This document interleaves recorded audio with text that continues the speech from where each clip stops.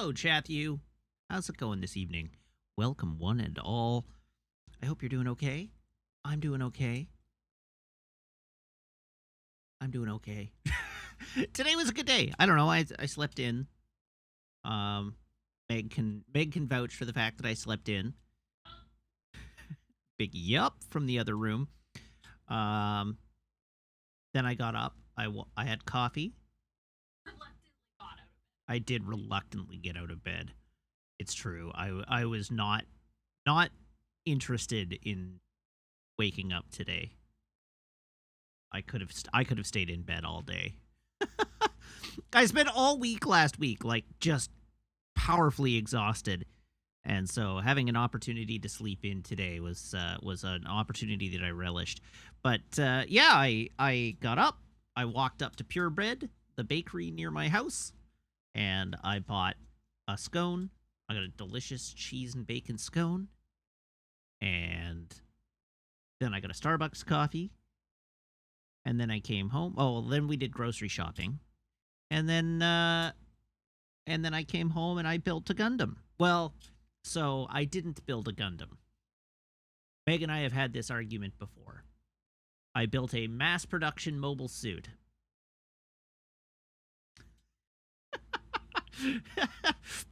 In an effort to like take a break from having a long project, I decided to build the Leo, which is like it's like a really like it's the mass production mobile suit from Gundam Wing, and they're very easy. Like they're small kits. It's like Babby's first Gundam. It's one of the easiest Gundam kits out there. It's not a lot of pieces in it. Most of them are like it comes together. It's only 3 colors, and it comes together very easily. So I managed just over the course of the afternoon today to build 2 legs, the waist, the body, and both arms, minus the hands. So all I have left to do are the hands, the head, and the armament. And then I have to top coat it all and assemble it. But I should be like well positioned to be assembling the thing by the end of the day tomorrow. So that was my refresher between master grade kits, because I finished the heavy arms. The next kit that I plan to move on to is the Virtue Gundam, and that's another big kit. But Samwalk says it's not a Gundam unless it's made from Gundanium alloy. That's not quite true. That's not quite true. So it depends on the series. In some series it's Gundanium, in some series it's Gundarium, and then in some series there's nothing special about them. The difference is just that Gundams refer to like one-off or prototype mobile suits, whereas mass production suits aren't Gundams by definition. Mass production mobile suits and mass production mobile armors aren't Gundams. They're mass production mobile suits because they're not prototype suits. But anyhow, I'm building Leo. I'm building the Leo. Here, I'll show you.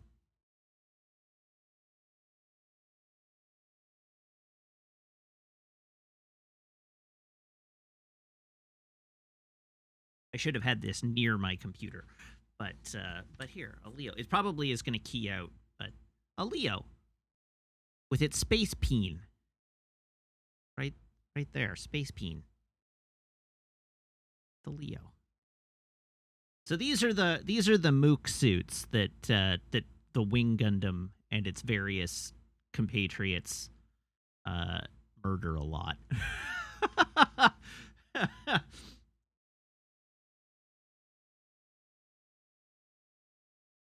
But anyhow, it is a lot simpler than the heavy arms. So if you know about the Leo, you may know that this suit design is the mass production. It's the Zeon, not Zeon. The Oz in Wing. It's Oz, not Zeon. This is the Oz mass production mobile suit that was based on the Tall Geese, which is sort of a Gundam. The Tall Geese was a prototype mobile suit that the Gundams of Gundam Wing were based on. But then it also got downsized and powered down because the Tall Geese was too intense for most pilots to be able to pilot.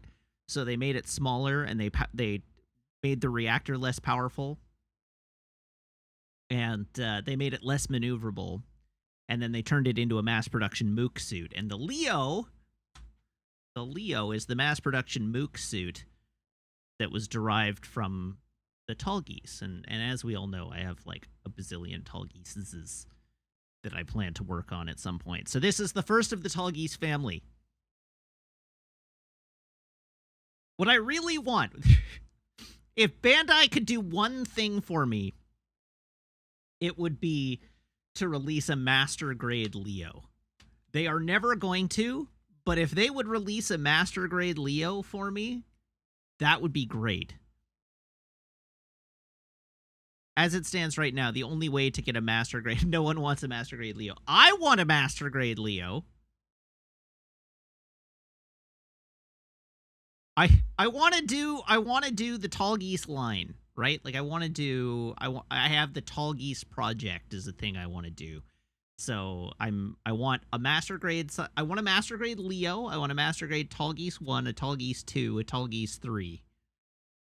And in order to have them all in scale with each other, I need a Master Grade Leo. And the problem is that you can get conversion kits for the Master Grade Tallgeese. But the problem is that you actually have to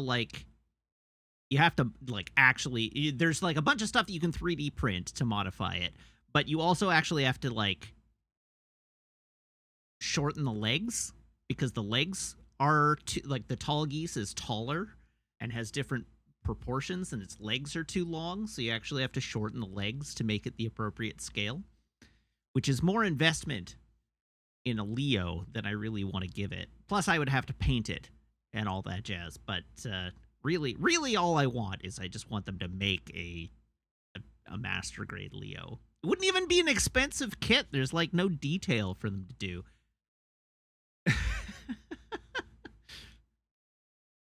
So anyhow, I got myself the HG Leo because it's the only Leo available. And maybe I will just refer to it. We'll just pretend it's 1/100th scale, even though it's 1/144th.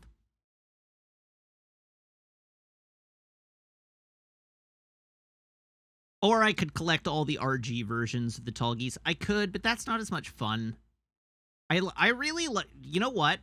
The fact of the matter is, having now built 144 and 1/100 scale models, I really vastly prefer the 1/100 scale.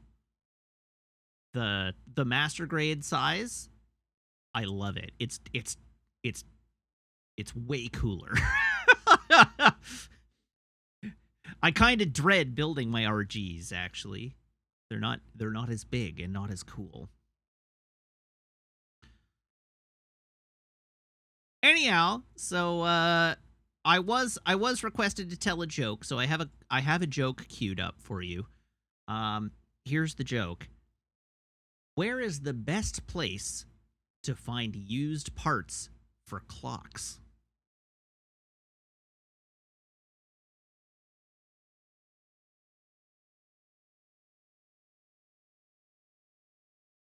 The second-hand store.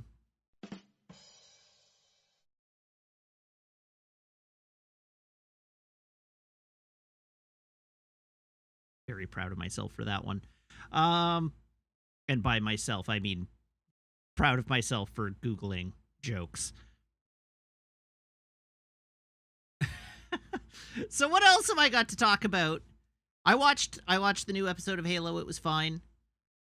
It wasn't good, but it was fine. I went to the movies. And I saw The Unbearable Weight of Massive Talent, and I enjoyed it. It was a good movie that I liked. I don't really want to talk, there's not a lot to talk about. The movie's actually a lot breezier than I expected it to be. The trailers make it look very frantic. But the movie is very meta, and so the fact that the trailers for this film make it look really frantic, despite it actually mostly being a character movie, is essentially brought up and discussed in the text of the movie itself. It's very meta. But But anyhow, The Unbearable Weight of Massive Talent, the movie about Nick Cage. Well, the movie about a character named Nick Cage, played by the actor Nicolas Cage, was very good. It was delightful. I had a great time. I enjoyed it immensely. I recommend it to you. It was good.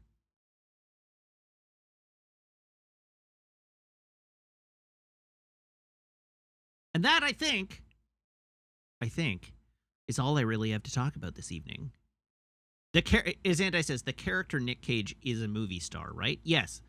The character Nick Cage is a movie star whose work is the work of Nicolas Cage. But the character is not Nick Cage. I've had to use this descriptor already once this week, which is that the character of Nick Cage in the movie is Nicolas Cage to the same extent, basically, that any character in a Loading Ready Run sketch named Matt and played by me resembles me. The character that you saw named Matt played by me in Loading Ready Run videos was not me. It was a character named Matt that I played. Loosely based on me, but not me. And that's what Nick Cage did.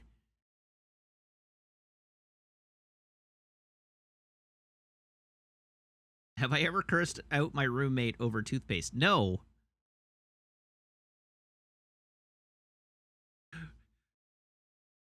So the answer to the question of why would you make a movie like that and then go out of the way to make it clear that it's not you, so the first thing is he refused the part 4 times. He didn't actually leap at the opportunity to do that part. And there is some talk in various movie circles that he may not have actually been very keen to do the movie, but ultimately decided that it was an acting challenge that he wanted to take on.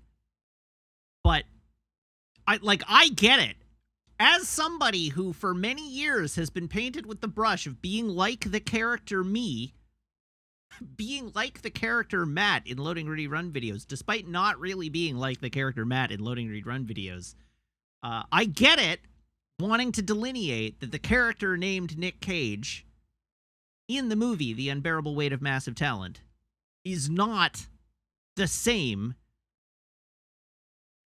as the actual person Nicolas Cage, and that it is still a character that he is playing who bears some similarity and is loosely based on him, but is not him.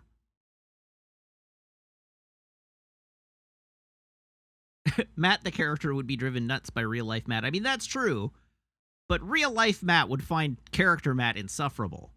So I don't know. I spent a lot of time with people assuming I was like my character in Commodore Hustle, or at least a lot more like my character in Commodore Hustle than I actually am.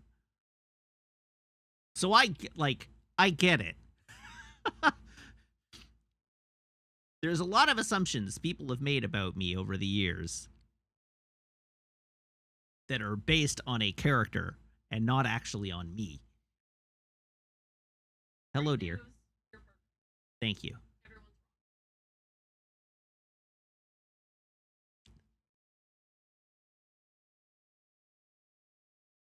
Thank you, dear.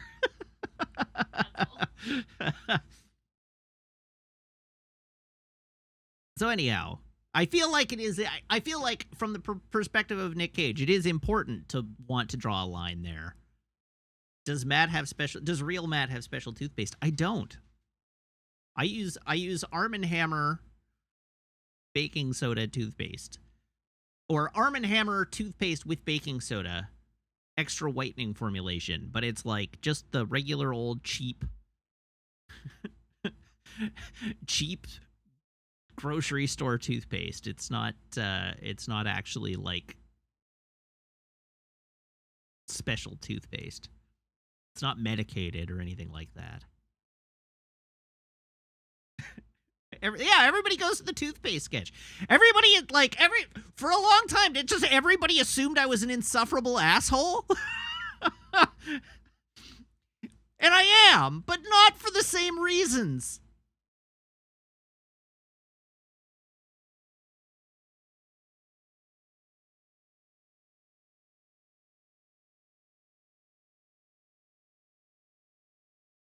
I don't know. I spent a lot of years as, like, the butt of a joke. The butt of one extended, incredibly long-running joke. And I've, like, routinely, over the course of years since then, have had, like, my friends have to step in to defend me from people being huge jerks to me because they assume I'm like the character.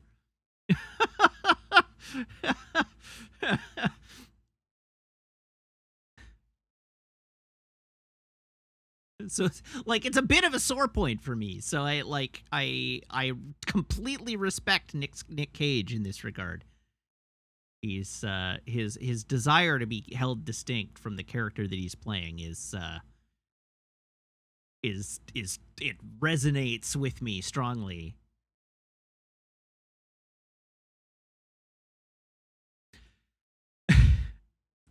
I am the Nick Cage of LRR. That's right, 100%. Okay, so let's move on. Let's get on with playing this video game. I would like to finish this game tonight.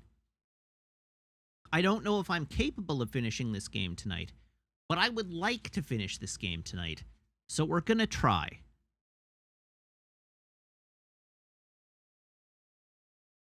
We're gonna try. Everybody's like, are we beating the game tonight? There's a puzzle. There remains one puzzle, at least, the solution for which I have still got no idea. So we're gonna see. But I'm gonna try. So here we go. Here's the phone. Here's the phone cable. And everybody, please brace your ear holes.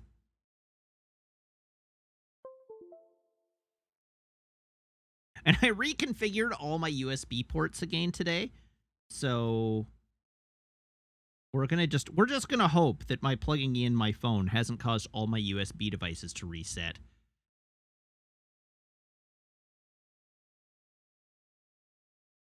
Gonna pray. Okay, and what did the beverage poll go to this evening? I'm not seeing any predictions in chat, so somebody...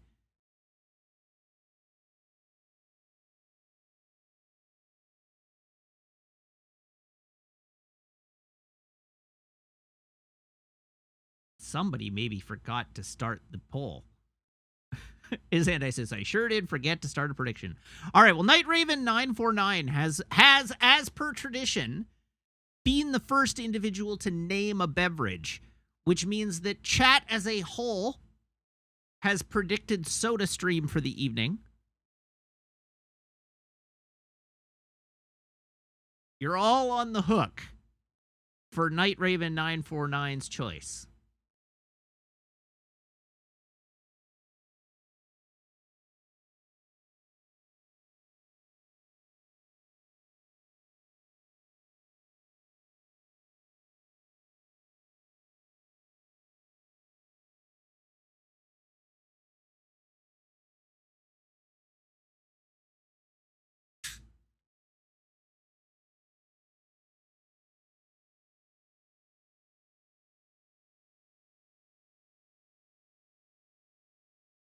Congratulations, Chathew.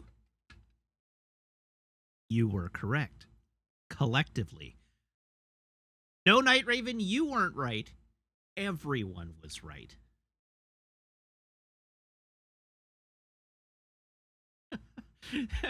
Chathew is not a robust, rugged individualist society. You are a collective. You all win or you all lose. You're all in this together.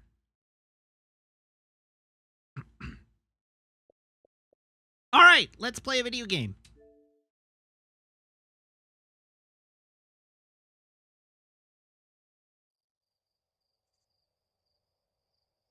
I'm not entirely clear on why the game reset.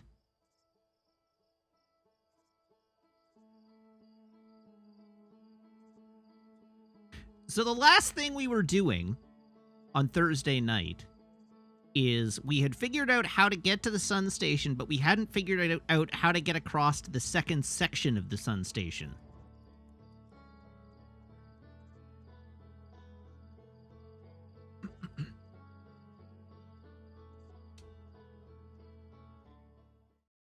So today's first objective is to get to the other side of the Sun Station.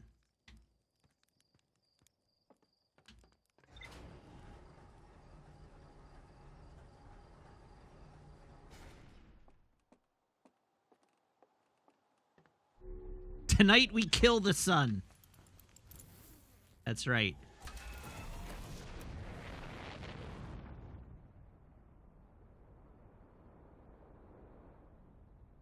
Up we go. All right, where are the twins at?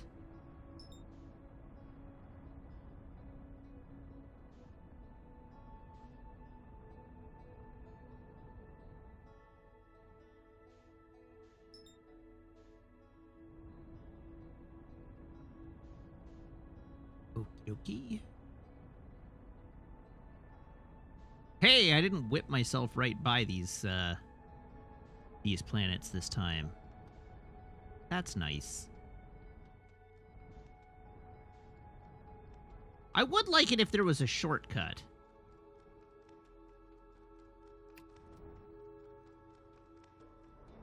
Oh god. Well, okay. Wait, you haven't even started pouring sand over yet.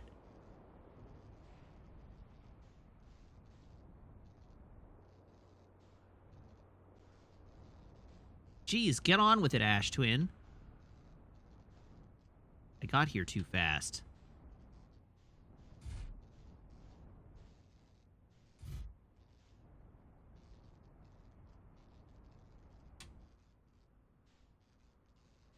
Really? How did that happen? There we go. Just land. I have to fix my landing gear.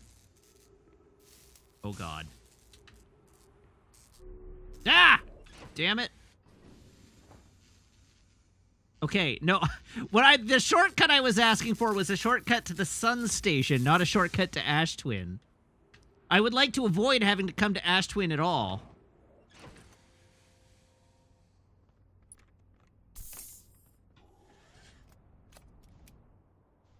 Okay, let's find...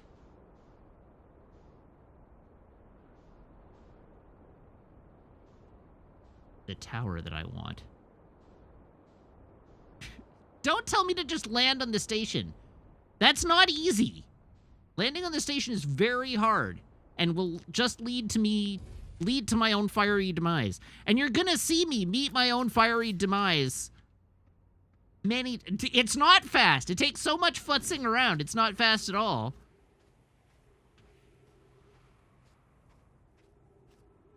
It's a fast way to reset the loop.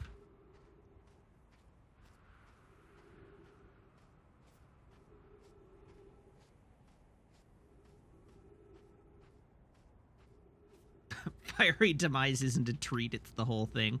Alright, listen here.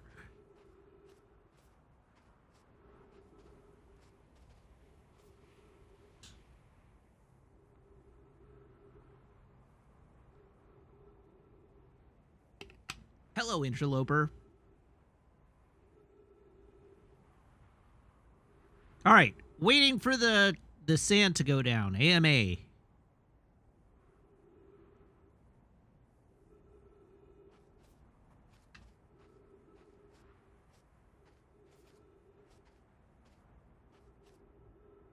There's a death percent speedrun for this game, and its record is 7 seconds.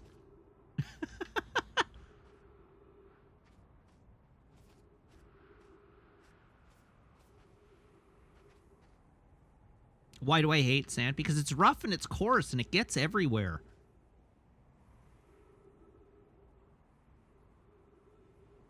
How many grains of sand are there?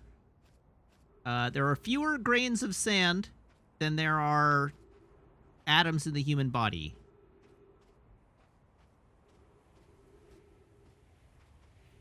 Oh, asked earlier, any chance of doing a non-Gundam model? Maybe. If I get really sick of Gundams or I run out of designs that I like, maybe.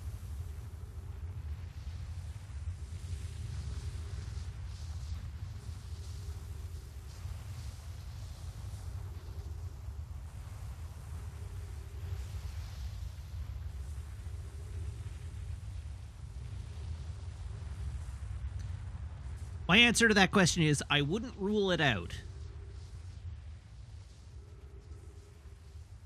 Fast forward 12 months and I've just turned into a model train guy. No doubt. Okay, can I do it without getting poked this time?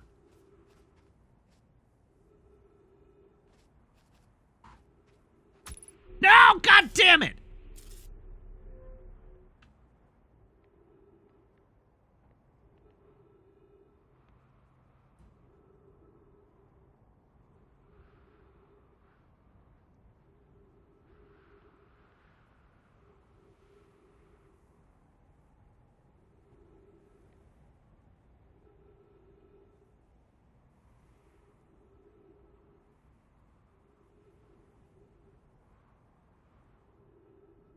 I want to go open the door, but I also don't want to miss the sun. There we go. Here we go. Here it comes. Take me away! Womp. Hello, Sun Station.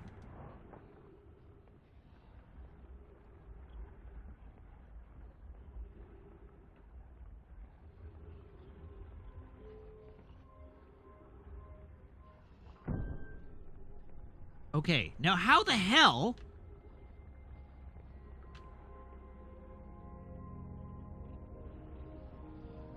Every attempt I've made at this so far has gone very poorly.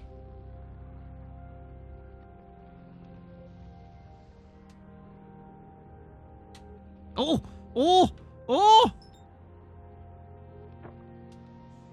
No! Oh my god, yes!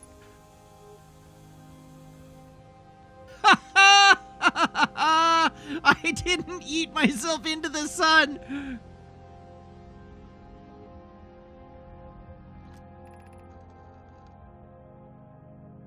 Alright, mission! Science compels us to explode the sun!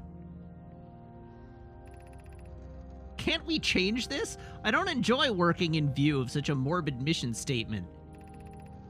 Here's a better one. Mission: determine if it's possible to prompt the sun to explode. You lack a sense of humor.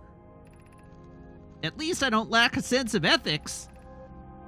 Kindly refrain from going supernova on me before the sun does, Idea. But it's accurate. We're going to create a supernova for the purpose of scientific progress. That's our mission. Our mission is to decide if such an irresponsible feat is even possible. They did this to us. I mean, I guess we knew that they did this to us, but they did this to us.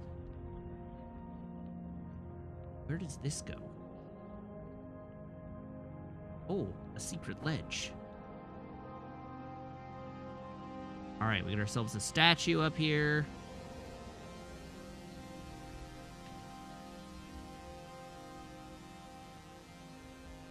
No scroll in that. Huh, I kind of figured there would be another scroll up here. What is the purpose of this ledge? Why does this ledge exist? Who put this here? And to what end?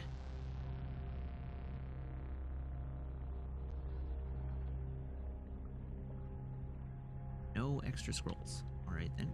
Oh. Uh-oh. Okay, I would like to not drop into the sun. Thank you for not dropping me into the sun.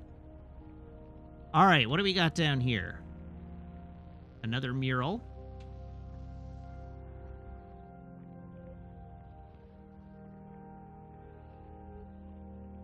Nomai were clearly goated with the sauce. Ash Twin Projection Stone. Okay, okay. Star has reached end of natural life cycle, now approaching red giant stage. Warning, evacuate Sun Station. Approximate time until Sun Station is destroyed by expanding star, 2 minutes, 23 seconds. Approximate time until star's death, 13 minutes, 53 seconds. Okay, I'm on a timeline, apparently. Let's speed this along, I guess.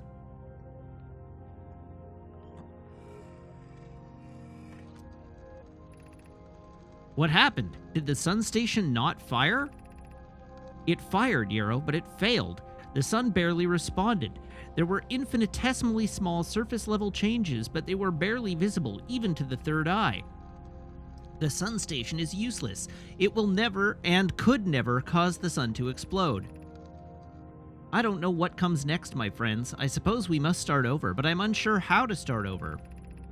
Return to Ash Twin first, my friend. Perhaps a change of task would help. Spire noticed a comet approaching this star system that we'd like to investigate. Pi, I hurt for you. My friends, I hurt for you, my friends. We all know how hard you've both worked. I can only offer my compassion. How are you? How is Idea? We're well, Yarrow, or as well as can be expected given the circumstances, though disappointed. I may have disagreed with exploding the sun, but I never wished the device would fail. I had hoped our terrible work was finished.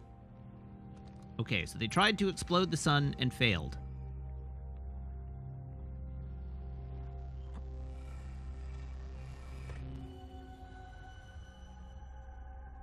Okay, and this still doesn't help me. Alright, well, it might be time to evacuate the Sun Station. Because I'm likely to be consumed by the sun. And being consumed by the sun seems like a bad idea. Let's not get eaten by the sun.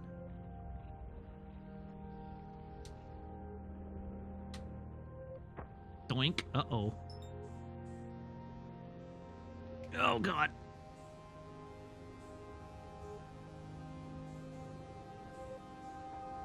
Oh, twice in one stream I did it.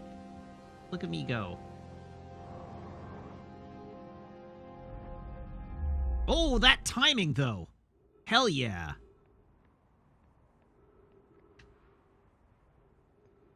Oh, me. Okay, so, where's my ship? Hey, the ship is even still on Ash Twin.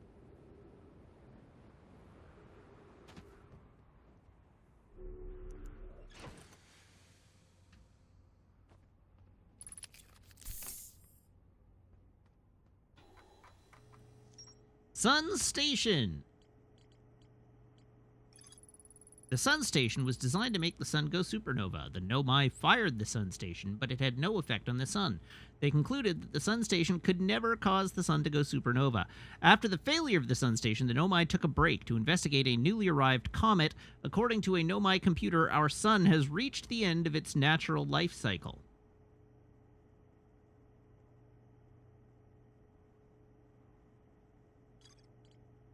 Okay, well that didn't give me as much information as I would have liked. We still don't know how to access the Ash Twin project.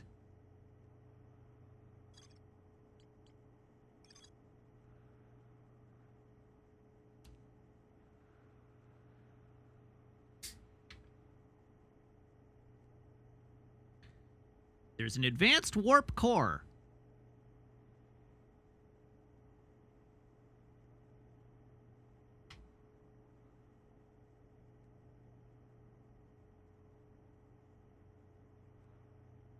So I do need to get in there somehow and get the advanced warp core.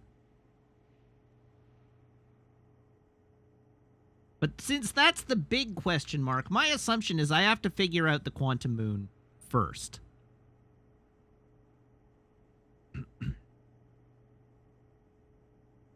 Because it's a little one.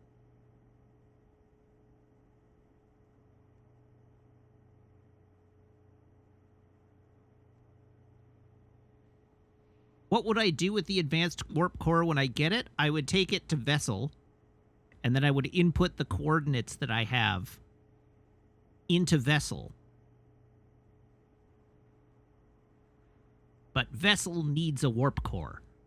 So that's the, like, that's what I think the pieces are, is I need to get into Ash Twin, I need to get the warp core, I need to take the warp core to Vessel. Then I need to input the coordinates into the Vessel's computer, and then the Vessel should warp to the Eye of the Universe.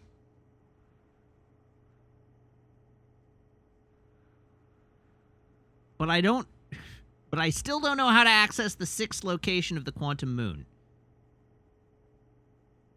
So there's some aspect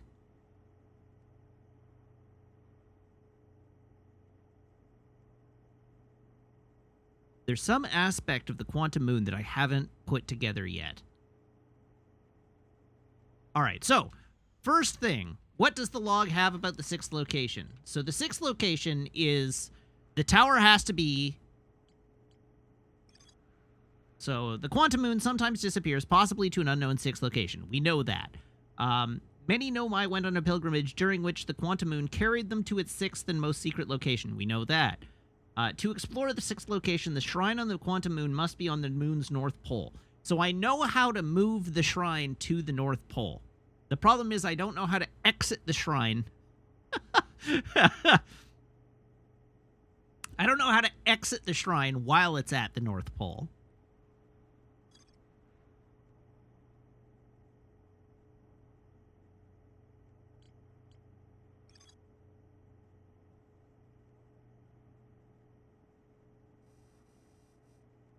So there's also the Quantum Moon locator.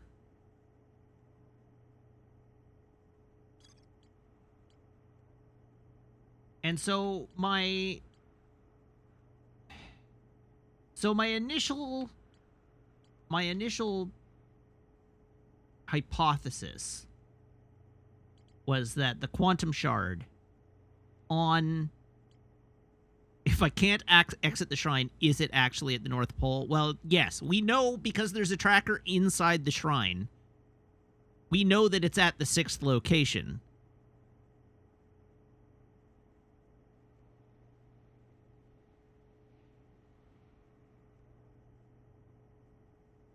But my hypothesis was that the quantum shard that's in the grove on Brittle Hollow is the same quantum shard that blocks the door on the Phantom Move. It's at the 6th location, but is the tower at the pole? Good question. I think so. But we can try that. You know what? That's a question worth answering. Let's find out.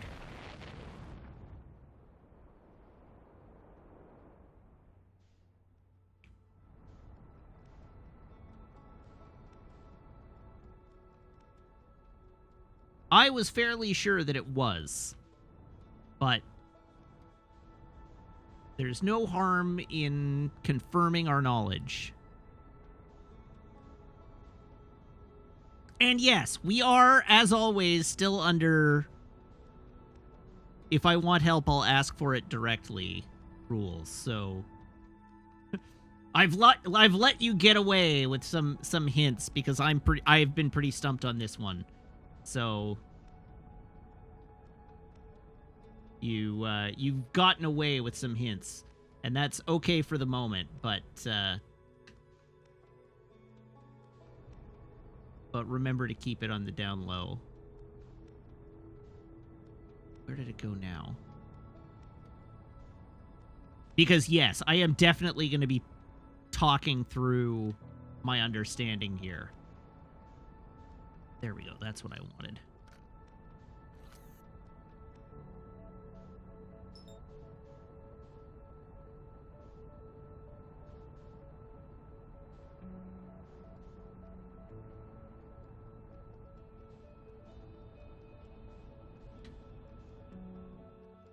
Oh, Lord.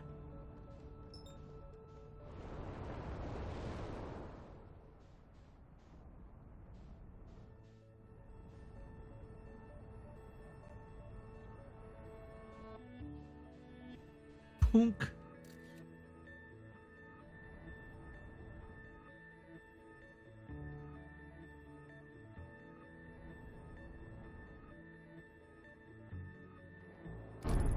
Oops. Thanks, Quantum Moon.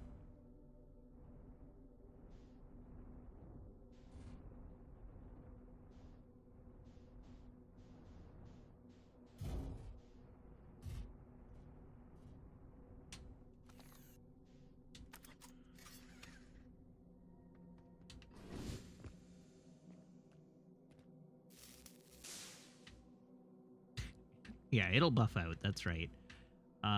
Okay, there's the tower. So I am at the blue pole, which is south.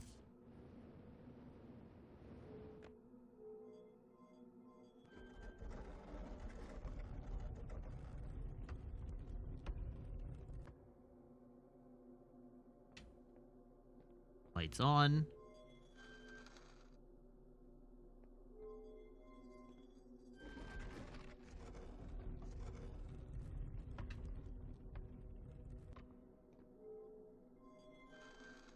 Lights out.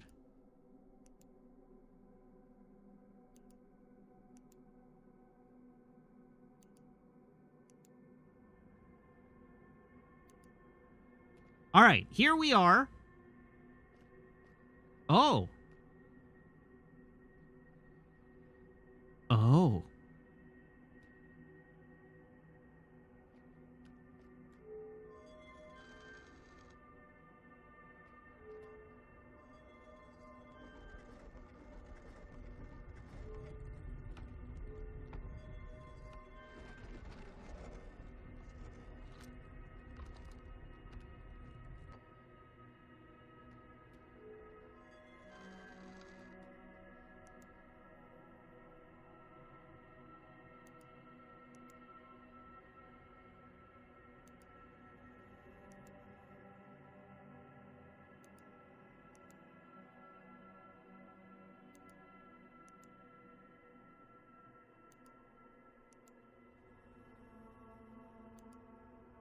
It's not moving at all.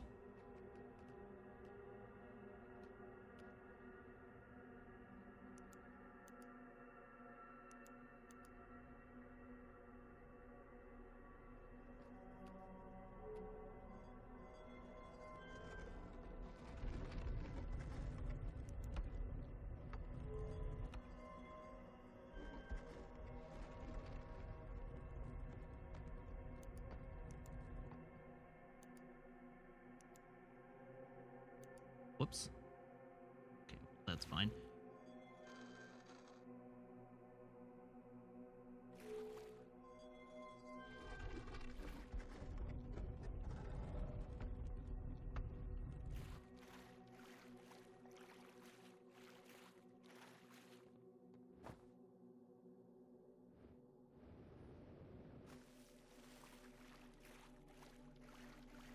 Okay, so now we have to solve some geographical problems.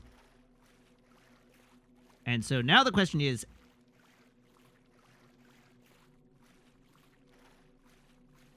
does the moon allow me to access the North Pole from any of its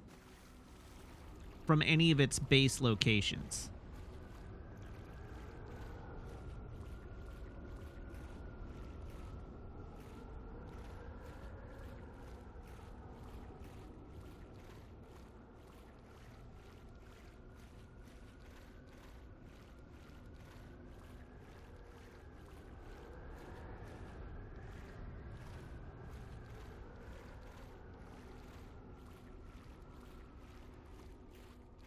So it's probably worth me checking at every destination.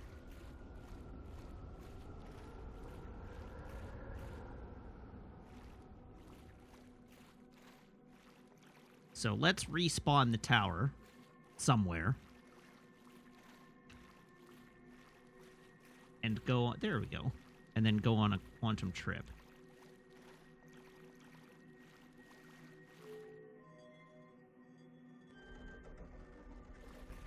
So we're going to start at the Twins.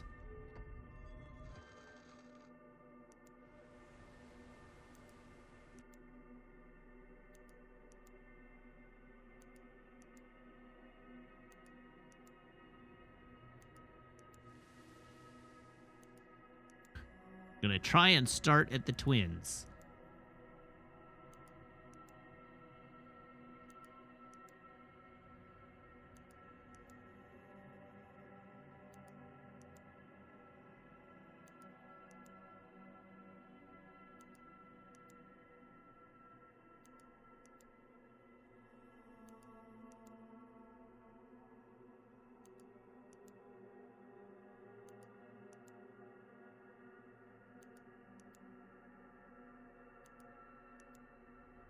This is starting to make me wonder if it's possible to manipulate the Quantum Moon to the Twins from this location, or if I actually have to get off the moon to get it to go there.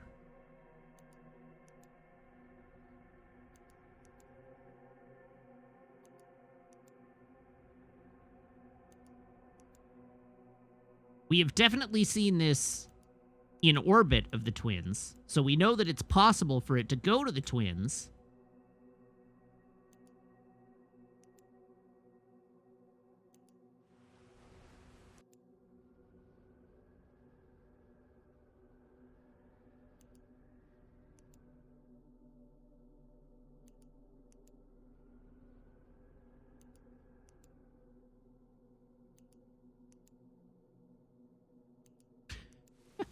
This isn't going very well.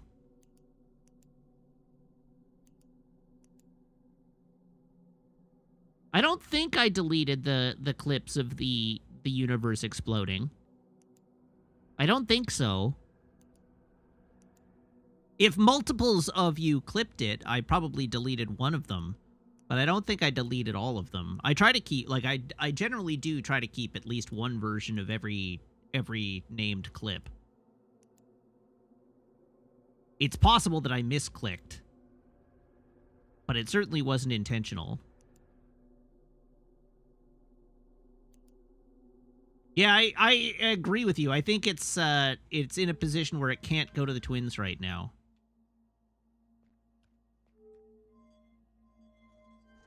But we can check. This is the... Oh. Ha! Well, I haven't got a lot of time to check.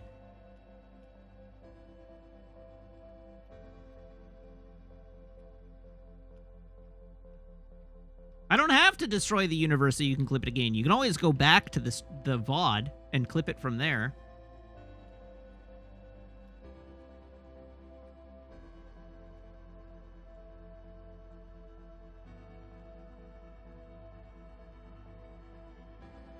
You're like, that's so much work.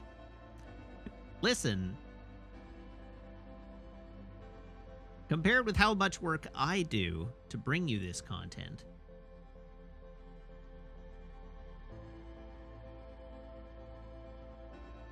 There it is. That's the one. I told you it was clipped by a bunch of people. So the question about what do I know about the tower position so far? What I know about the tower position so far is that it has to be at the North Pole to get to the 6th location.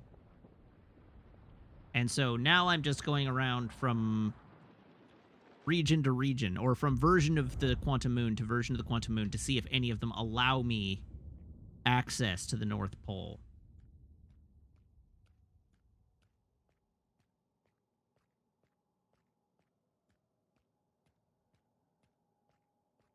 Alright, I've done a lap now.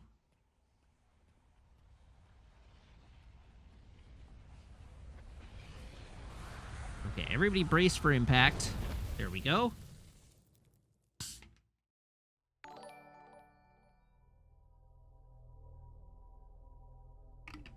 R96 Lime, thank you very much for the follow. Welcome to the channel. And yes, those unsanctioned boops were my monitor shutting off. Or my display port. input shutting off.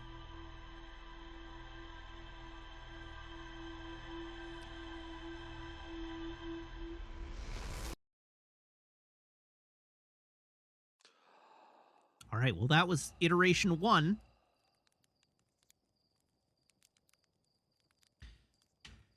Let's do it again.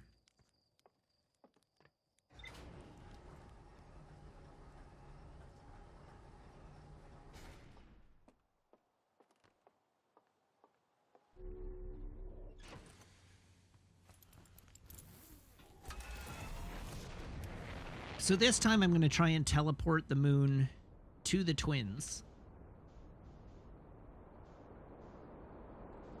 before I land on it.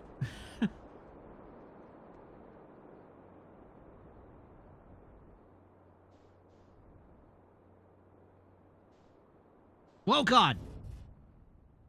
I probably should have been in orbit.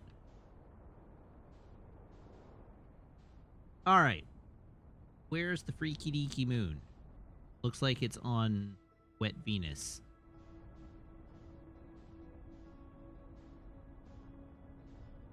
There it is.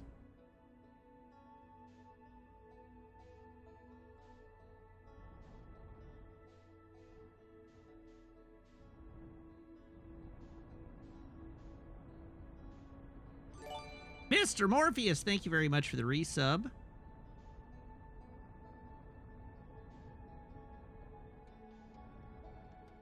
How did you end up back at wet Venus? Really now?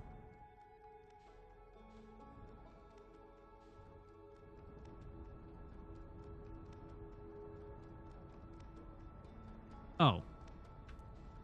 Did it just, like, F off? Like, what happened to the moon?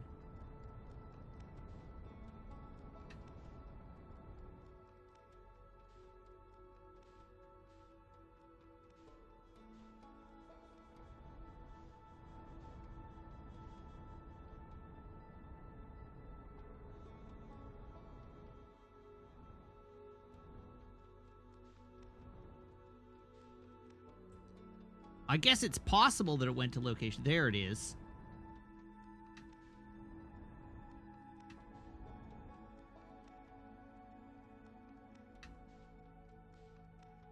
There it is again.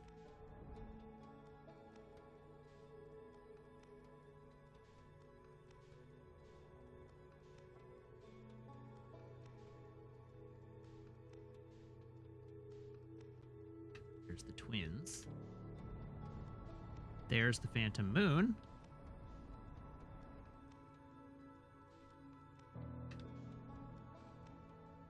There's the phantom moon. Orbiting the twins. Let's go.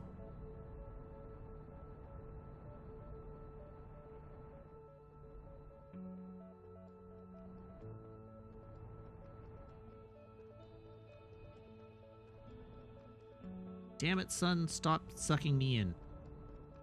Oh, Lord. Oh, Lord.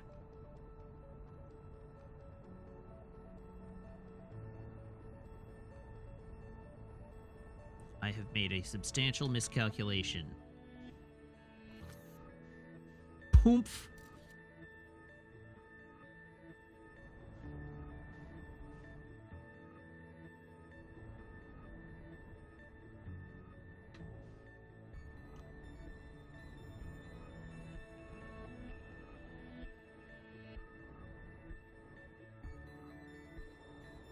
Dunk.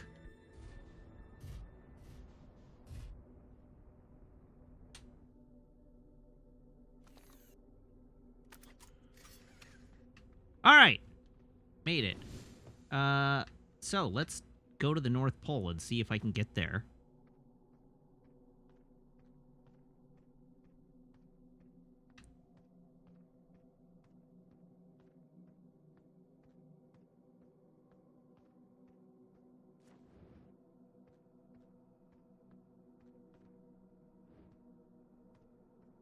This isn't looking very promising, is it?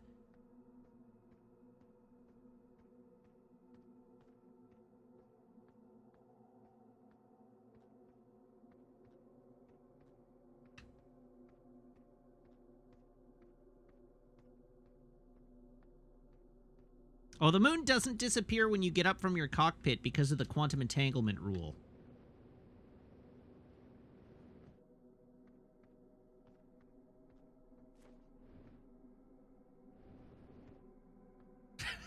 Bacon Lord says, oh god, no, I got the tape eating ad. If you can Uber it, you can eat it.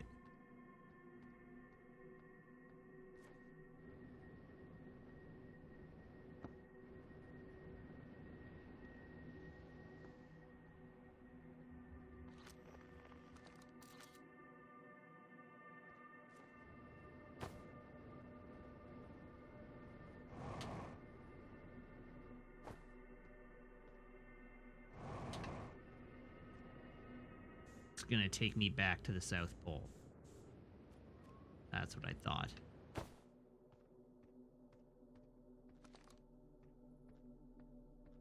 Alright, let's see if we can spawn the tower.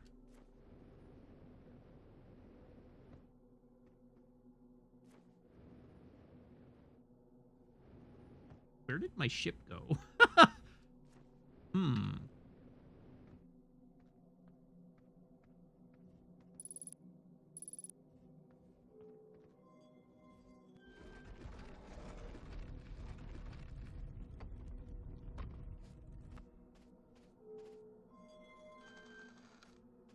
Okay, so we've been there, and we've been there, and we've been there. Time to check the Timber Hearth version, I guess.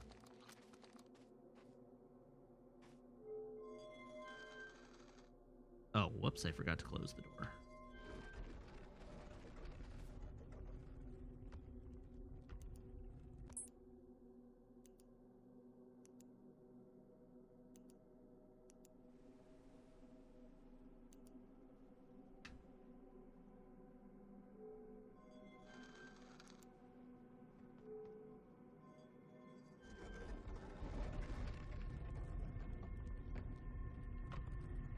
Ooh, real dark out here. Good grief.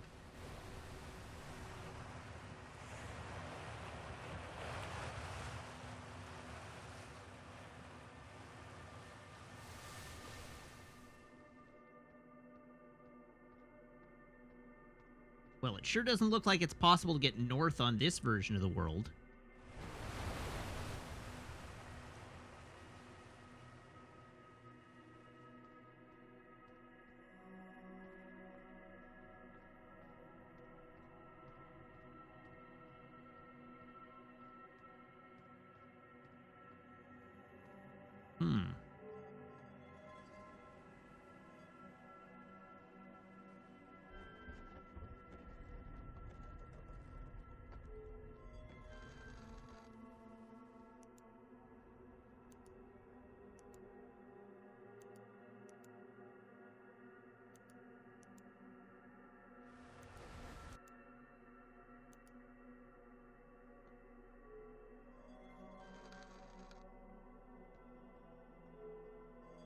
I am just really stumped. So the one that got us furthest north so far was Waterworld. It was Giant's Deep.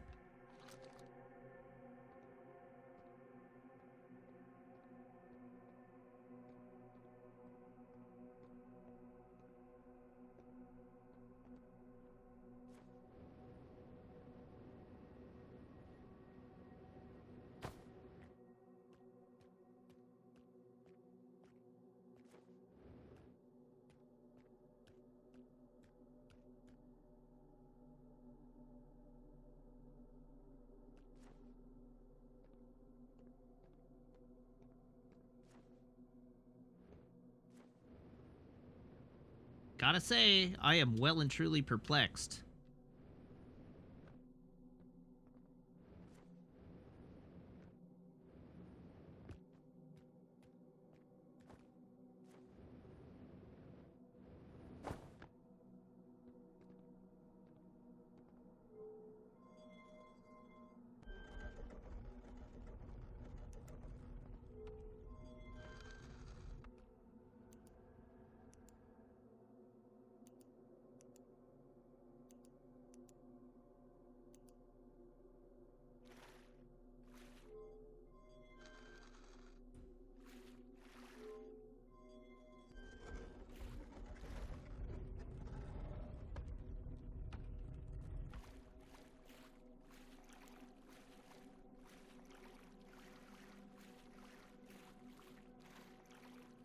So, like, that location is pretty far north.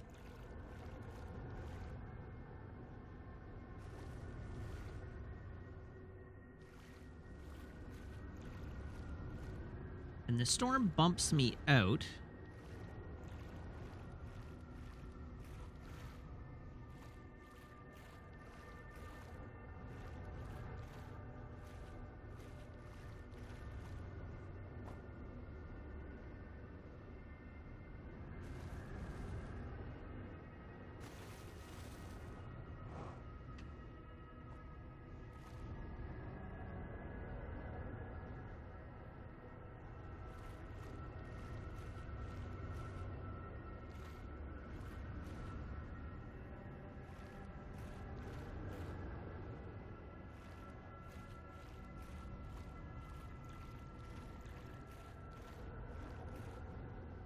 So what am I not considering?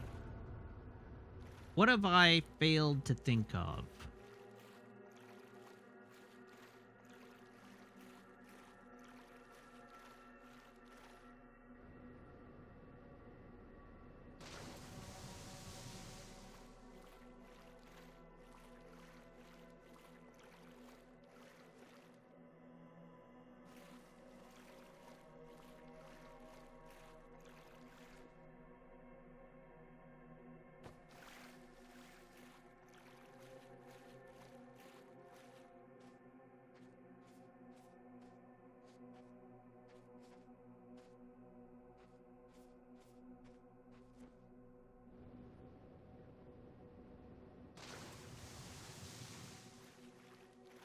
Okay.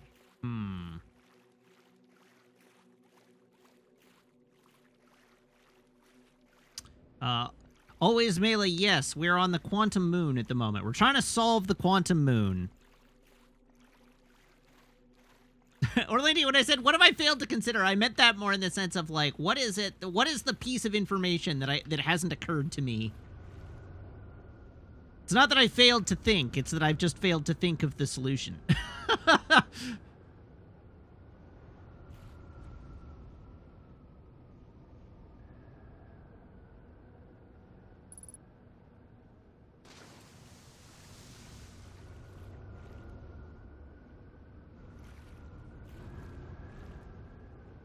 But now I've got an idea, so I'm gonna try and make use of it.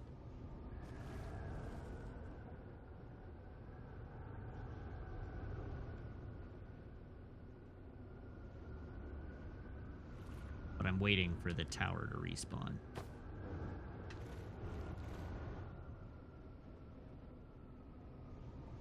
No, keep your hints to yourselves for the moment. I've got a thought that I'm considering.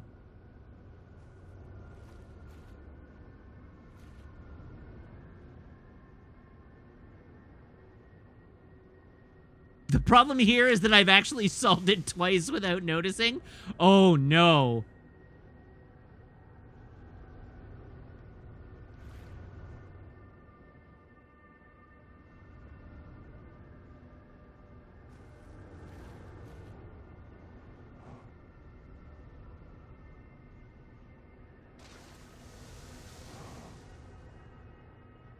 Where is the damn tower? Why is it not spawning?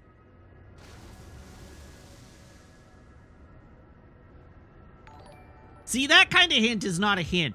That's just like... That's telling me to pay more attention, is what that's doing. And that's fine. You want to tell me to pay more attention because I've missed the, like, important piece of information a couple of times. That's totally fine.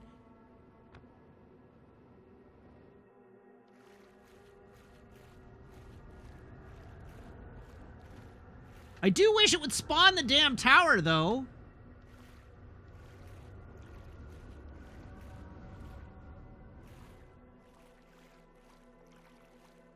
There we go.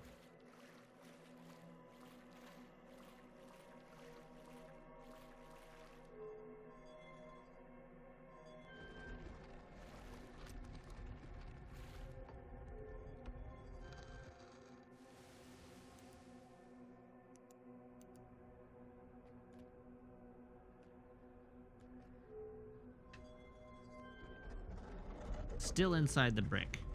Because we are not currently at the North Pole.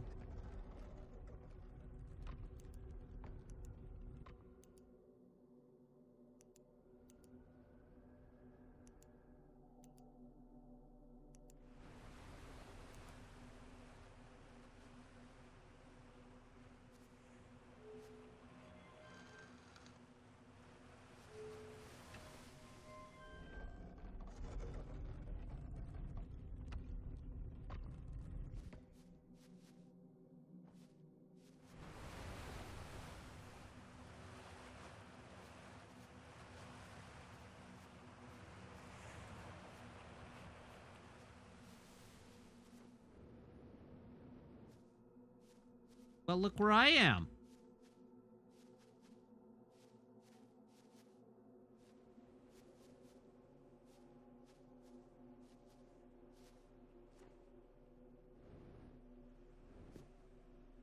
Okay, but now the tower's not spawning.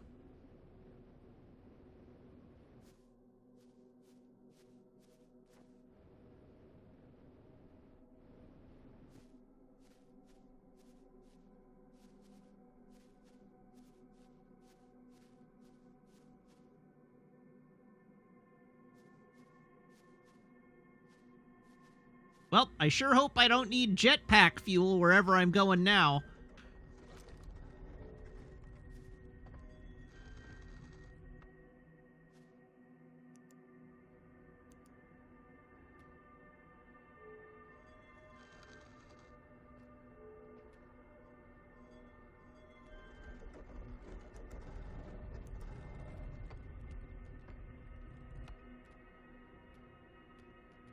Ba-ba-da-ba-ba-da!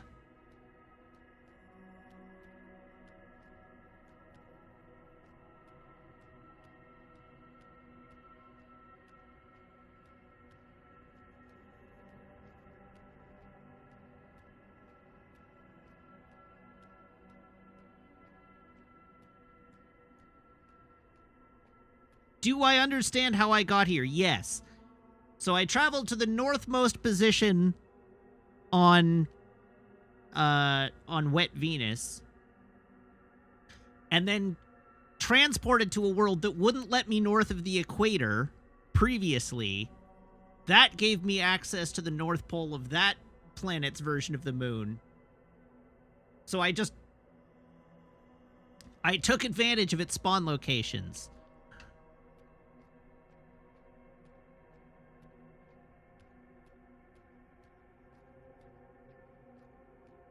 Moist Jupiter, yeah.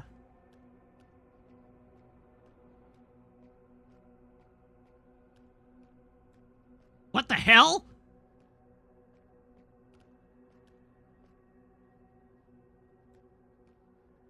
Goated with the sauce. Hi! Who are you?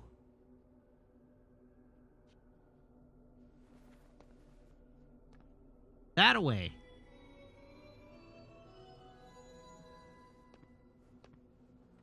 All right.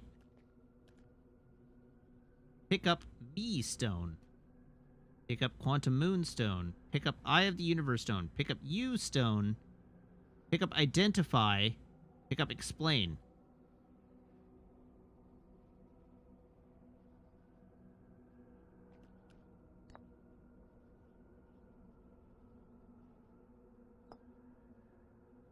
What? Uh-oh, we have to learn how to communicate.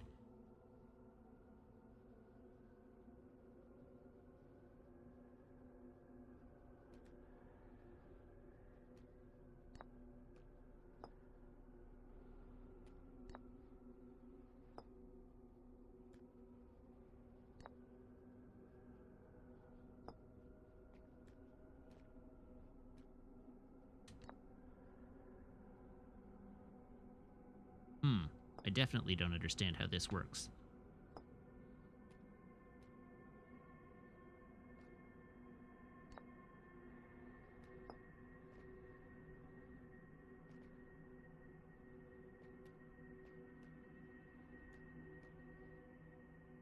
You. Oh!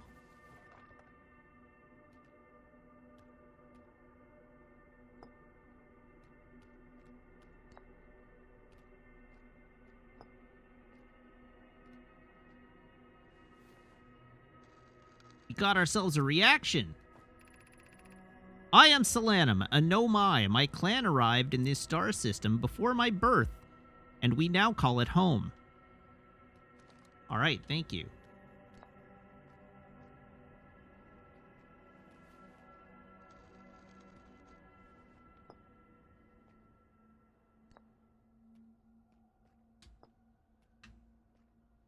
Identify me.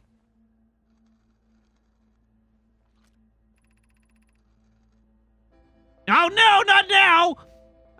I've never met one of your kind before. It's an honor to speak with you. I particularly admire your 4 eyes. There are many questions I would ask if I could comprehend your language. You have my gratitude for understanding mine.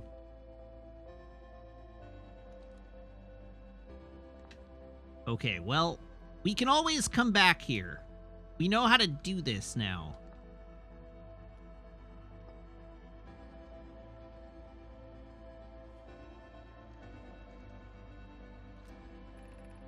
This is the Quantum Moon, where we both are standing. Despite also orbiting other celestial bodies, the Quantum Moon is the eye of the universe's moon.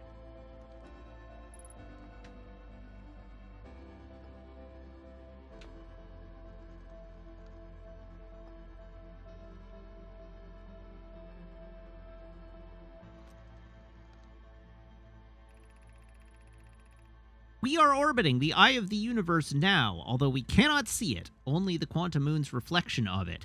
The eye is older than the universe itself, and my clan believes it dwells in an extremely distant orbit around this star system.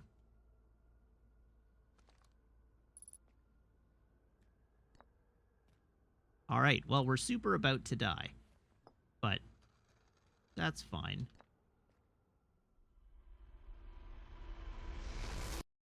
Oh, apparently the sun explosion didn't reach this far.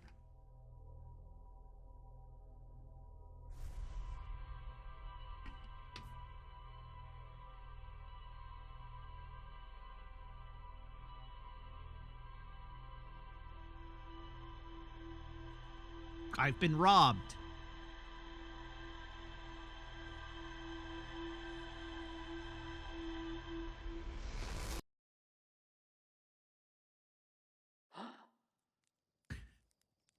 Okay, well, this time for sure.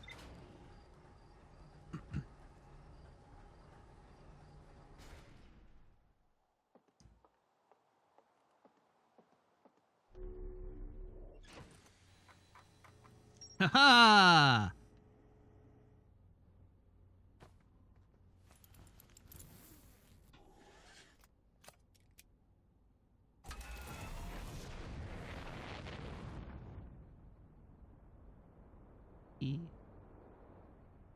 Space. Okay.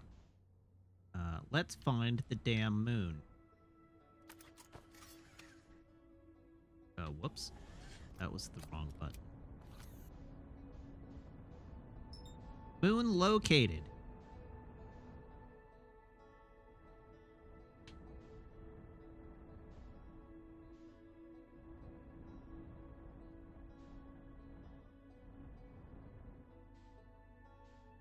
Punk. Oh god. Oh Jesus.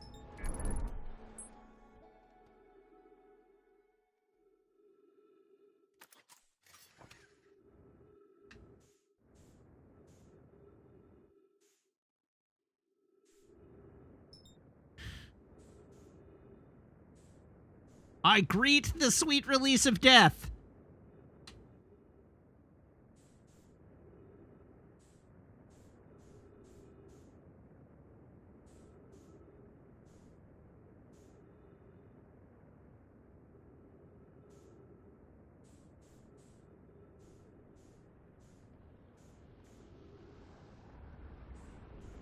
How long did it take me to figure out that I needed a picture of it in order to land on it? I mean, it took me a few streams because I had to get that information. But then it was pretty quick. Once I had that information, it was pretty quick.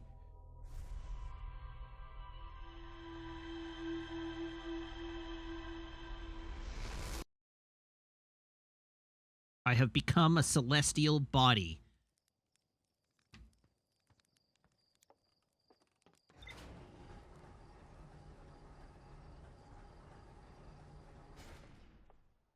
Bear, welcome! Hello, Raiders. How's it going? Hope you're doing well. What did you make today? It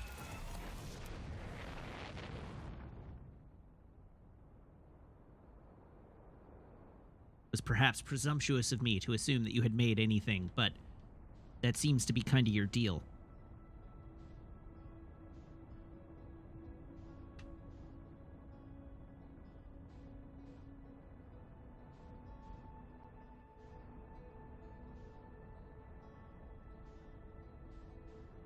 Moon! Wait, no. Moon! There we go.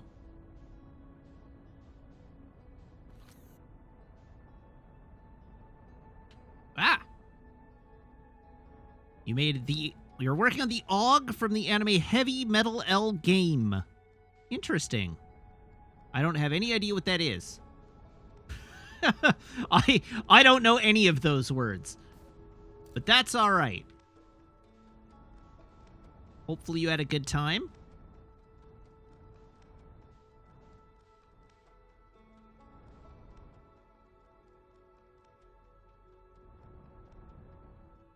All right, come on, Moon. To me. But preferably eat me in a way that doesn't break my ship's cockpit off. It's a gold mobile suit with a scythe. Neat. I worked on a Leo today. That was my mobile suit of choice today.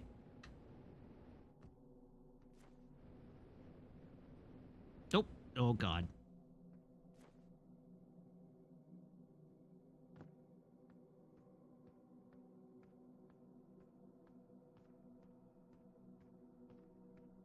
All right, onward to Giant's Deep.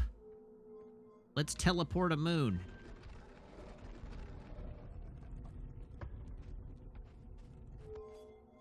Close.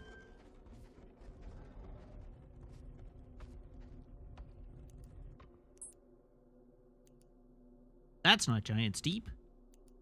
That is, though.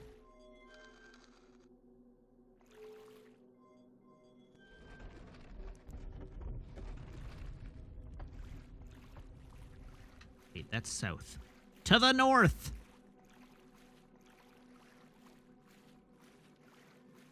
We've got a goat man to talk to. With great difficulty.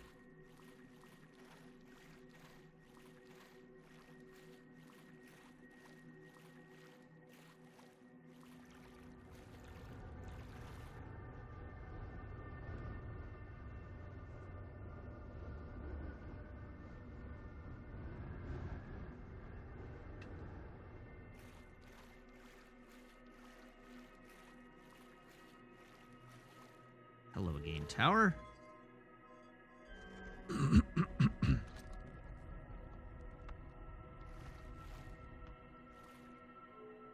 Dunk. All right, Timberhearth.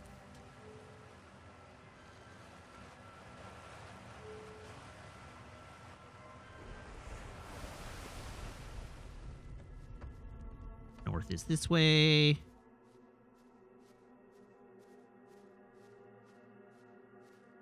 Doink. Oh, Lord. Well, at least by overshooting the North Pole, I put it right back at the North Pole.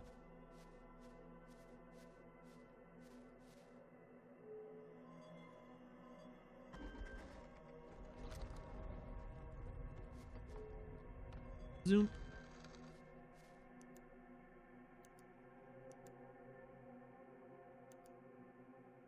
Oh, huh. It's actually possible to go to the North Pole of other moon locations.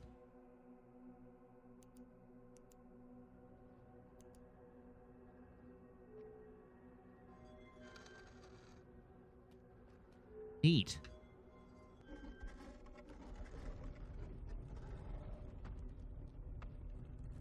All right.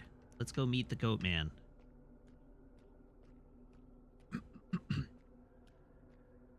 Who I presume has been stuck here for eons.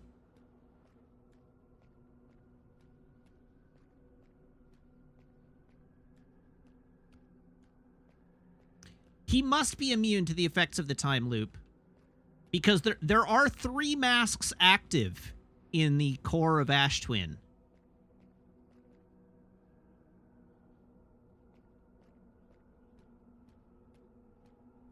Every time we've seen inside the Ash Twin core, we've seen 3 masks active. And as far as we know, only 2 of the Nomai have experienced the statues. Who are you? Do the thing. Thank you.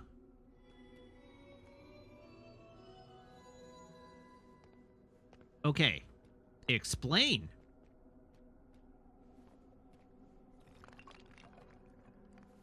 Or yeah, 2 Hearthians. We only know of 2 Hearthians that have activated a mask.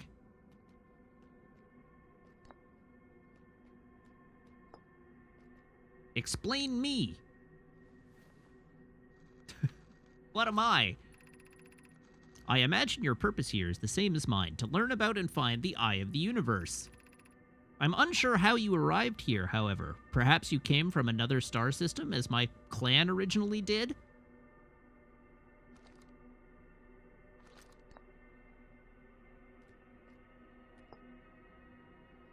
Explain you.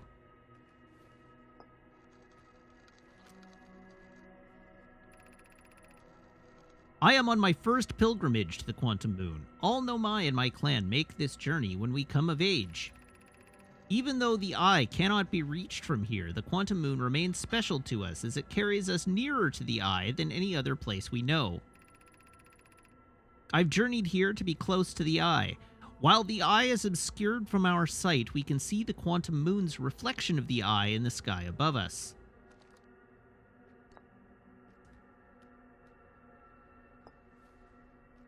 Explain, Quantum Moon.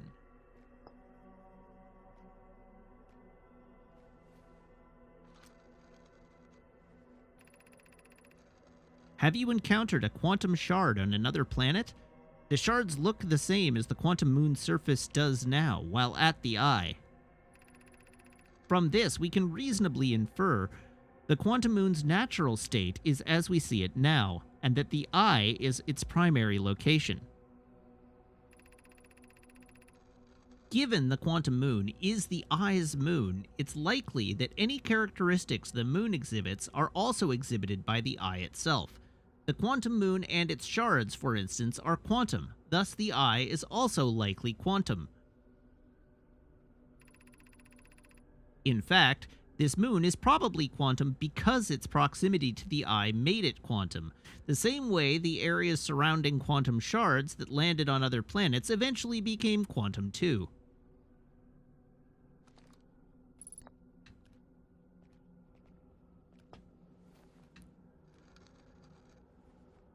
Alright, explain. Eye.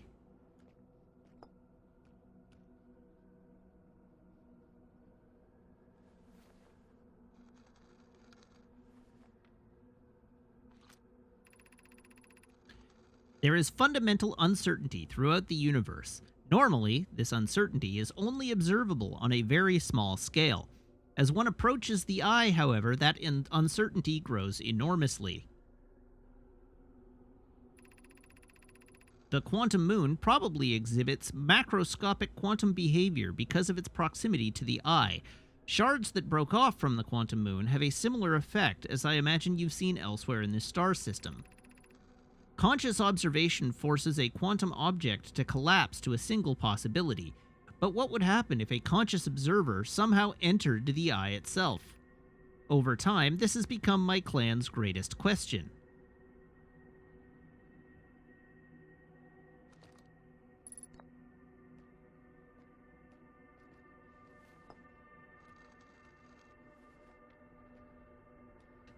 Okay, that's all the combinations I can make.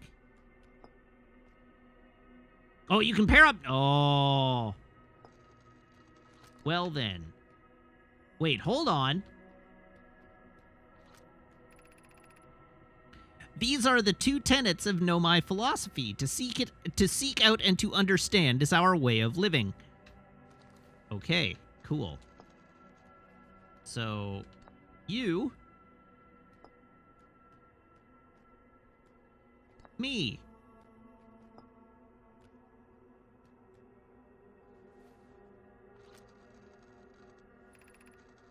We do not have much connection, you and I. Still, this encounter feels special. I hope you won't mind if I think of you as a friend.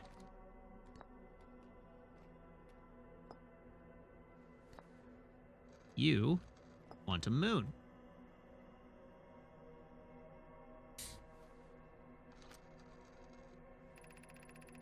Like many of my clan before me, I journeyed here to see the Quantum Moon's reflection of the eye. This is the closest any of us have come to seeing the eye itself. You may think I'm strange, but I have a hypothesis that I may not be entirely alive. Perhaps my journey has reached its end. You have died many times that we've seen. You, Eye of the Universe.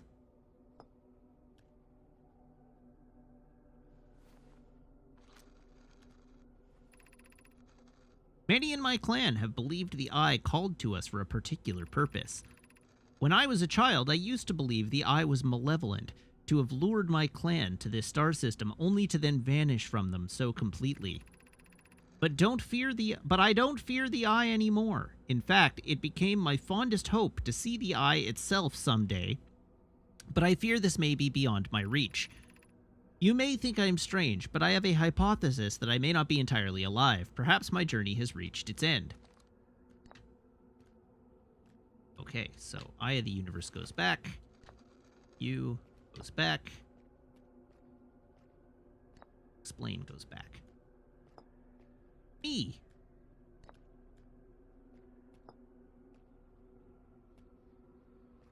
I've already done you, me, but what about me, you?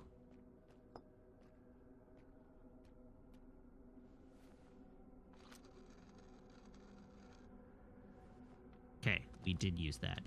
We did have time. We used identify on, we used identify on everything. Maybe we didn't use identify on everything. Well, I'll check. But I think we did. Me, Quantum Moon. Is this your first time on the Quantum Moon? It's my first time here. If you've come here looking for answers, I hope you find them.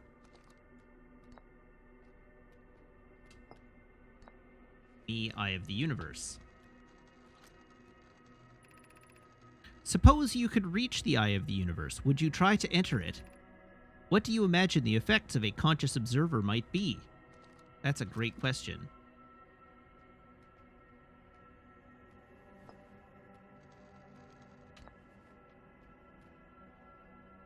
Because I left Eye of the Universe to last, and we got the... I'm pretty sure we got Identify Eye of the Universe on the previous attempt. We are orbiting the Eye of the Universe now, although we cannot see it, only the Quantum Moon's reflection of it. The Eye is older than the universe itself, and my clan believes it dwells in an extremely distant orbit around this star system.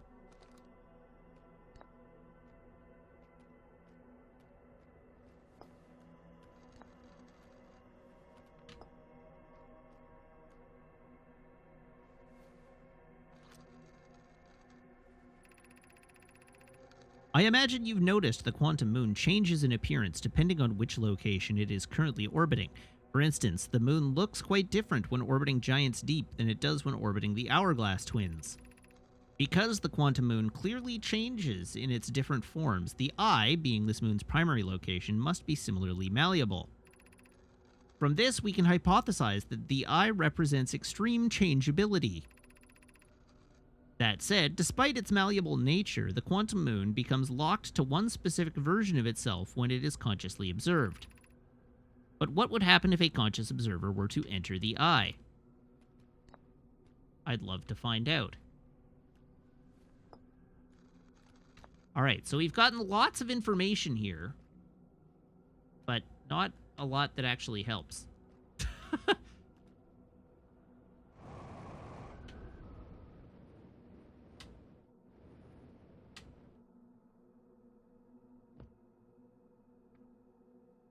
Well then.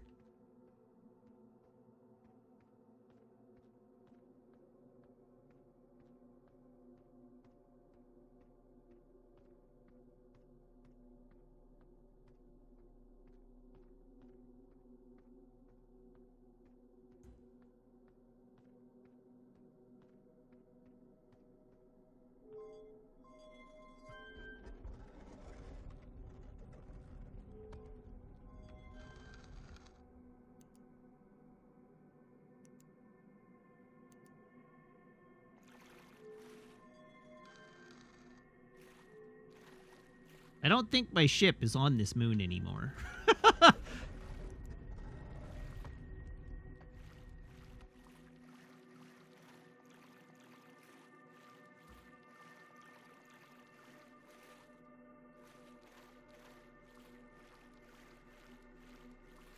What the hell?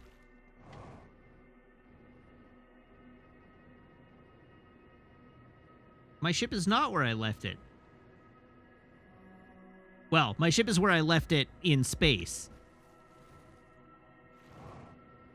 But I don't think it's on the moon anymore.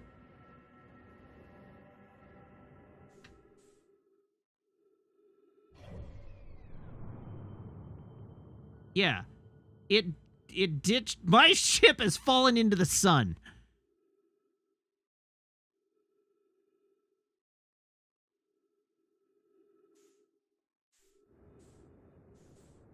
So will I.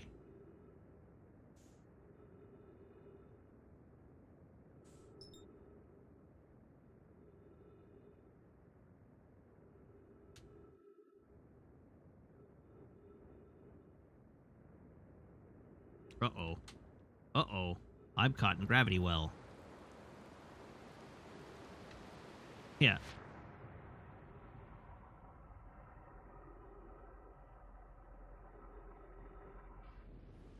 Well, waiting for the end of time, AMA.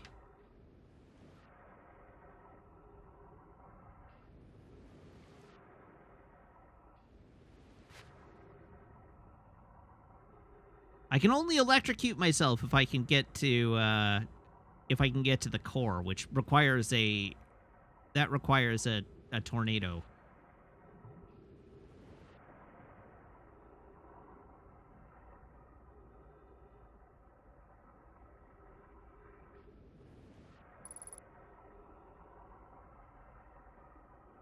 It seems an awful lot like that island is getting further and further away from me.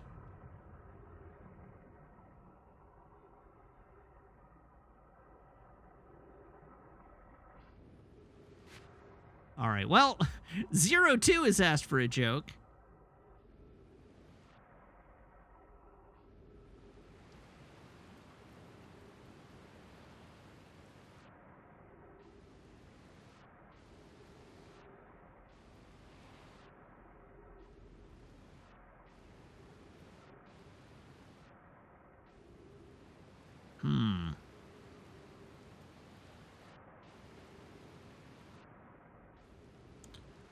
These are pretty bad.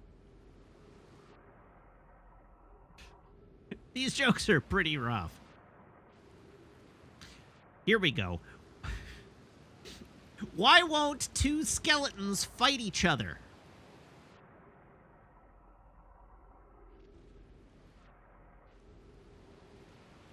Because they don't have the guts.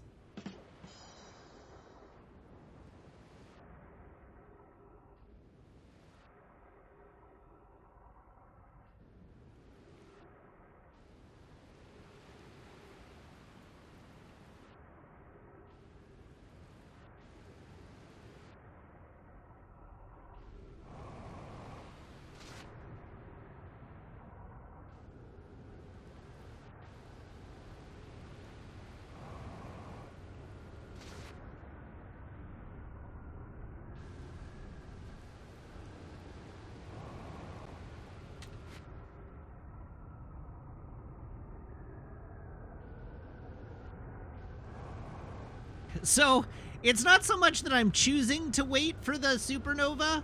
I haven't gotten to a place where I can die. I'm a little bit stuck at the moment.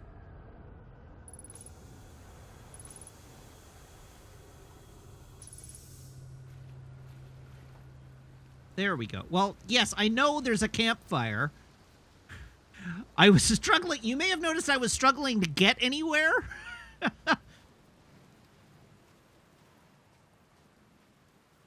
So I gather there's a meditate, but it's fine. I can just doze off.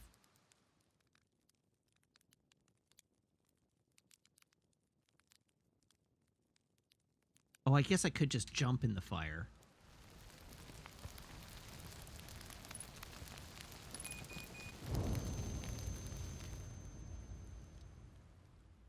Ow! Crude, but effective.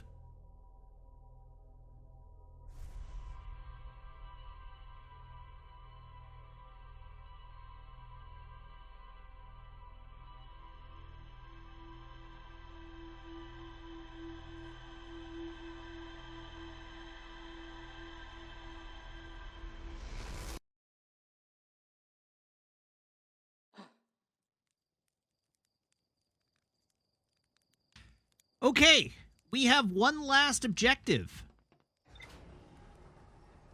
And I have absolutely no leads. I'm completely stumped on this one.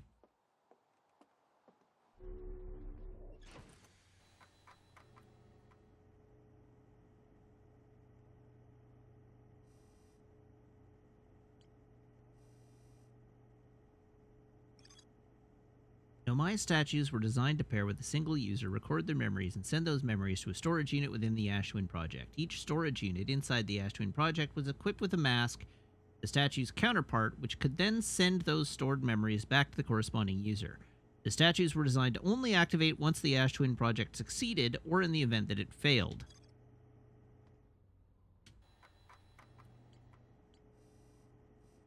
The Nomai Mines. The Nomai mined ore from this site to craft a protective shell designed to physically seal off the central chamber inside Ashtwin. Once the shell was finished, the Nomai checked to ensure there were no longer any physical entrances or cracks. The Black Hole Forge. A warp tower's alignment point is not its warp receiver. Rather, a warp tower always aligns with the center of its corresponding astral body. The warp receiver must be located on or in close orbit around the relevant astral body. The Hourglass Twins are so close together that they function as a single astral body with a shared alignment point between them. All of the warp towers were being constructed on Ashtwin, while the 6 warp receivers were being constructed at different locations. A Nomai named Poke successfully forged an advanced warp core for the Ashtwin project. And we have an alignment angle diagram. A diagram depicting the alignment angle between a warp tower and its corresponding body. Warp tower alignment angles are not exact. They only need to be within 5 degrees of the astral body's center. This results in slightly longer warp windows that last roughly several seconds. Anyone stepping onto the warp platform during the active window will immediately be warped. High Energy Lab. The Nomai successfully reproduced the temporal anomaly first observed at the White Hole Station. Warped objects appear to arrive before they depart. The Nomai discovered they could increase the negative time interval between arrival and departure by adding energy to the warp cores. The Nomai wanted to know if a 22-minute negative time interval was possible. They concluded it would require new technology to produce the necessary energy, as well as an advanced warp core to handle those energies. Ashtwin was proposed as a location for the project. So there's got to be a teleport pad.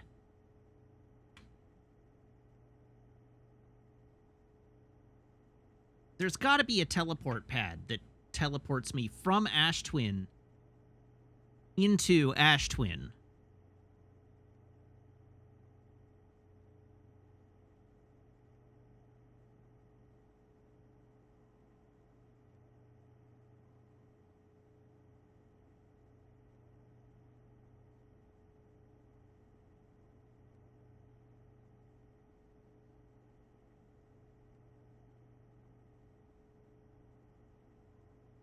There are 2 Hourglass Twins towers.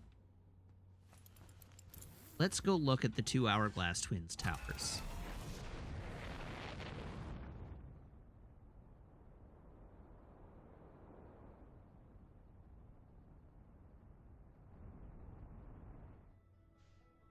Let's go have a look.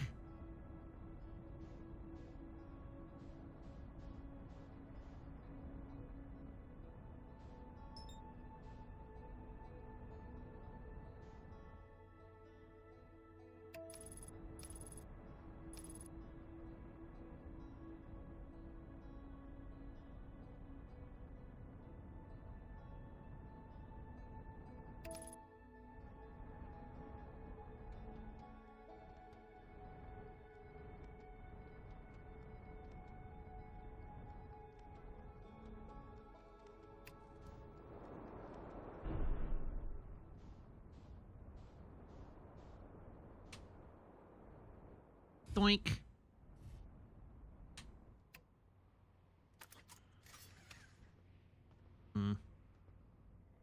Landing gear is an expendable resource. Like knees for your ship.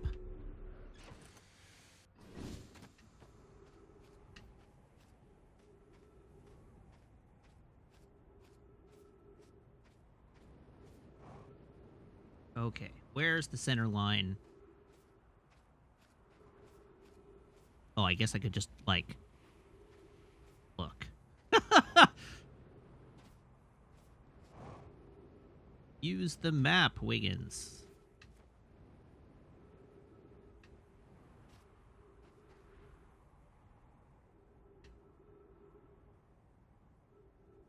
Alright, where's Ember Twin?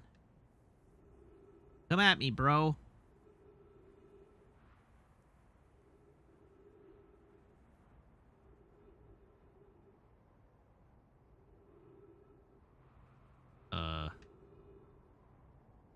Ember Twin? You there, buddy?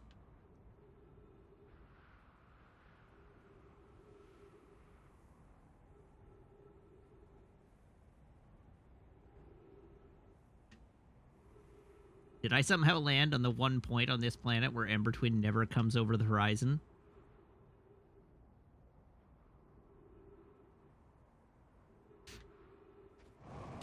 Oh, there it is!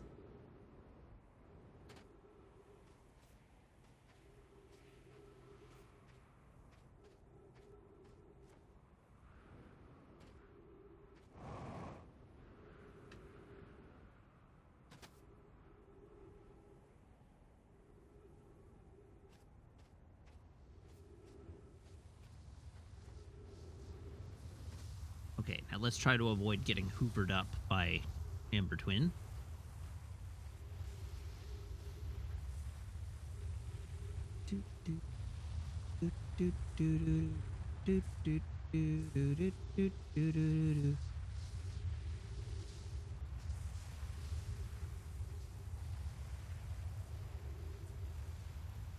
Whee!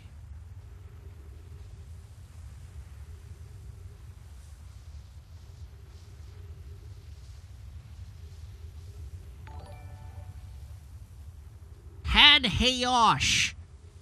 Thank you for the follow. Welcome to the channel.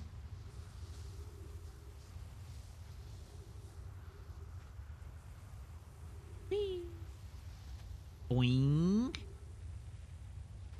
Boing. Boing. It's not as much fun when I can't see my own shadow.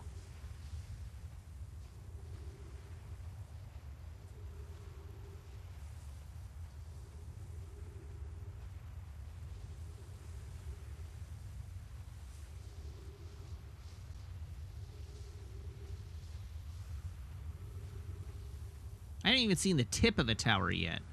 This is the worst. Boing. Oh, I'm gonna sneeze.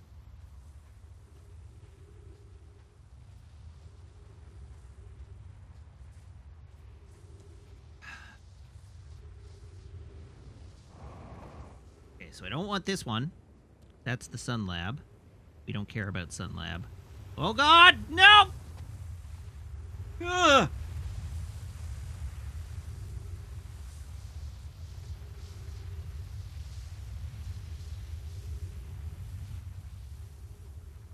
Okay, which one is Ash Twin, and which one is Ember Twin?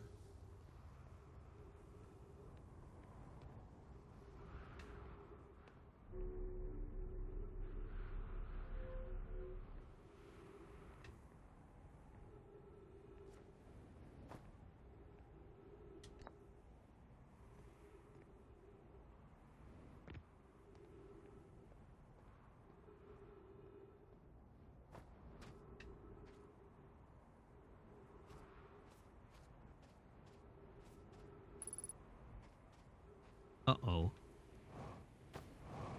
Perhaps I should have retained some, you know, air.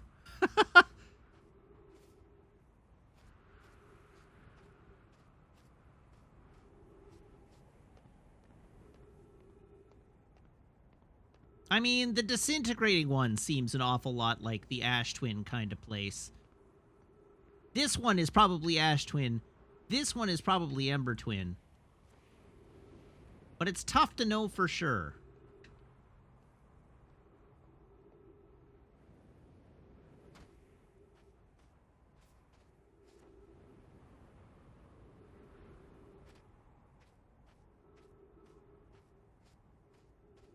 I don't know which one I've used before. If I knew which one I'd used before, this would be this would be easy.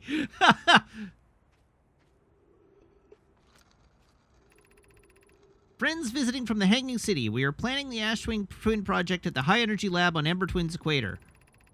I became lost on Ember Twin, my gratitude that Rami found me, but the High Energy Lab is the building with the large solar panels. I'm surprised I didn't see it.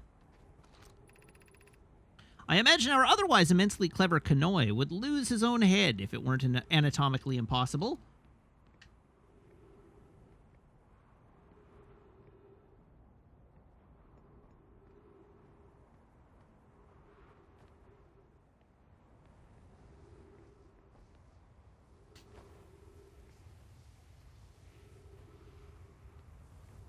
Well, we're gonna try this one and see how it goes, I guess.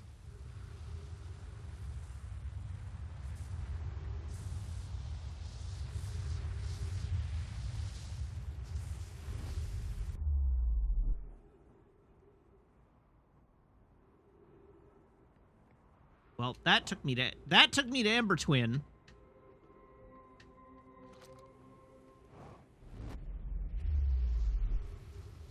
So let's try the other one. Oh, I was fully in the wrong tower. Oh no. 60 seconds oxygen remaining. Great! Y'all got any more of them You know what? God damn it. I should scoot to my ship.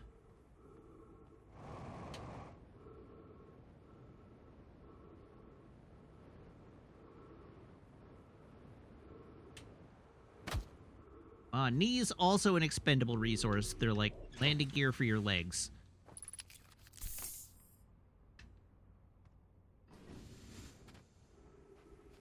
Okay, where were the towers?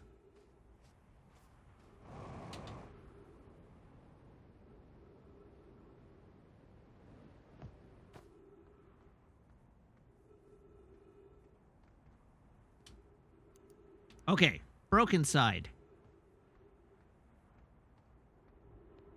This time, not getting pinned by a cactus.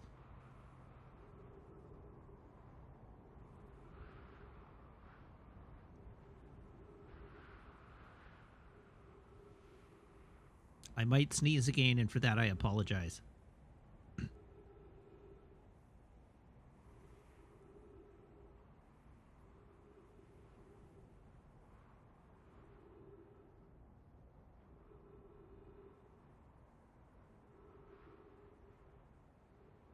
Come on, Ember Twin.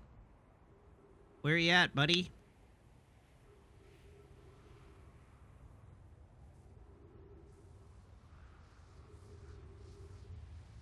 Waiting for Ember Twin AMA. Ah, here it comes.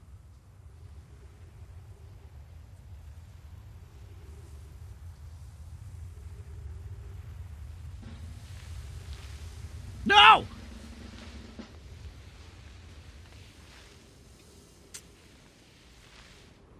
We've encountered a problem.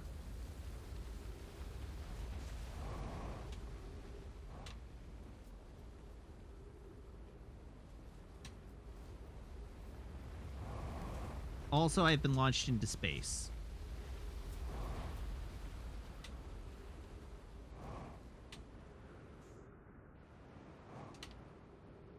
Oh, Lord.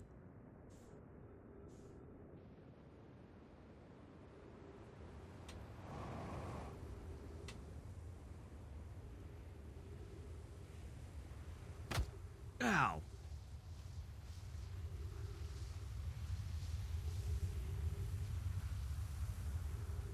All right, well, we're still learning things.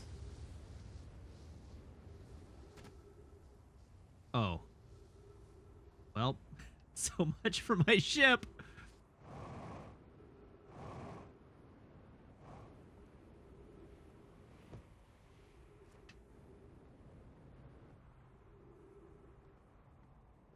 So we know there's a window.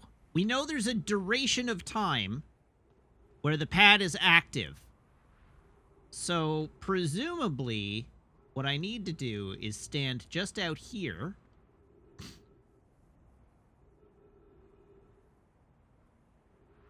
And then wait for the storm to arrive.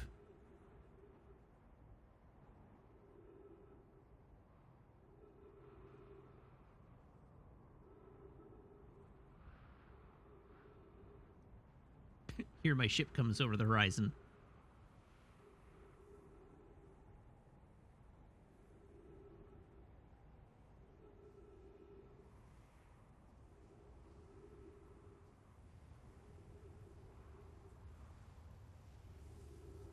Oh, the ship landed on the other planet, it looked like. I mean, it may have sustained some damage.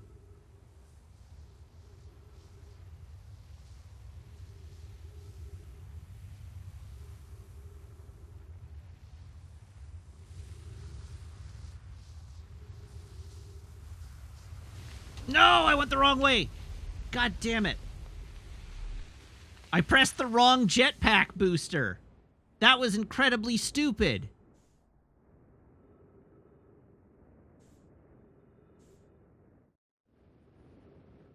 It even activated the pad, so I had the right idea. I just had the wrong execution.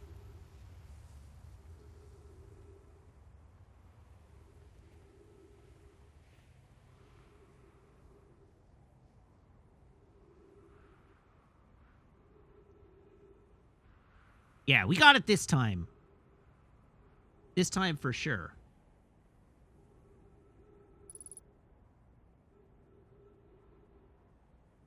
Will we have enough air? Well, we might have enough air to solve the puzzle. We might not have enough air to actually make any progress on this attempt, but we probably have enough air to solve the puzzle. Oh, the ceiling is fully broken. There's no glass in that. The ceiling is fully broken.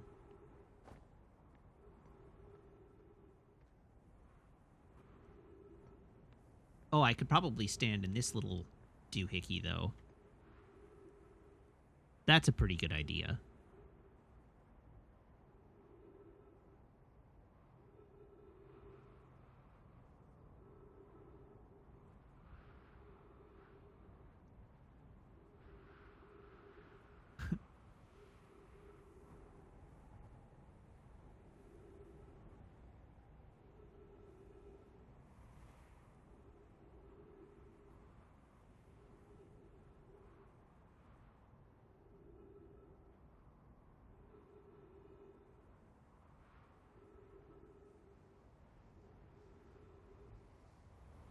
Here comes my ship. Do-do-do-do.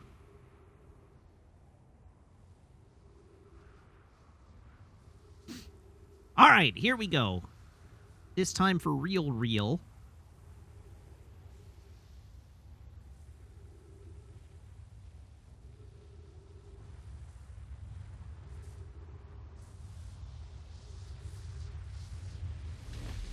Whoomp.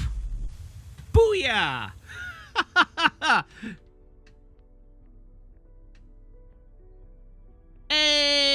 Hey!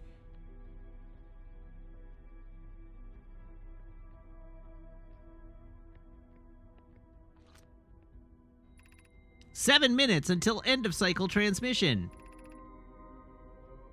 Probe tracking masks receiving data from probe tracking module. Giant's Deep memory statue. Timber Hearth memory statue. 15 minutes, 31 seconds ago. Received data from previous cycles. Oh yeah, I did get air back. That's nice. Masks. Oh, one of the masks fell off. Oh god, there's so much to read. Yeah, sorry about the ad trigger times, everybody. I apologize. Today, we finished the excavation of Ash Twin. Here, in this space we carved, we will craft our most ambitious project yet, the Ash Twin Project, powerful enough to send information back in time. How far we've come since our experiments at the High Energy Lab. I still can hardly believe Rami's hypothesis was true. We've also finished relocating all subterranean plants we met while digging. We'll need to keep our eyes on how significantly we've altered the environment here. Poke just sent the warp core for the final tower to us from the Black Hole Forge. Now Ash Twin can be connected with Giant's Deep, where Cassava is working with Avens to craft the orbital probe cannon, and where Phlox is sculpting the memory statues. Hypothesis: it was not by accident the core of our warp tower was the last to be forged. Hypothesis: the cores could have been forged faster if Cassava had interrupted my work less frequently to ask for updates. The important point is, we are all connected through Ash Twin now, and also that I'm no longer needed for mediating your disagreements.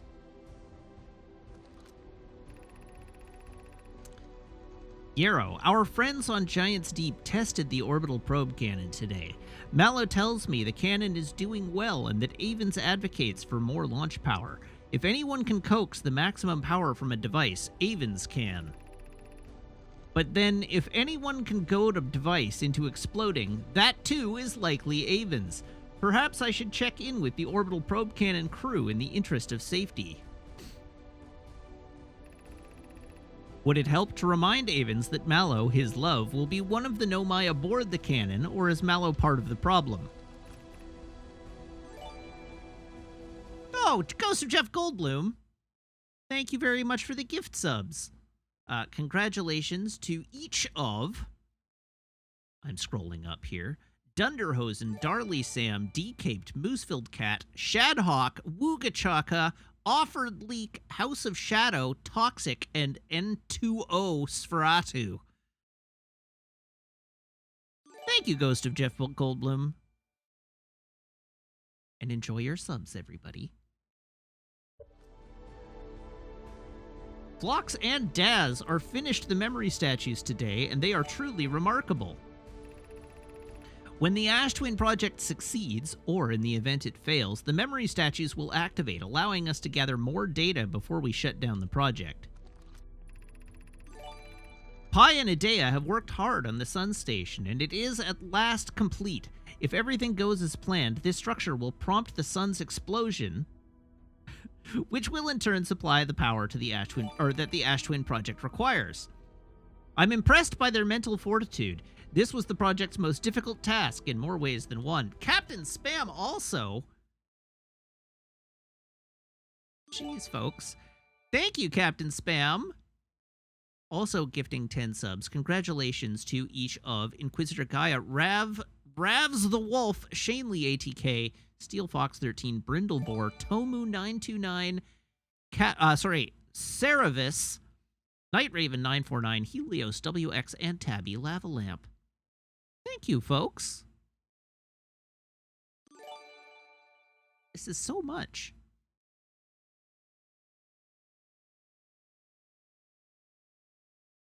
The subtrain has pulled into the station, apparently. Jeez, thanks, everybody. I guess N2O is NOS, which is the joke. It's Nosferatu, because it's nitrous oxide. I get it. It's a good joke.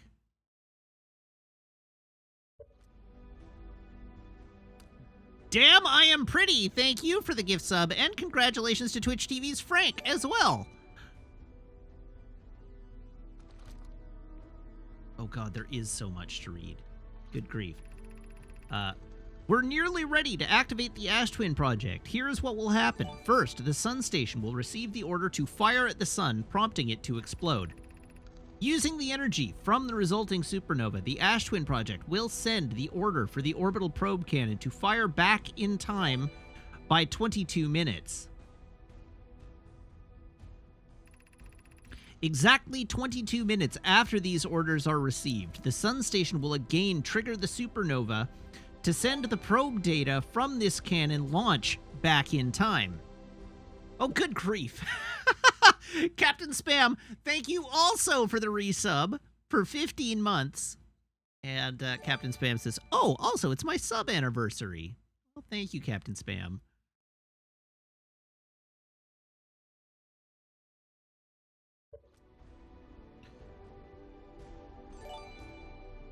Exactly 22 minutes after these orders are received, the Sun Station will again trigger the supernova to send the probe data from this cannon launch back in time.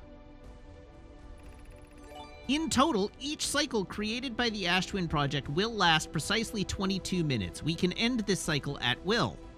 Ah, Mr. Morpheus, thank you for the cheer. 500 bits. Thank you, Mr. Morpheus. You'll notice that I updated the hype train so that it actually uses our dog champ emote. So the hype train actually used the dog champ emote this time.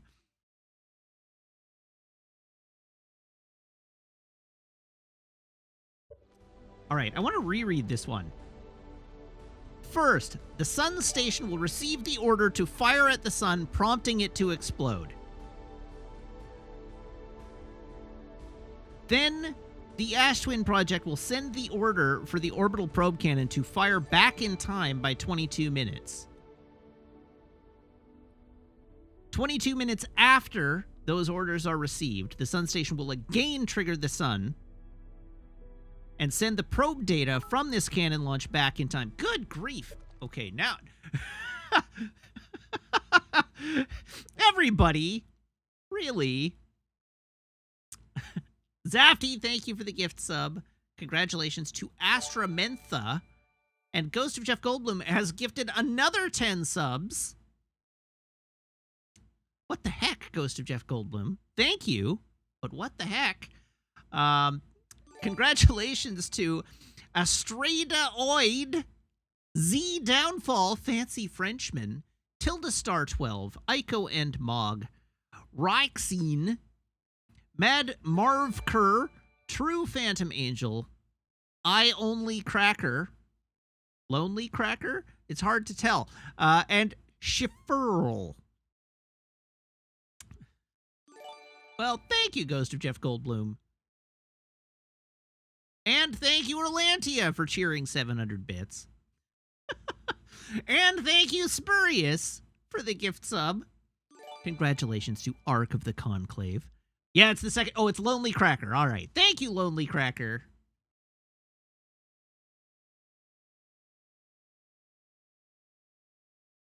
As opposed to I Only Cracker.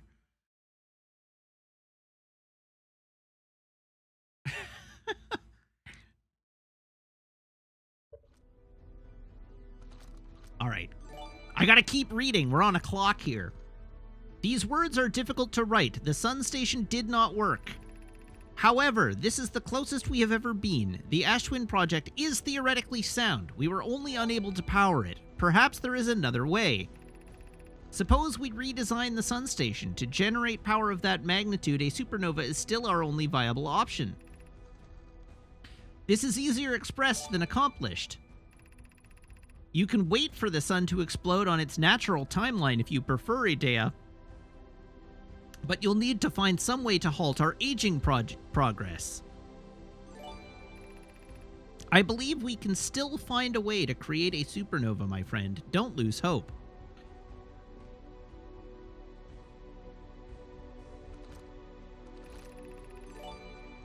We are halting our research into creating a supernova for this moment. A comet has newly arrived in the solar system, and we're anxious to explore it. It's been a very long time since we last explored somewhere new, so we're excited to welcome this comet. Imagine what knowledge might be gained there.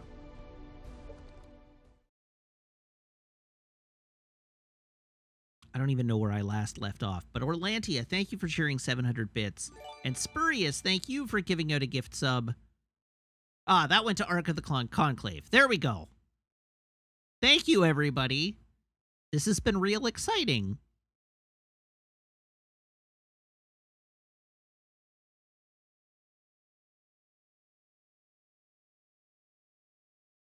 And then they went and explored the comet and doomed their entire race. Okay. We've got a bunch of stuff to read now, too. Jibcat, thank you for the bits. Jibcat cheered 100 bits. All right, I have good news, Hero. The advanced warp core is ready to be installed in the central chamber of Ash Twin. No, it isn't. Is everything well at the forge? Don't worry, love. Poke is only nervous. The core is extraordinary, and her design work is beautifully clever. The core's durability could still be improved. I need more time. Ignore her, Hero. The core is finished, and if my sister tells you otherwise, then she will be finished as well. I'm intrigued, love. Everyone here working on the Ash Twin project is excited to see it. Pi is beside herself with joy.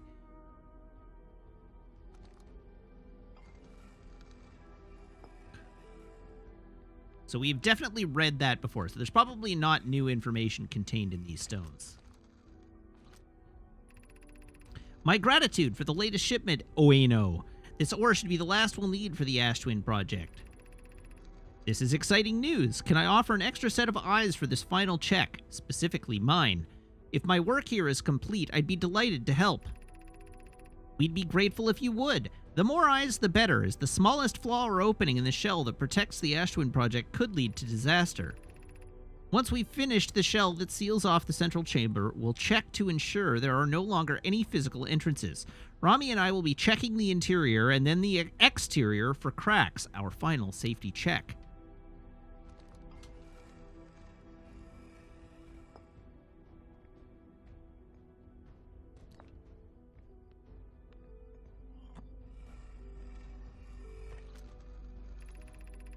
Ah, these stones are only here in case I missed them on their respective planets. Okay. I've installed the masks inside the Ash Twin project, Phlox. They look beautiful, although I do feel as though I'm being observed. It's comforting to know the statues will not pair until the project succeeds. Otherwise, I imagine the experience would be hard to endure. Ideally, they'll only need to activate once the project succeeds. As a safety measure, however, the statues will also activate in the event of equipment failure. They will? Why is that? If anything goes wrong with the Ash Twin project, the statues and their masks will make us aware of the situation and enable us to fix it. Otherwise, it would be possible for us to remain permanently unaware of our problem. I hadn't thought of that. What a profoundly horrific fate that would be. Okay, we've read all those. Let's keep going. What do we got here? So we've done a lap. We've got a ball. Artificial gravity control. I don't want to turn that off yet.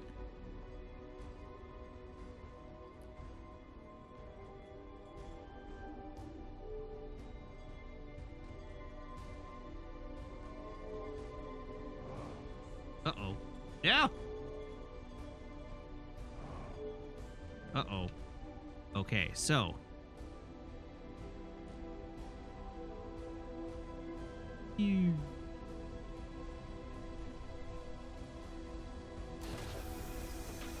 there's the warp core.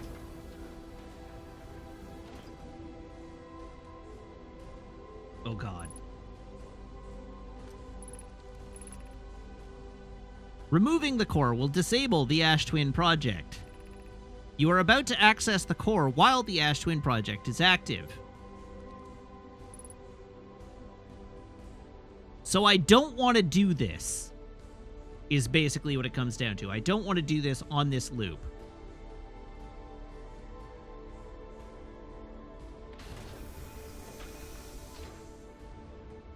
Because if I don't do this in time, I die. So this is our point of no return.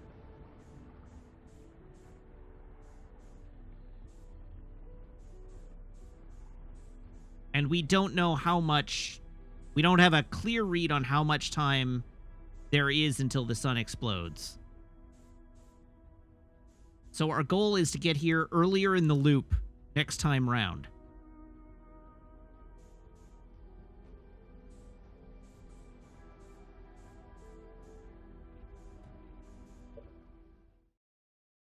Wasn't one of the early things right beneath me a timer? Yeah.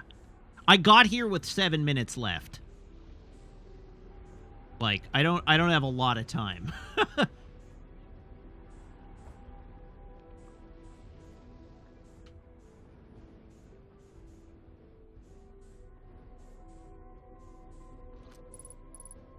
"20 minutes!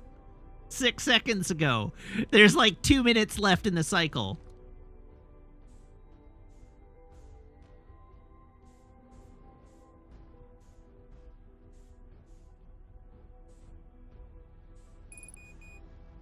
Uh-oh, I'm running out of fuel.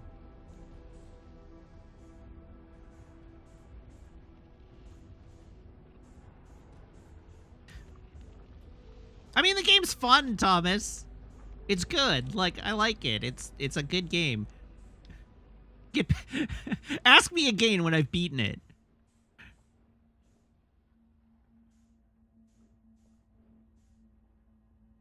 There's the music.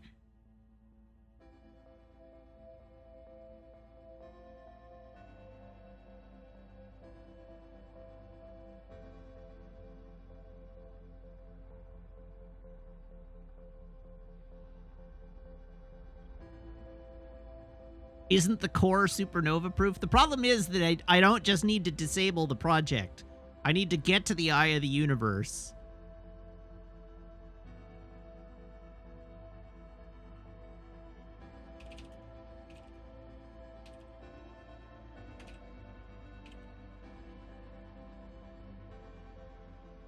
Here we go. Trying to remain completely spoiler-free, but Googling a photo of the coordinates that I have to enter so that I don't have to look them up in my log.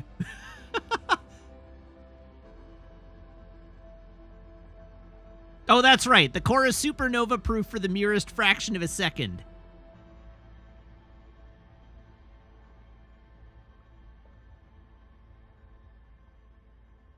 Just long enough. It's supernova proof just long enough to submit its data. And to fire, yeah.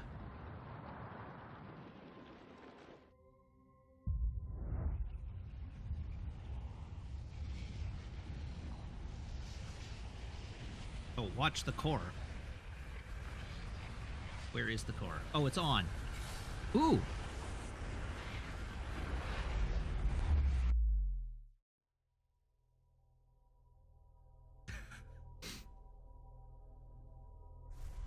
I don't know if going through the black hole accomplished anything other than killing me.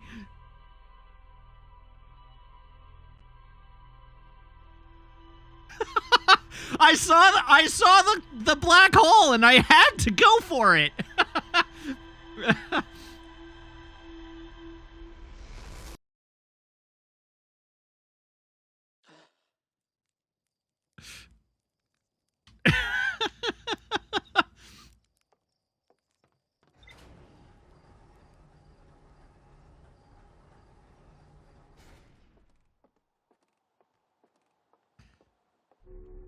We wake up and the entire solar system is full of me's.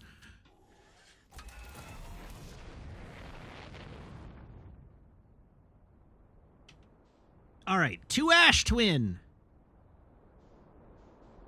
Let's go get ourselves a warp core.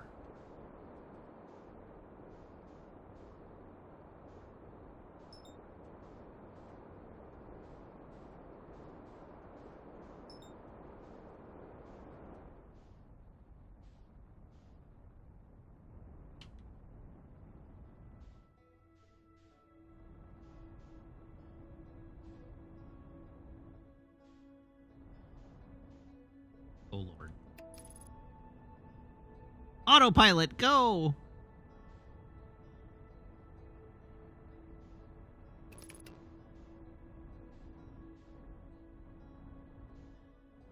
I'm gonna put the ship on a tower so that it stays put.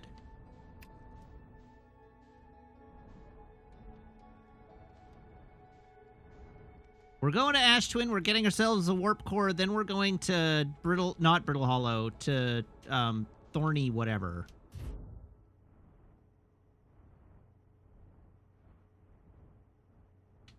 Dark Bramble. Then we're going to Dark Bramble.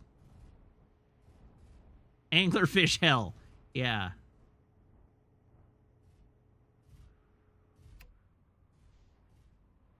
Well, this is probably not sustainable. Uh...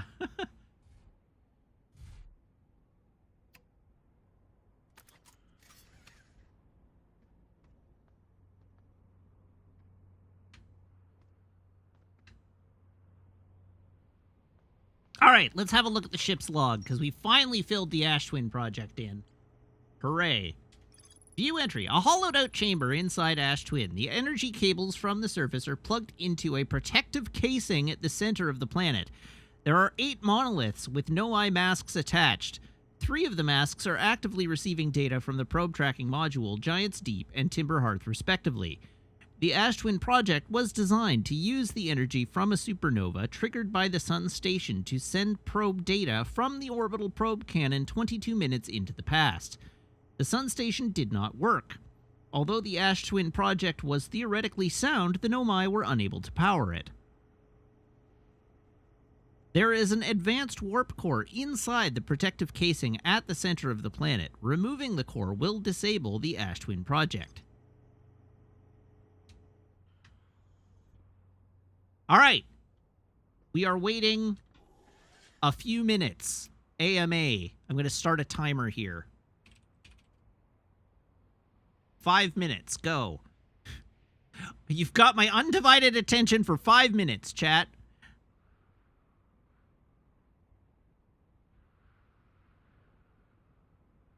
Tell a joke.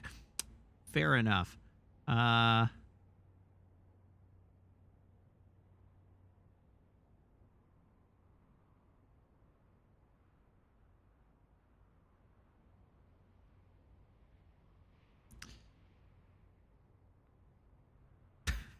Okay. All of my books fell on top of me this morning. I only have myself to blame.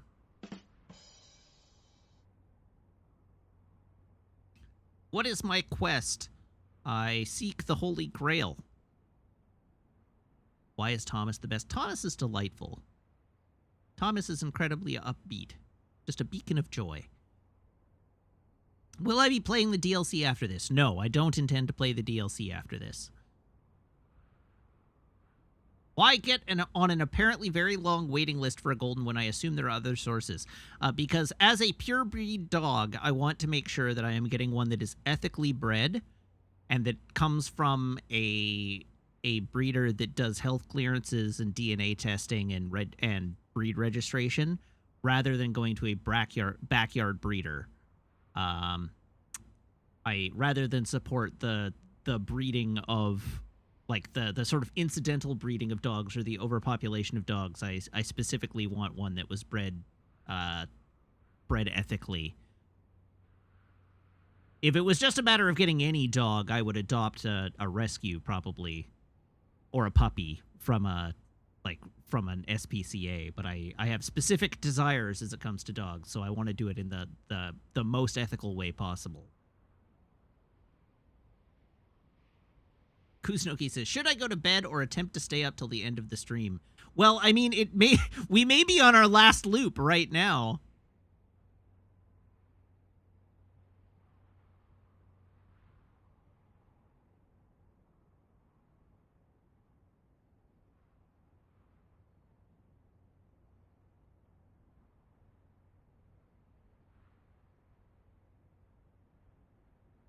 After I get my golden, would I consider another breed? I probably wouldn't. I'm really, really attached to golden retrievers. I probably would not consider another breed. There are a handful of breeds that I would be like, yeah, they'd be all right, but they're not. They're not my breed. But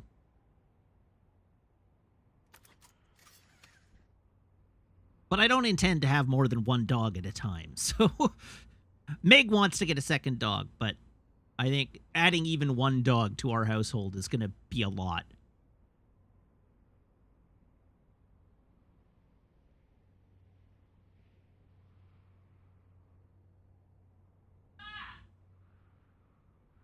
What about the kittens? No, absolutely not.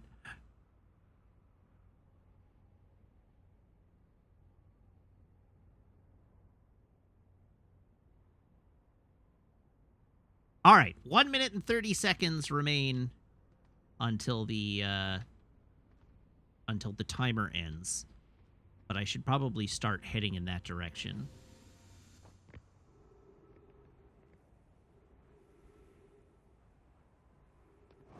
Did I grow up with Goldens, or is there a different reason I chose them? I mean, they're just really nice dogs, but yes, I did grow up with Goldens. My family has had 2.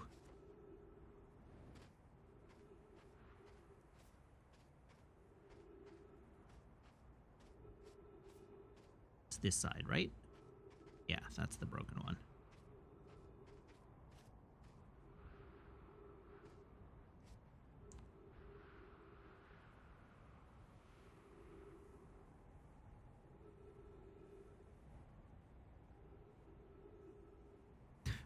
What color of golden is the truest question? Like an English cream true golden, or what, or more red color?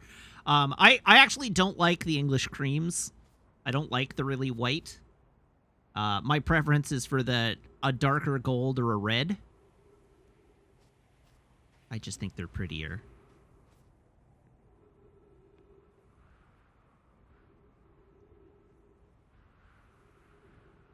But a true gold or a red is where I would go. Oh. That was my 5-minute timer. I wasn't expecting it to actually have a beeper.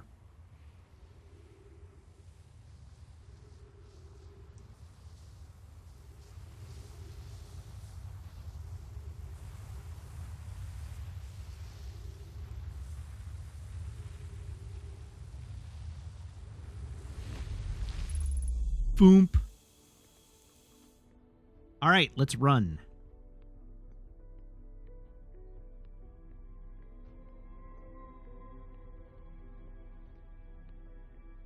What the hell?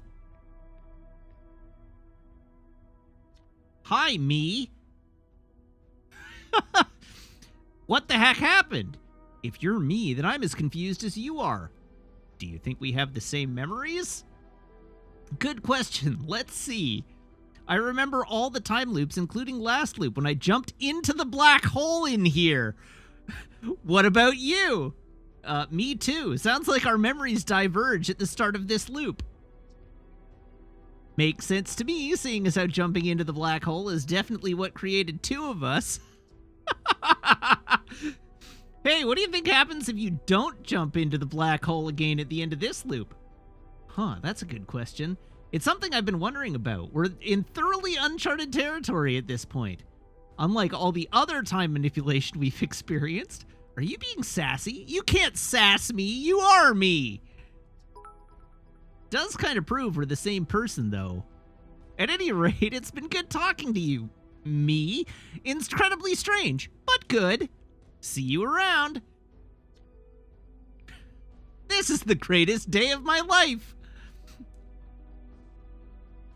So, 2 of us is great and all, but is it the greatest? What about the day what about that one?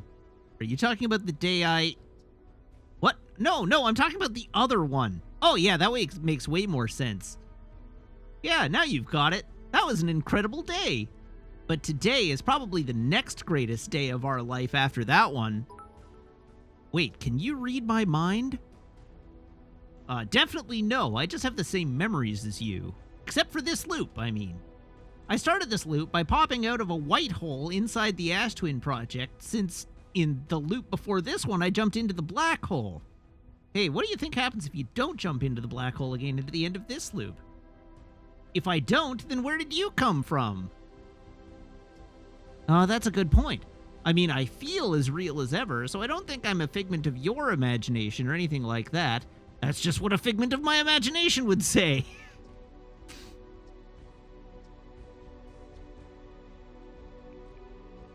Okay, are you me from the last loop? I think so. I started this current loop by popping out of a white hole inside the Ash Twin project. What do you remember from before this loop? I remember all the time loops. Okay, same except I woke up at the campfire. I guess we'll find out. I guess so. At any rate, it's been good talking to you, me. Incredibly strange, but good. See you around. Ah! What have we done? Jumping into that black hole was a terrible idea. Ah! Ah! Ah! Ah! Ah!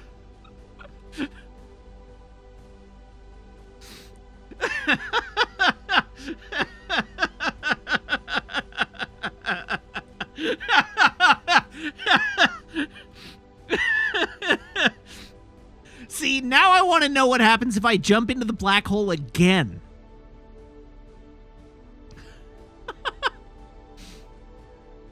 Oh, jeez. This feels like something that there's an achievement attached to.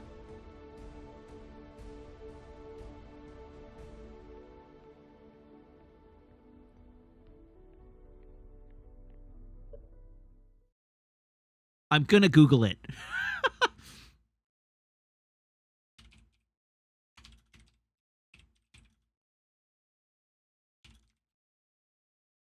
This is a risky click.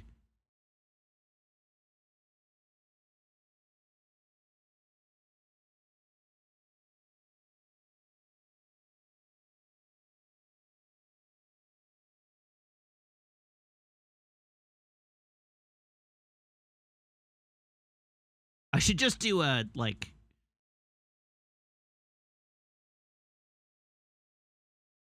Oh, it's just another Break the Universe source for the same achievement I already got? Okay. Cool. That's fine then.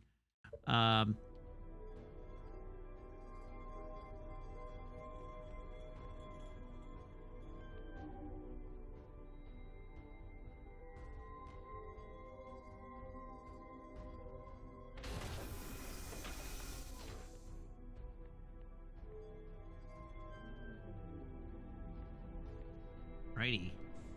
Time to go.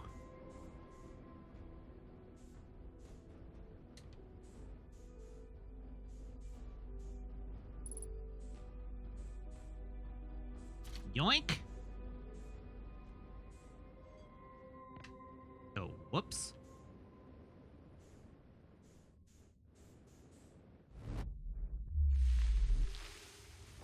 Oh, no!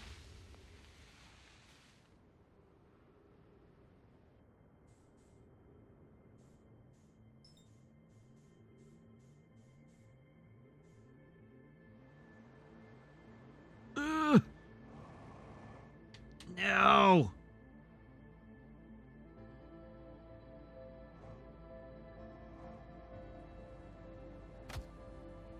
Awkward.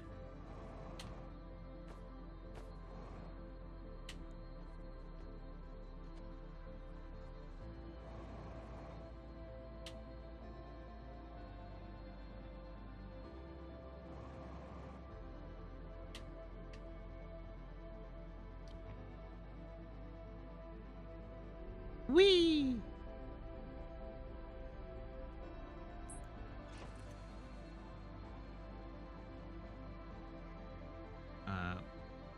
Oh, I can't put it down. All right. Well, that's fine.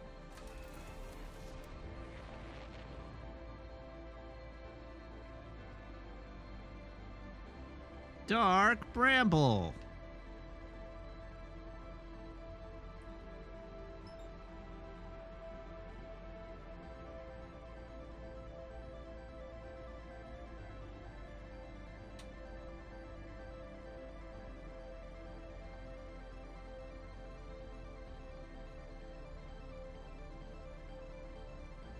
This is definitely a different version of the sun exploding theme than we've heard previously.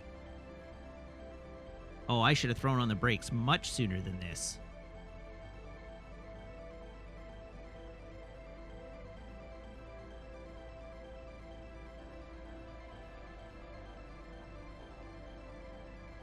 Come on, turn this ship around. We're burning time we don't have.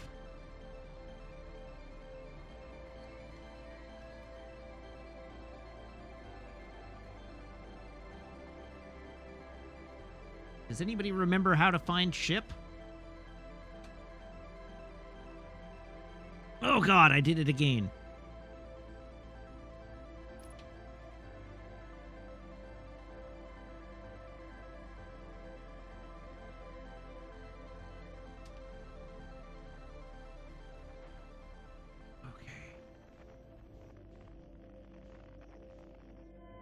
That one.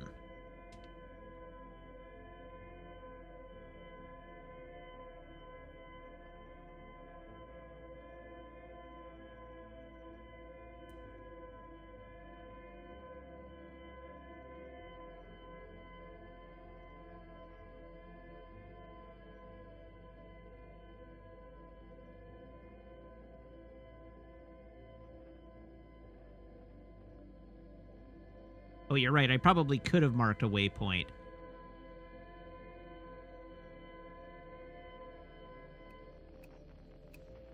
There is not a direct vessel tracker, no. But I could have done it in the waypoint, but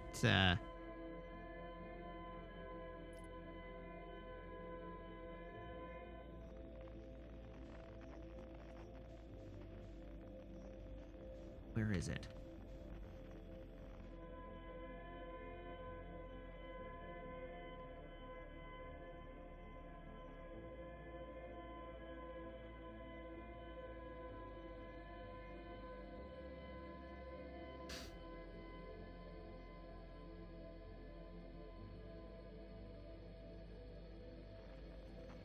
Just don't get at.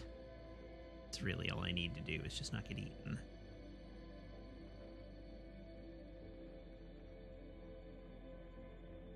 There's the escape pod. There are the lights.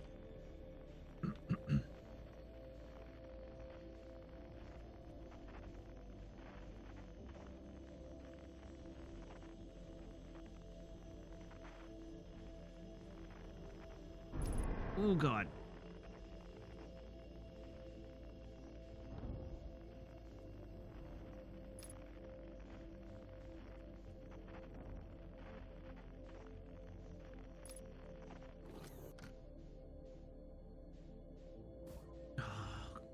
This again.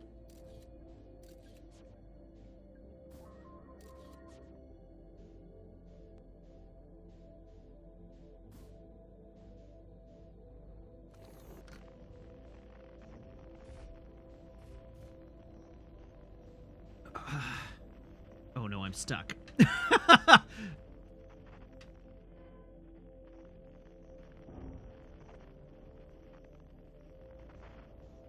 It's fine. I'm definitely not making any noise.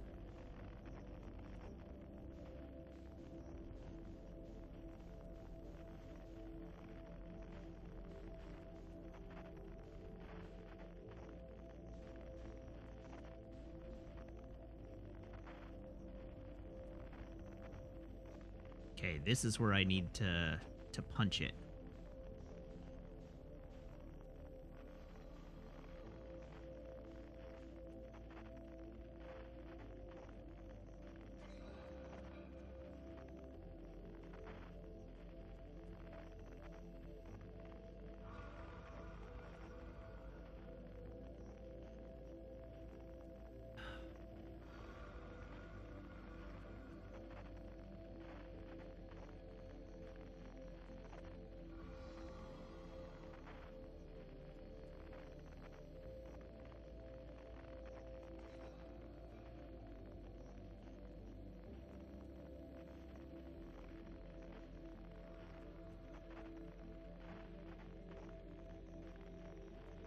Okay, we're almost at the eggs.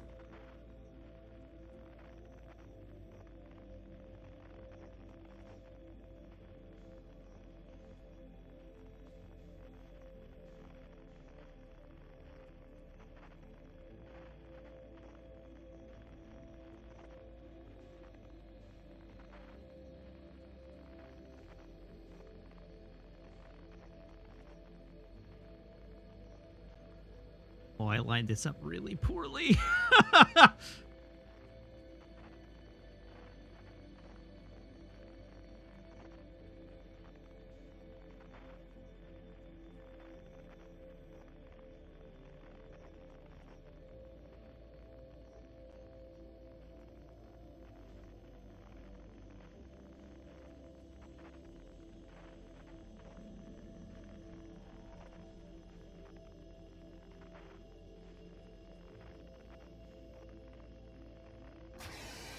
Fudge.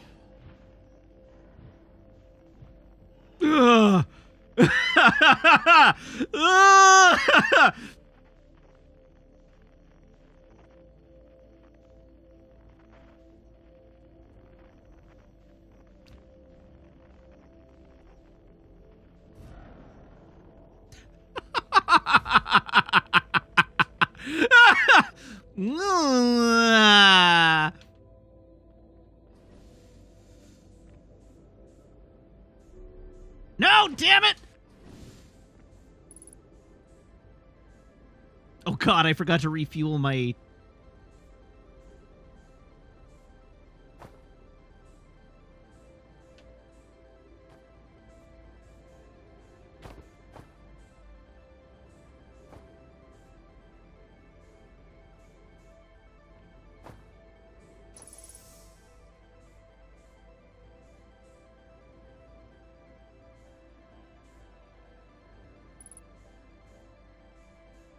Insert warp core.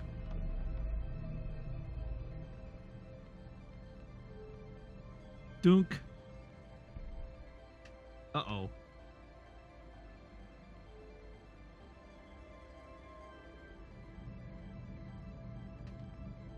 Oh, hey, I have gravity again. That's convenient. All right, so first one. We start here, go there, and then we go up to that one. This is really tough with the... Oh, hell. So we go here to there to there. What? What? No, go.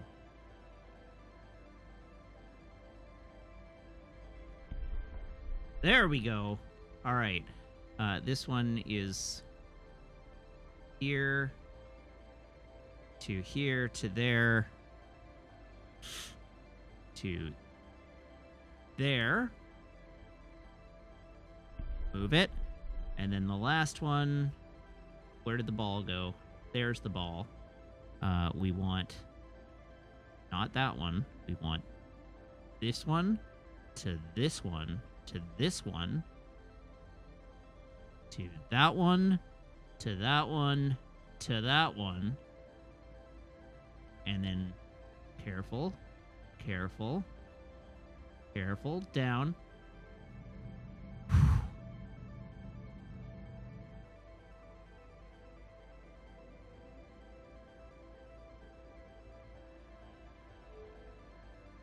Okay, but now what?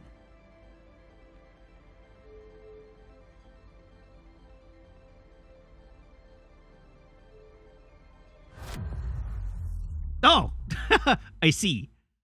Use the switch that's right in front of me.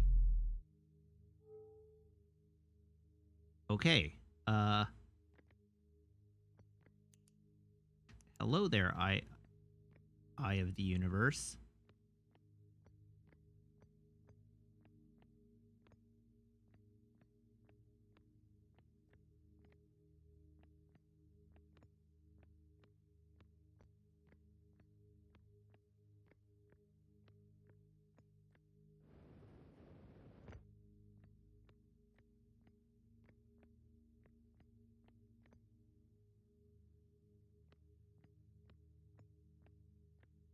So I have jetpack fuel, but I don't seem to have any way to interact with the eye.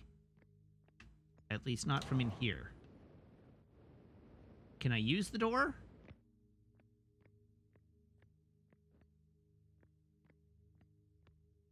Door's closed.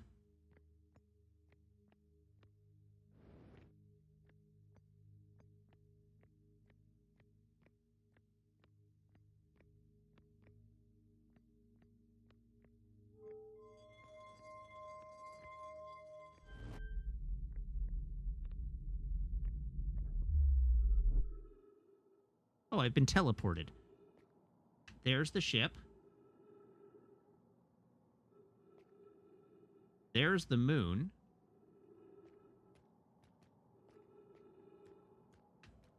Well, I guess we're on the Eye of the Universe.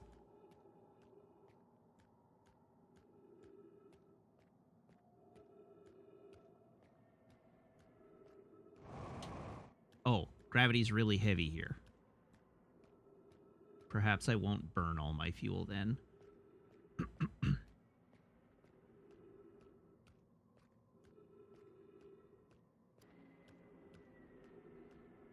That was surprisingly intense.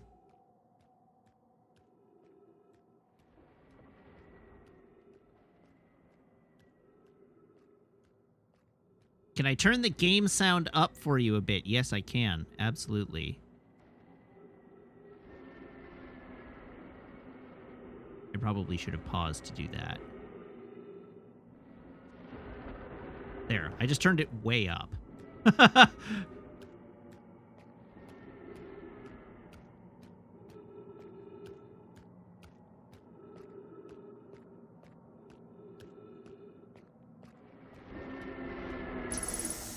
Trees detected. Well, that's cool.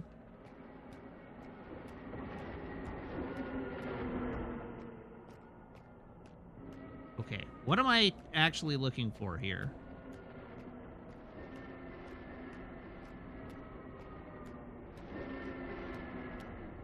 Ah. That's what I'm looking for.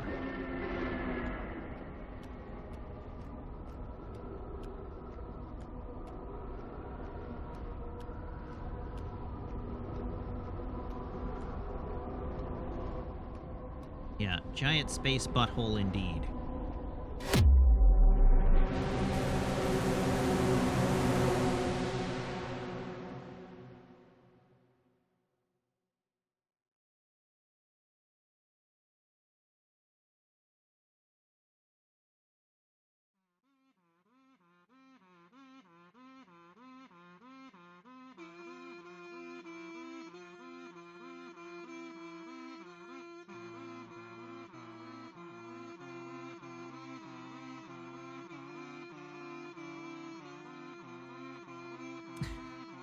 It does seem like other me was the cause of that. I spent too much time talking to other me and then died seconds away from the eye of the universe. So we have to do that all over again.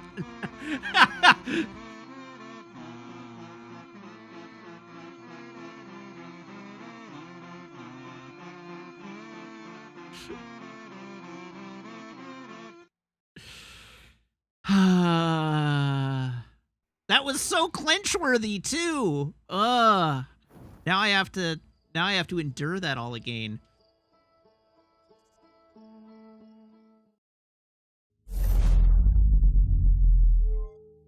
Oh, thank God.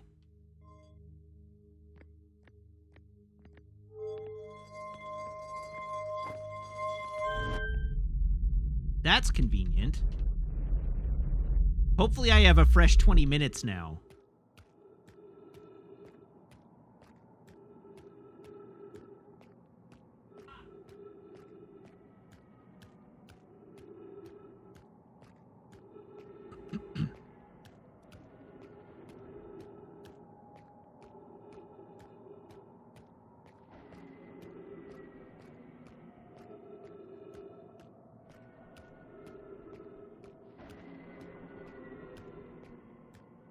All right, here we go.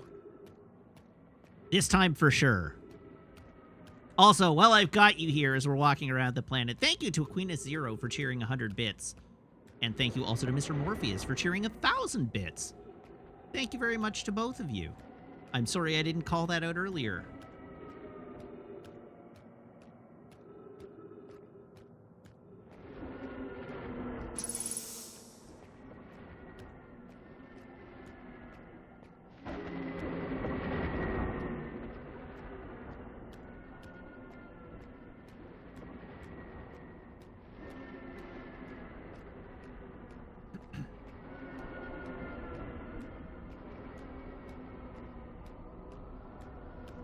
Hello again, giant space butthole.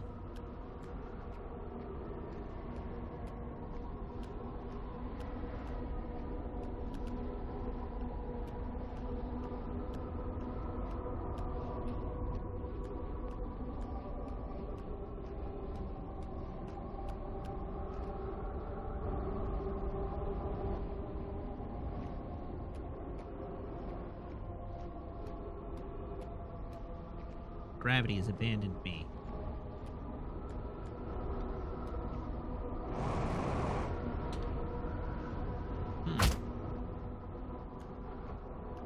Well, this is a problem.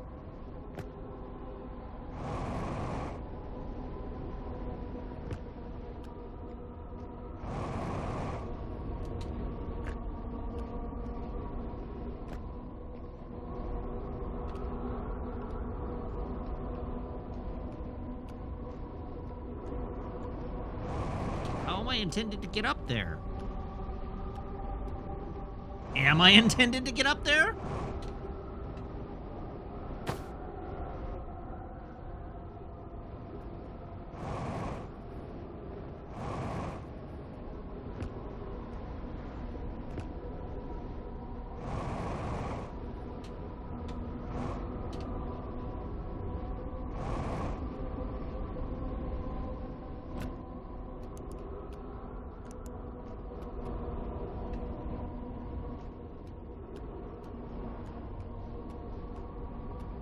Really trying my best to fall up. It's not going so well.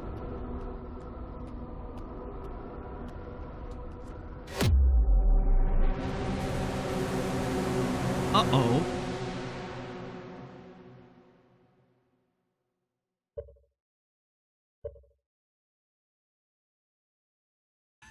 That might be a really terrible save.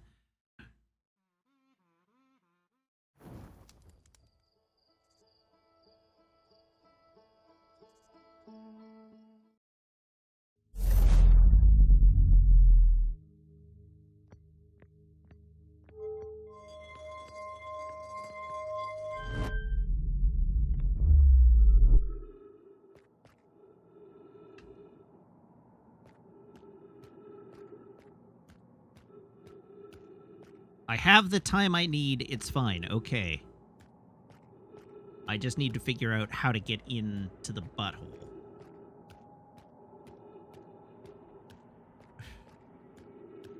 How do I enter the space sphincter?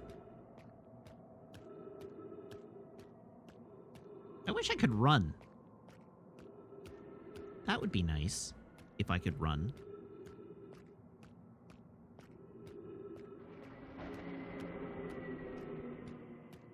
No, there's no run. I guess the jetpack would speed it up a bit.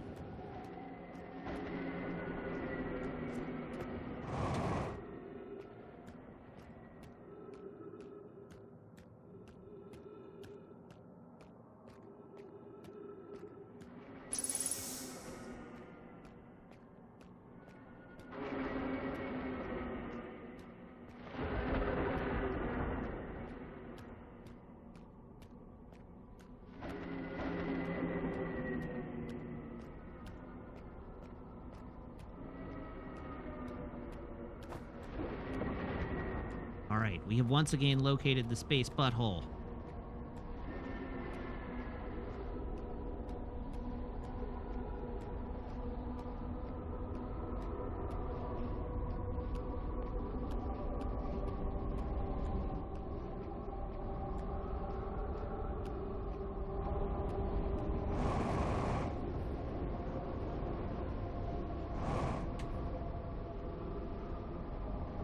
No! God damn it!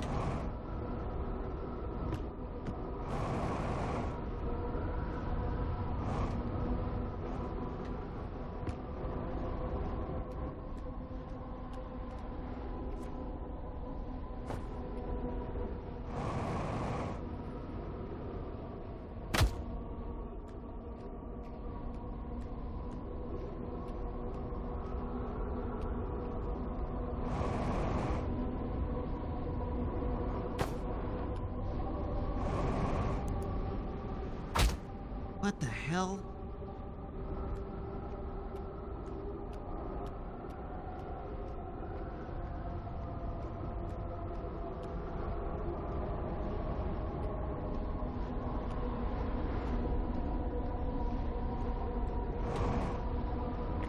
Damn it!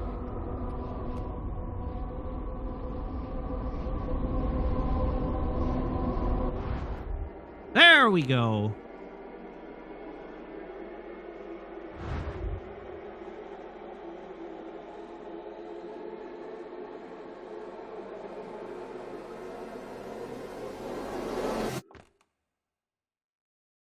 back in the museum. Sort of. Read. Outer Wilds Ventures was founded by Feldspar, Gossen, Slate, and Hornfels to explore a solar system at the end of the universe.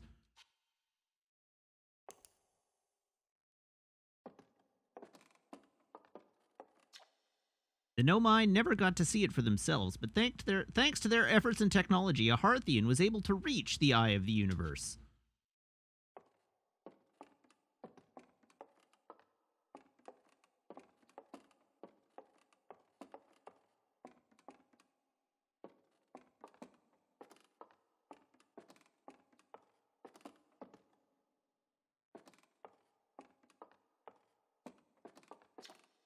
At the end of its lifespan, our sun collapsed under its own gravity and then exploded in a violent supernova.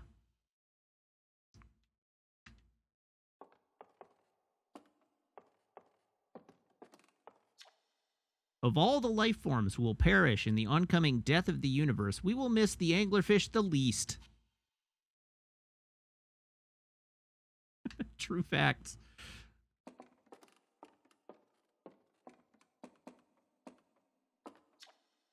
The Nomai who came to our solar system were following a signal from the eye of the universe. They perished when the interloper arrived, bringing with it the deadly substance we called ghost matter that flooded the entire solar system almost instantly and without warning.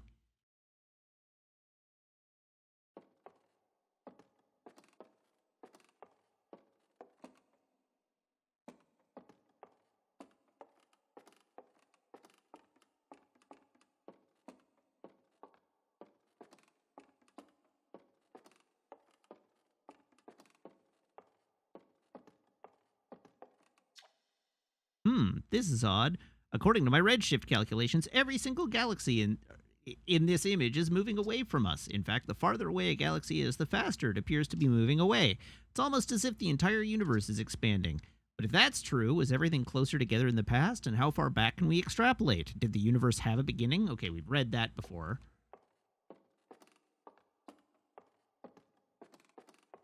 Observe.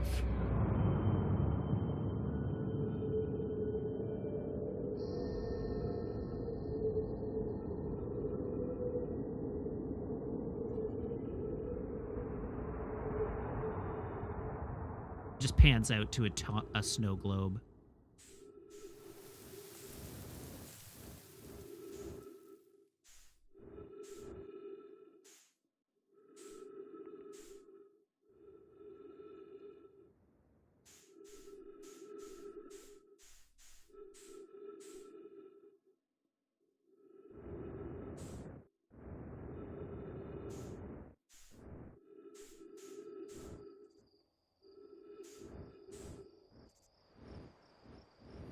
Oh hey, this is the planet from the menu.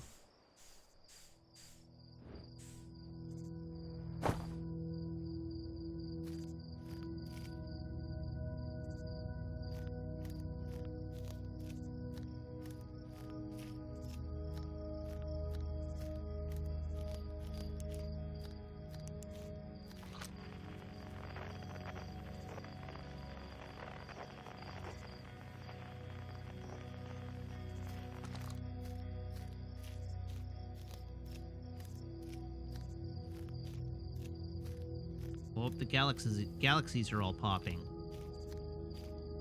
Oh god, what have I done? These ones don't seem to be... Oh, nope.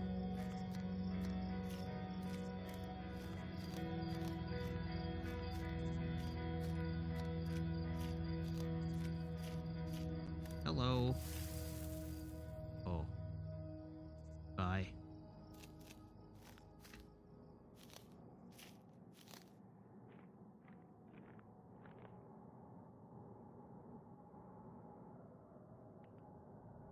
Oh, I'm still here. Okay.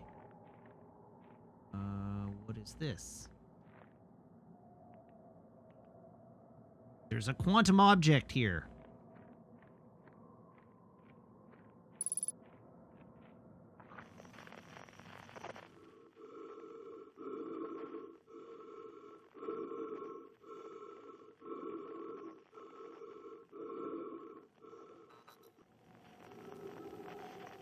Uh-oh.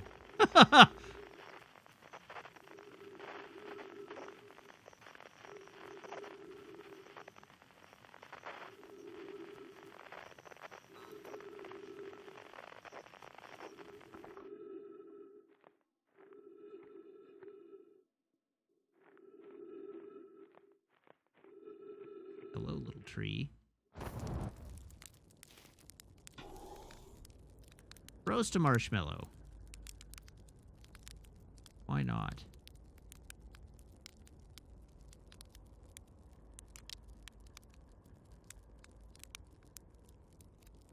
I'll attempt to toast it perfectly. My first perfectly toasted marshmallow in the game. Oh, hold up. Delay an ad.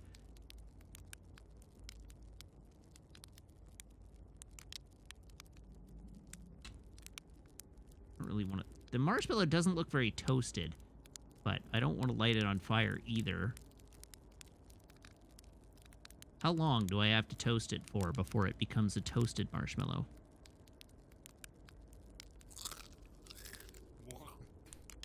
Oh.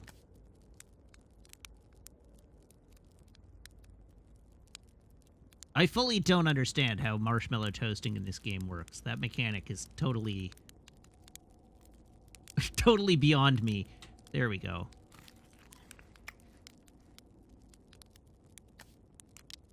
The thing is, I can't see the color change very well. It's a key mechanic. Obviously not.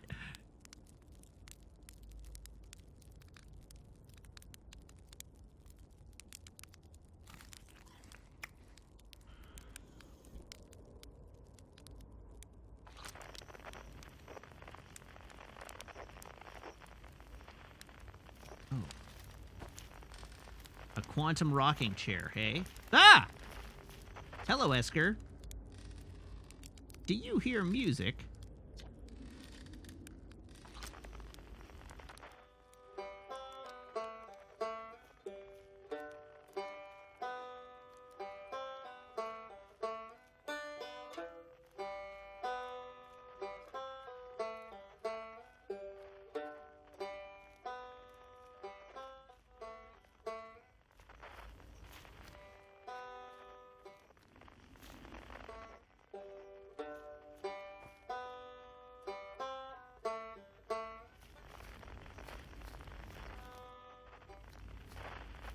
I do hear music. I don't really know what it means, though.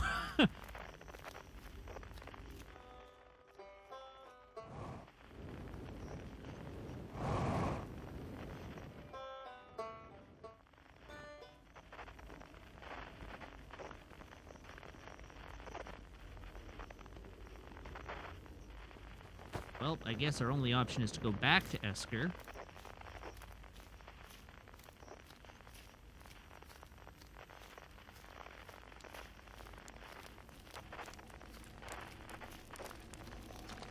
Do you hear music? Alright, let's continue to look for... Oh, nope, the banjo is our problem to solve.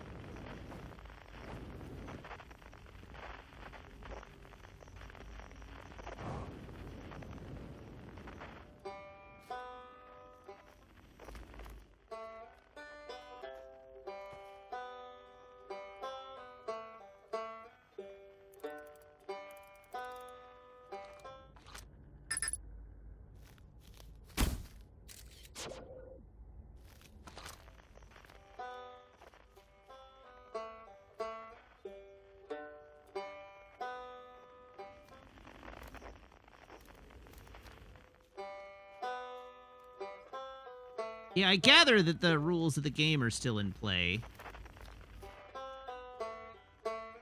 I just don't know what to do.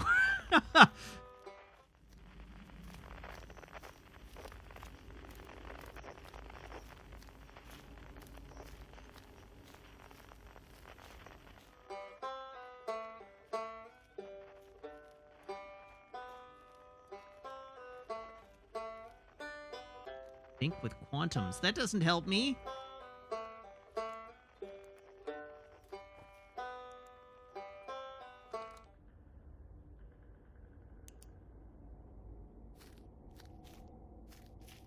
It did, in fact, help me.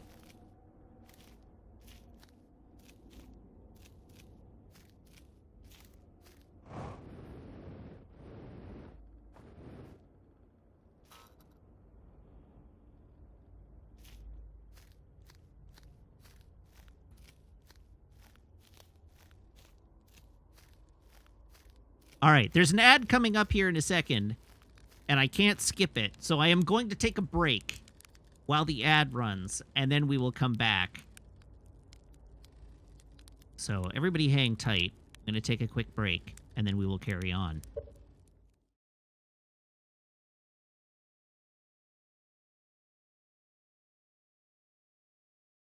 Hello again, everyone. We're back. All righty.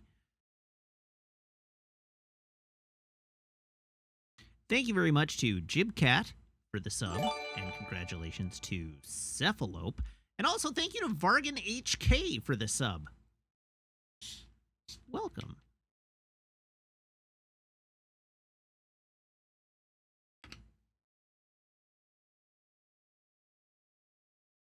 All right, let's carry on now that we've successfully progressed.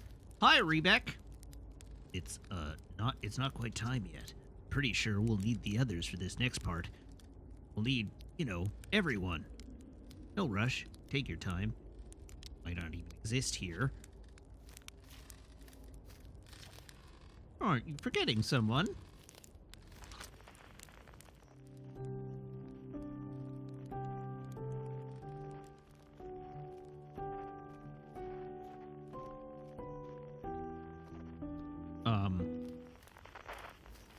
Well, this is intensely creepy.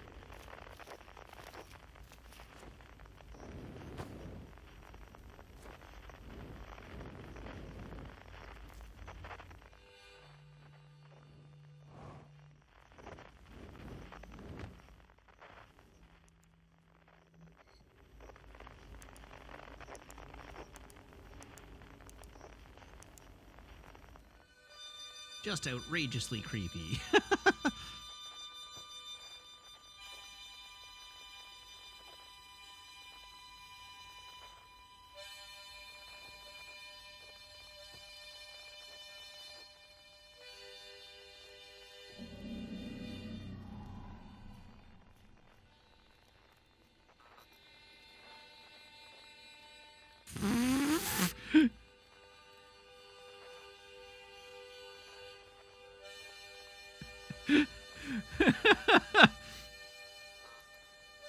Rude!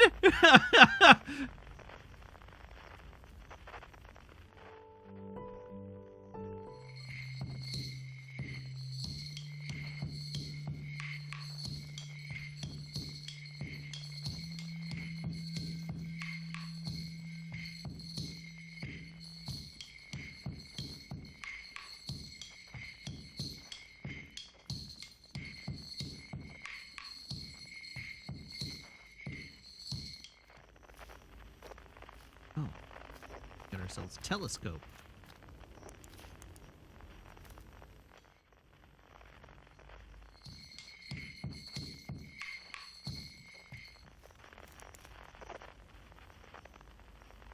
Huh.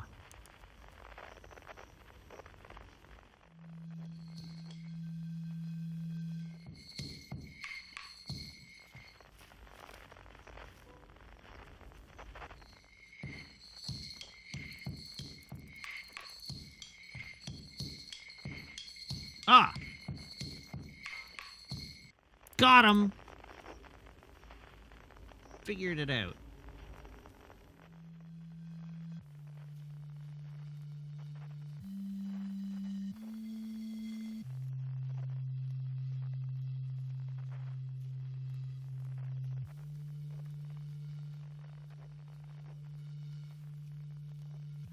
Across old bark.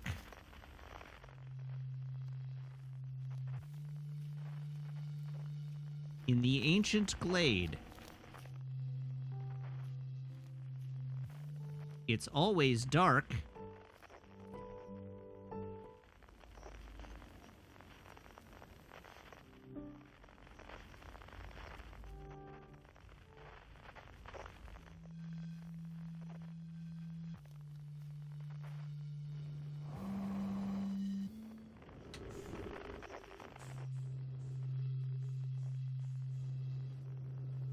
No, no, no!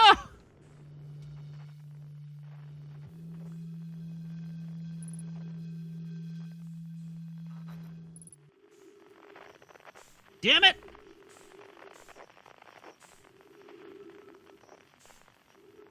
Oh, wait, I got it.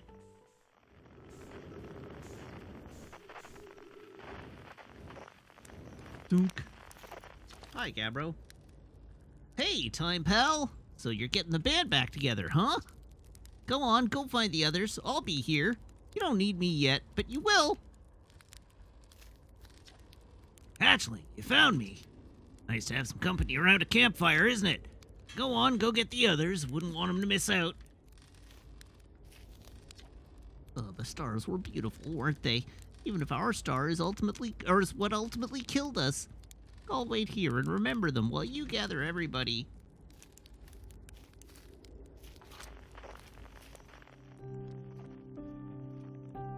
Okay, so now I need to figure this out.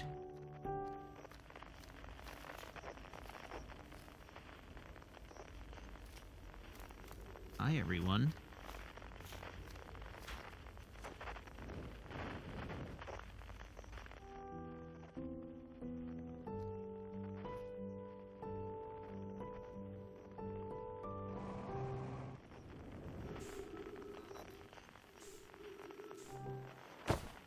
Oomph.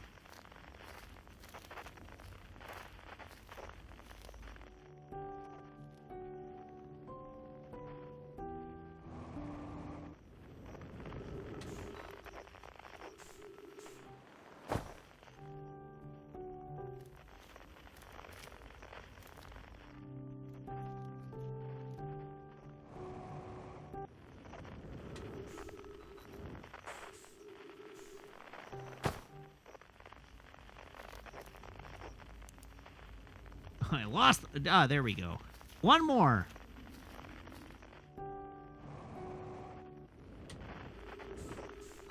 Monkey together strong. No. Goat together strong. Ah, there we go. It's a shuttle now.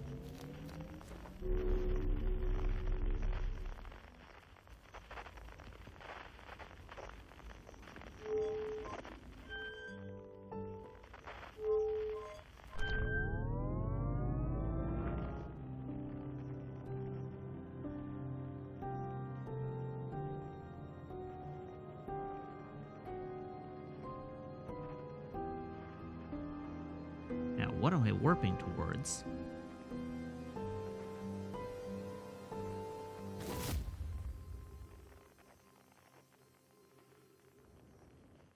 Gather. Did I get it or did I knock it away?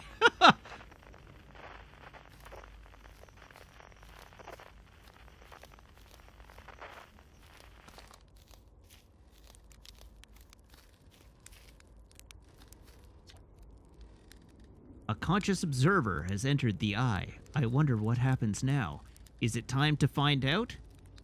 Yes. This song is new to me, but I am honored to be a part of it.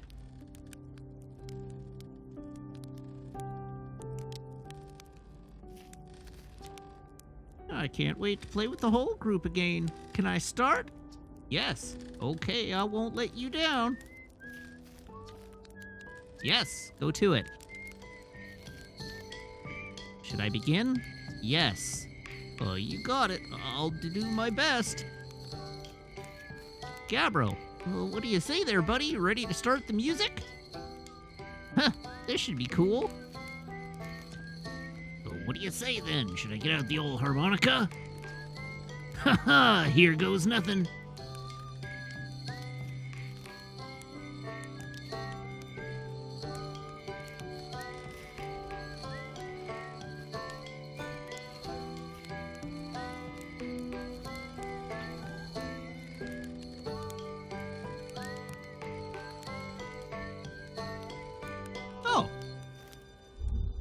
smoke is growing.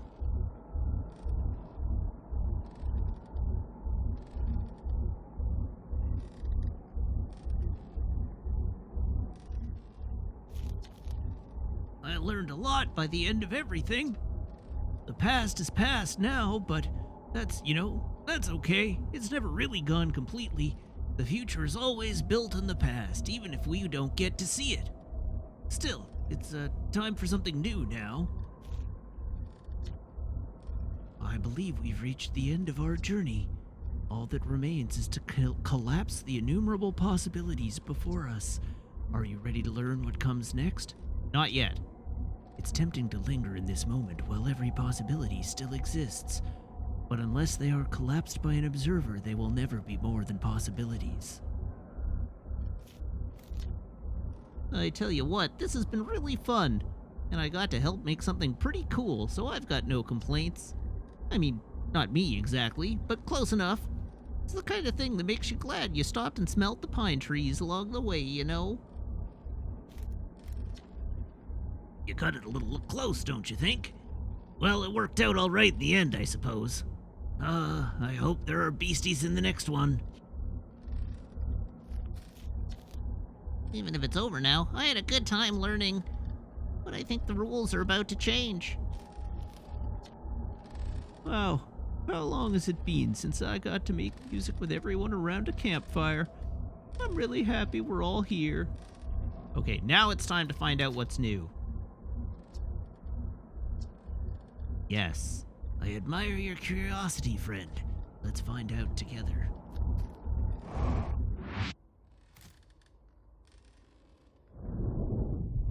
Boom.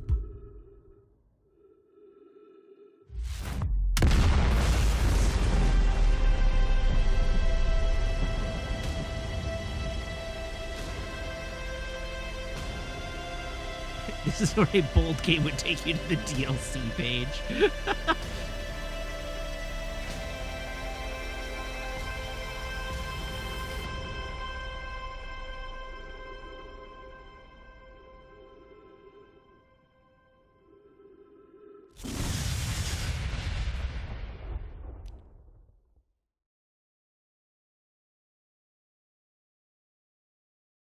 It's not even taking you to the DLC page. There's just an NPC in that sequence. It's like, to add the harmonica, buy the DLC.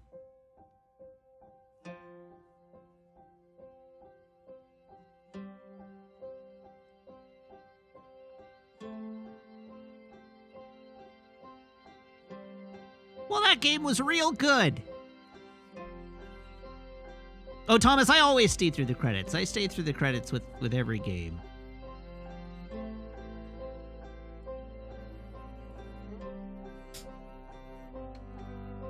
But that game was real good. I'm glad I played that.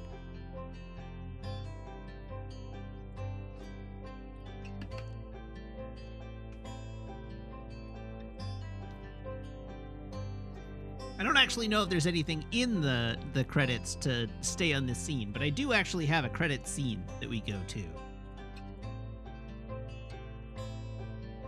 It's true, I have been through this game's credits before.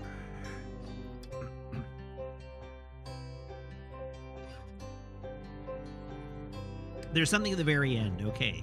Good to know. Oh, right, I have to stay on this side of the scene. Well, I've seen the credits because I've seen the silly harmonica version.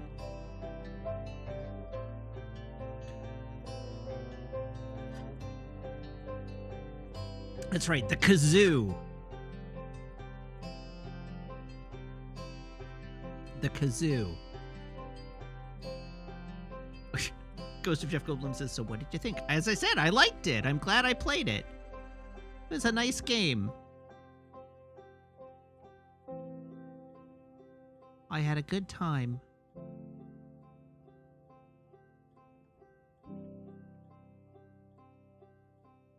What do I think plot-wise for the ending? I mean, it doesn't matter. We've started a new universe and collapsed all the possibilities into some new universe that we'll never get to see.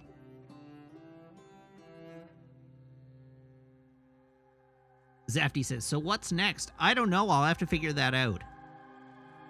I wasn't actually expecting to have beaten the game tonight.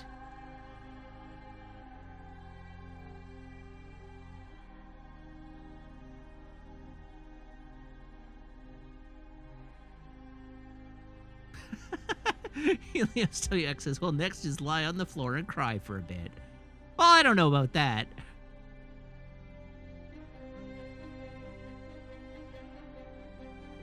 It's true. None of us, even me, I made my stream title all about the Sun Station jump, and then I did it in one today.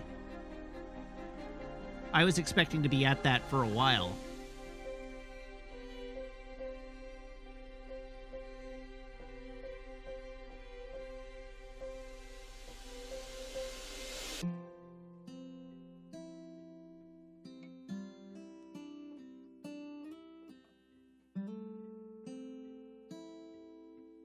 Anyhow, if nothing else, I appreciate how many hilarious clips this game generated.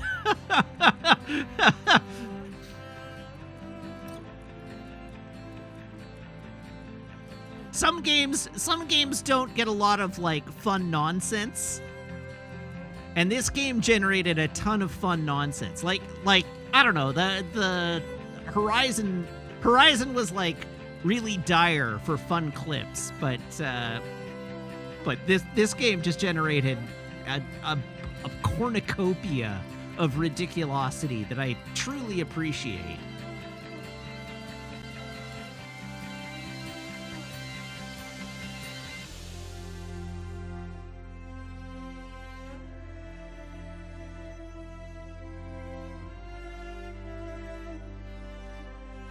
You like the screaming at yourself. Well, did any of you clip it?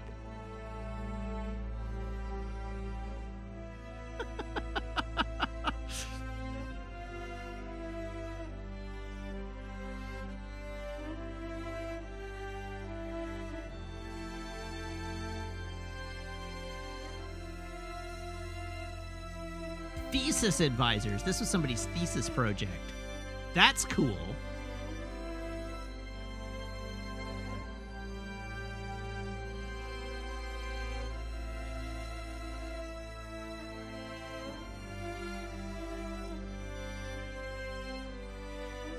Zafty screams, Legend of Dragoon, you coward!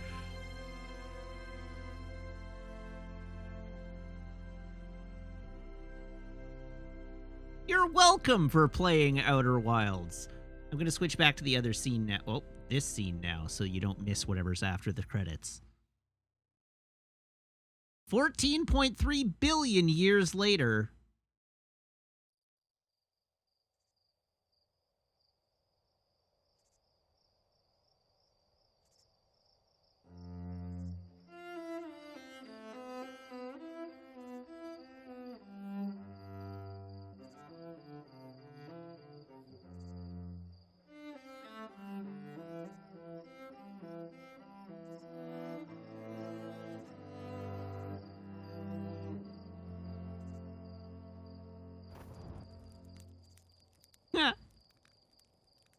I'm in the way.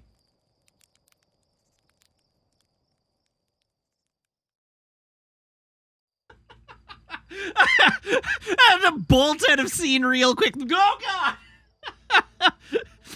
I'm blocking the insect people.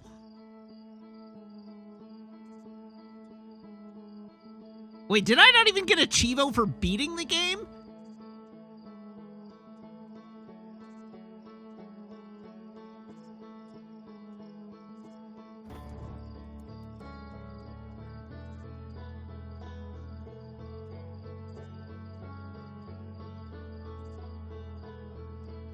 Well, I don't have Chivos turned off.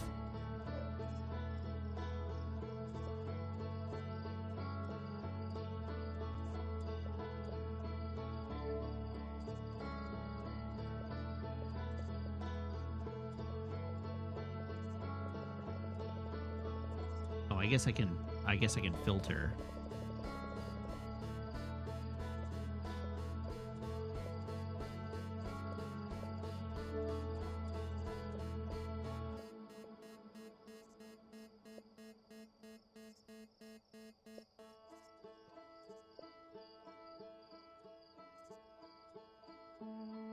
What happened to all my Chivos?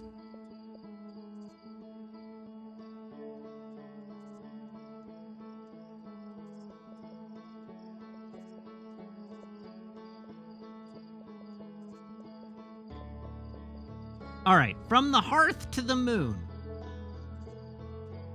Why are they all hidden?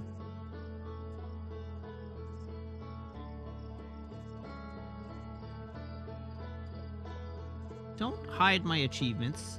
Reveal yourselves. Okay, we're going to the Chivo list.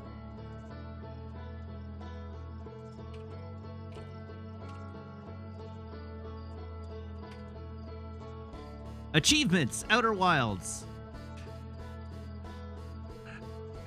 I need something that has a value that will round out my 6. Because I have 201 points. I need to get back to an even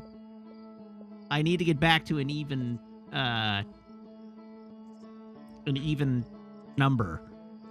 Like a 5 or a 0. All right, what is from the hearth to the moon? Oh my god.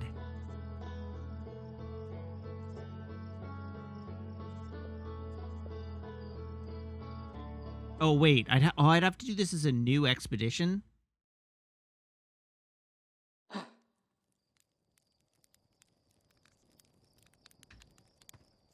Oh, okay, no I don't.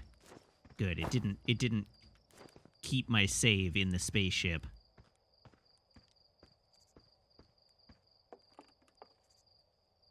Fly, model ship.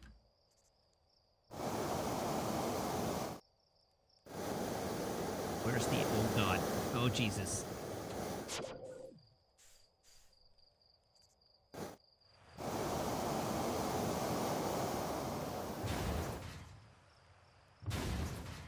Oh, no, I fully appreciate how difficult this sounds.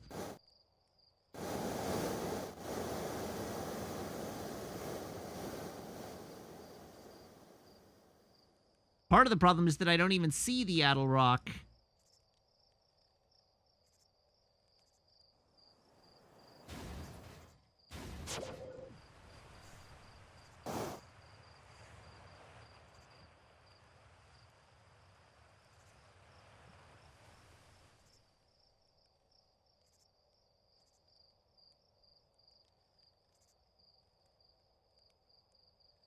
Like it...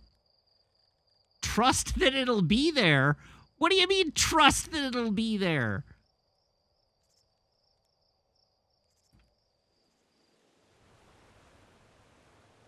There it is.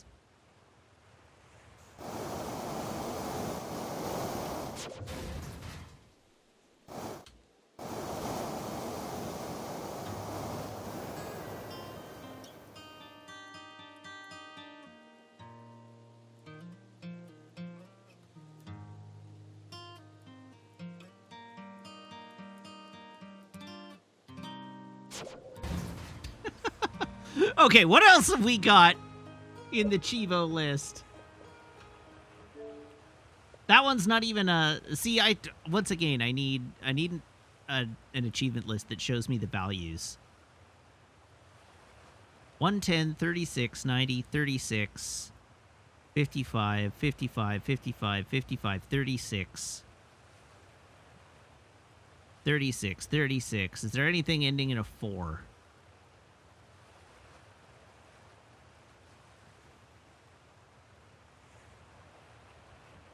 There is not. So I have to do all the 36 value ones. All right, so first up, we want the one, hey, what does this button do?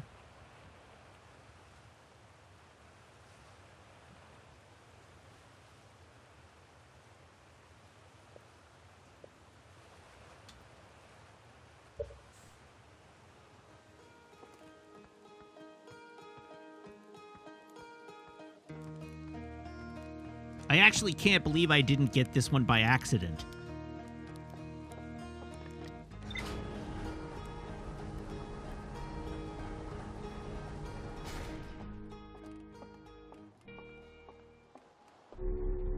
You're right. I did almost never look around the cockpit.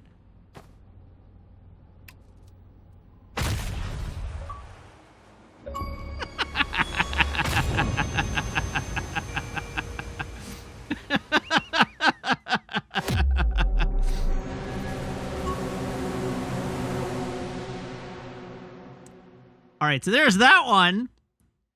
It was worth a shot.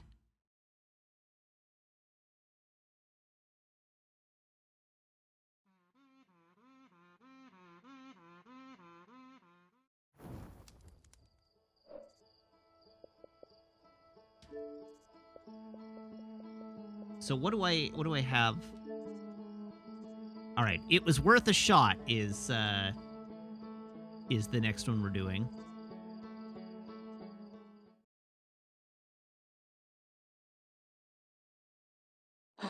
Wake up. It was worth a shot does not take a whole loop to finish.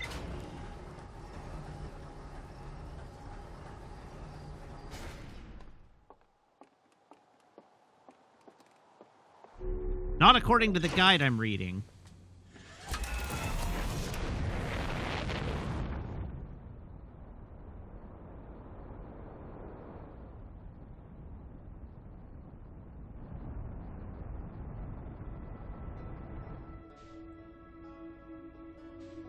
Okay, there's the sun.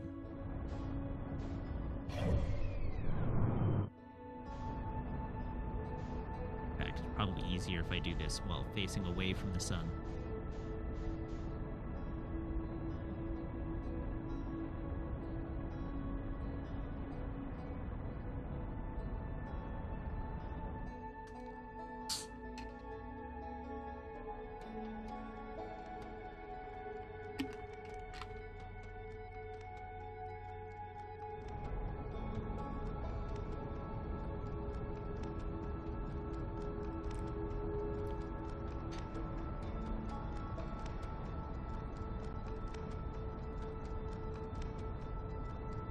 So it says here you don't have to wait for the sun to explode. You just need to be outside the solar system. Apparently, the minimum distance to accomplish it is 15,000 kilometers.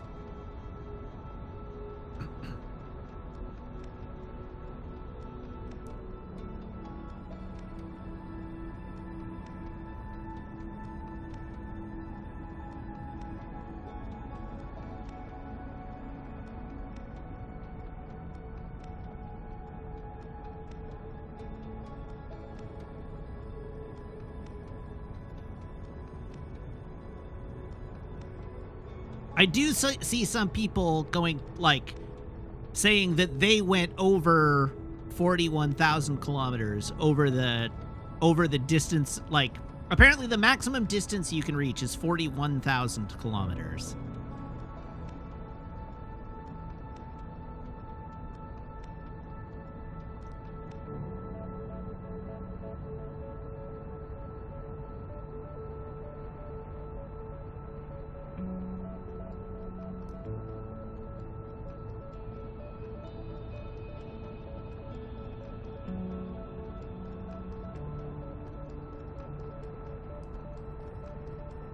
Okay, apparently this one may actually take the entire run. In which case I may just do this one on my own. But I'll see if I can get us to minimum distance and try it.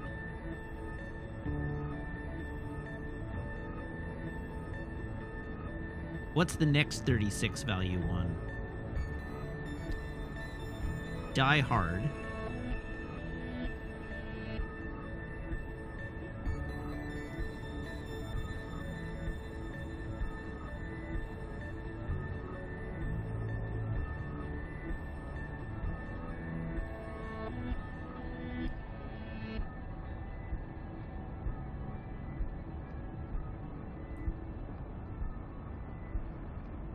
So we are flying as far from the sun as we can get.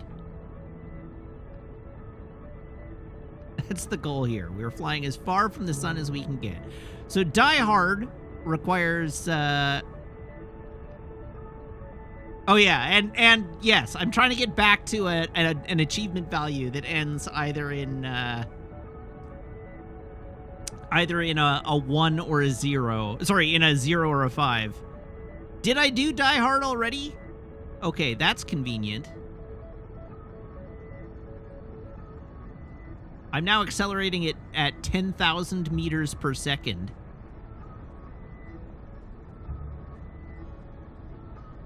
That is a remarkable amount of acceleration.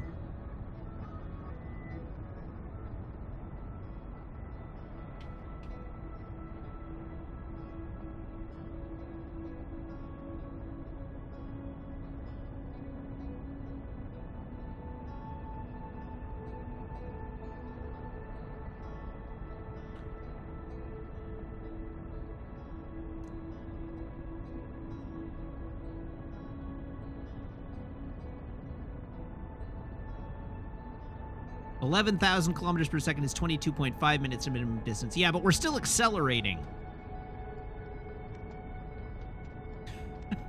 You'll notice we're still accelerating.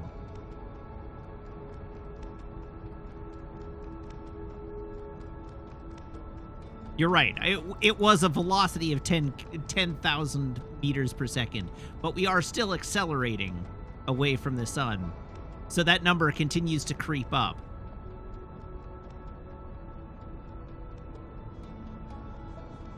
Okay, so if I already have Die Hard, what's the next one?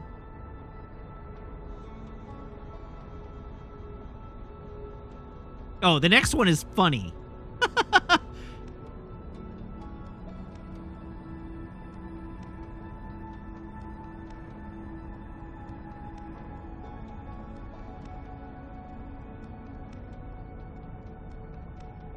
The next one is actually another one that I'm surprised I didn't do by accident.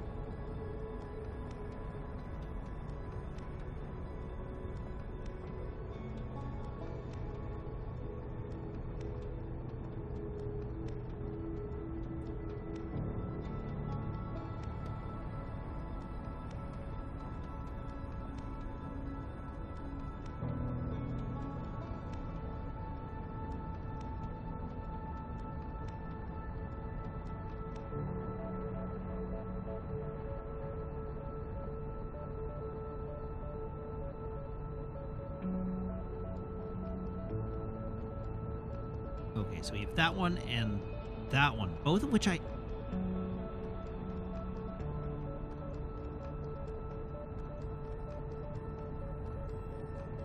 So I have gone in 60 seconds for sure.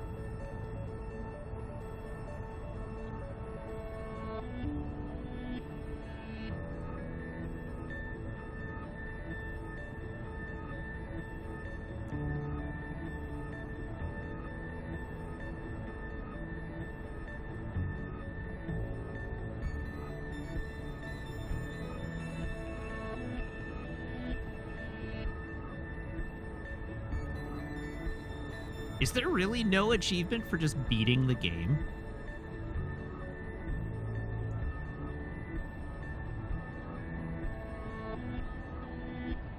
Huh. Interesting. There is, in fact, no achievement for just beating the game. There is an achievement for getting to the Eye of the Universe in a single loop, which is pretty impressive.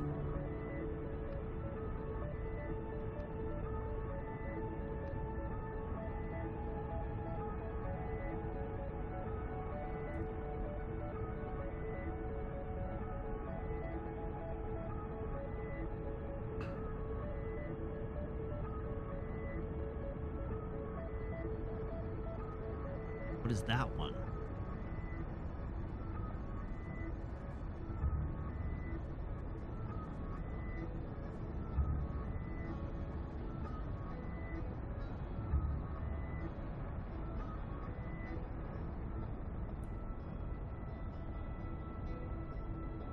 Okay, we've almost made it to 6,000 kilometers distance.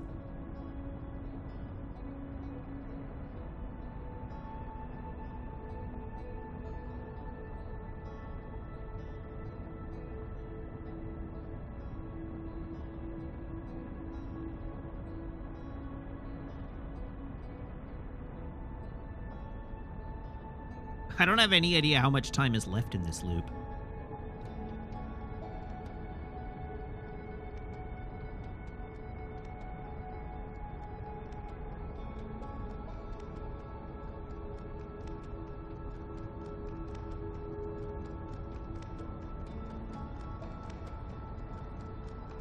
See, I'm pretty sure I tried at one point during the main playthrough to fly out of the solar system, and it turned me around.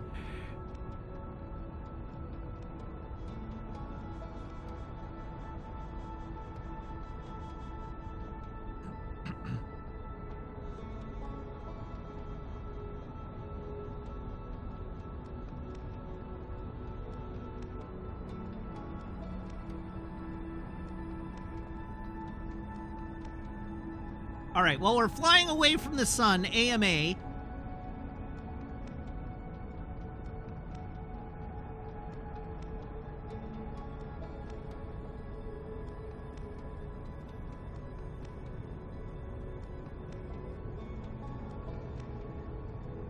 I liked it. I don't know, 8 out of 10. It's not really my game. Like, this is not really my game style, but I had a fun time with it.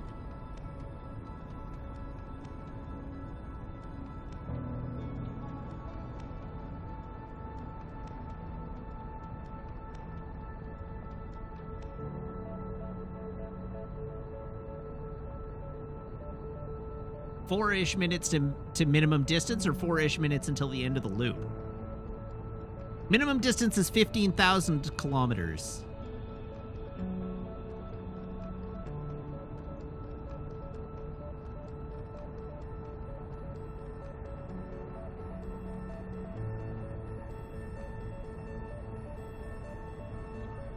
.5 minutes to minimum distance. All right, great.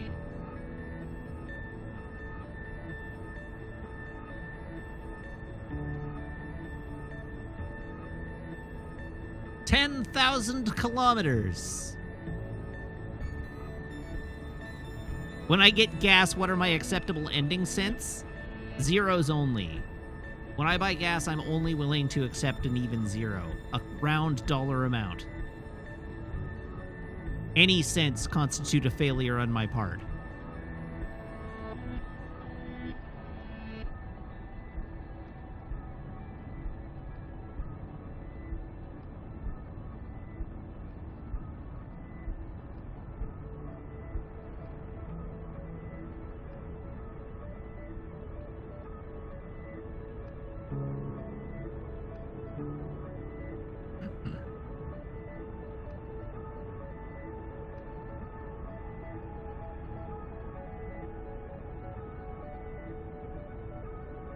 We've almost made it to 50 kilometers per second, which is real darn fast.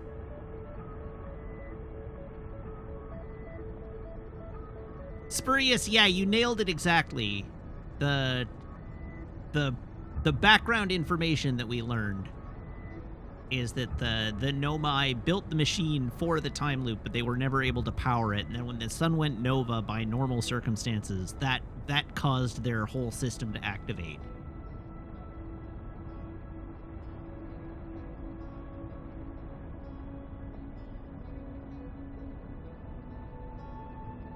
Which then sucked us, Parthians, into the loop.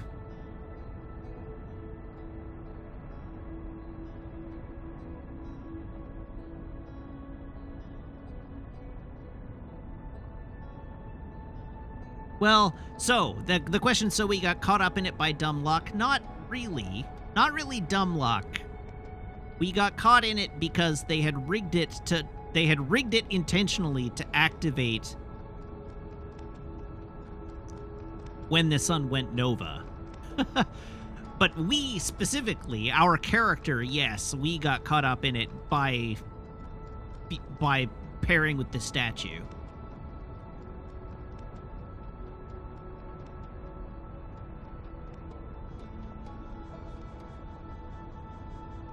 Hey, we broke the 15,000 kilometer mark.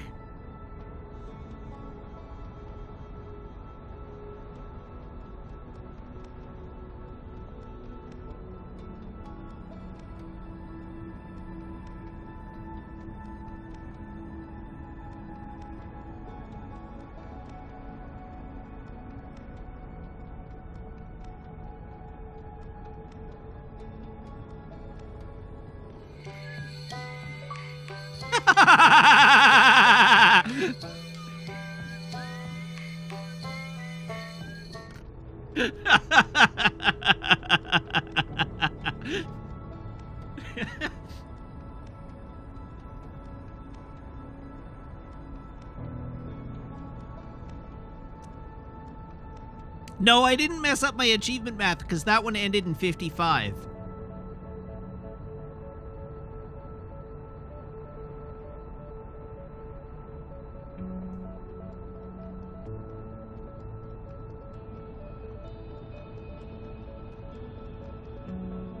Okay, may you tell me an unimportant mechanic that I missed? Yes, you may do that.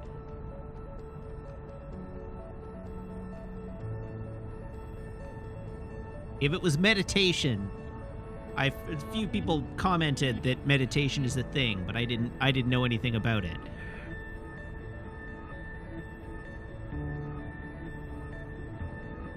I don't know how to meditate. I just know that it's a thing.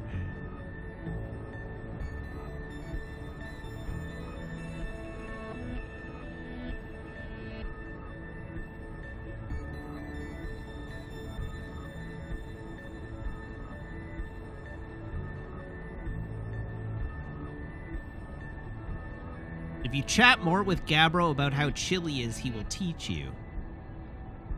Interesting.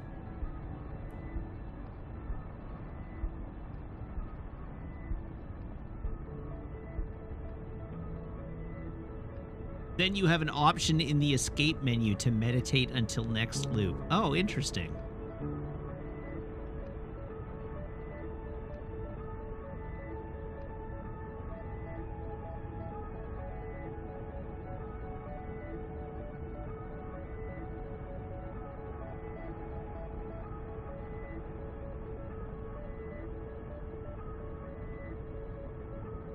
That would have been handy to know.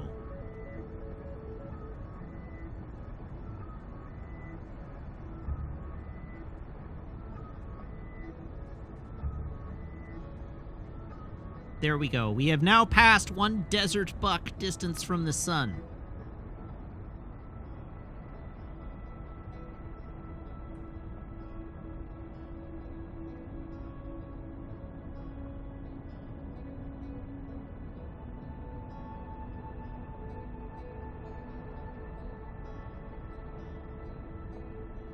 I'm going for 25,000, and then I'm going to look at the map.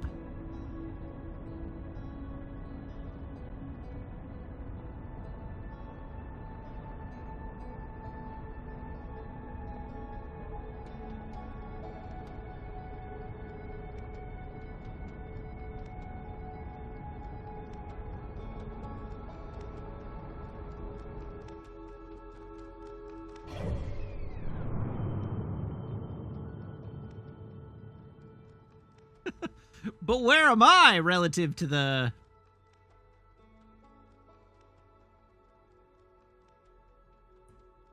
The map just is like, nah. Alright, that implies that we are past minimum distance. But since we've invested so much time in this, I'm not willing to do it the risky way. So we are gonna wait for the loop to end.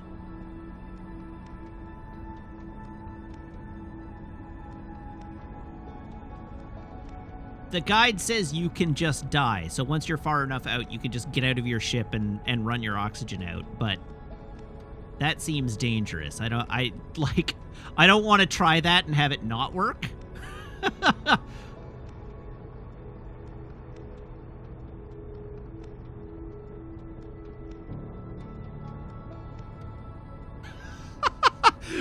Reading the guide here. I'm reading the guide here. As soon as you take your ship and clear the horizon, rotate left and lock onto the sun. Then press and hold the left stick downward for the full 22 minutes. Your speed increases the further you travel. I think it was around 56,000 meters per second when my fuel died. Momentum kept me going the rest of the distance.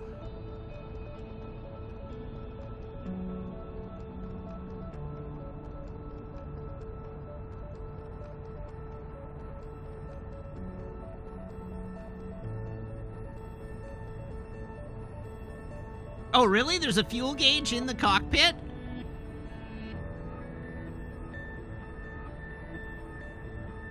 Well, we're about to hit it.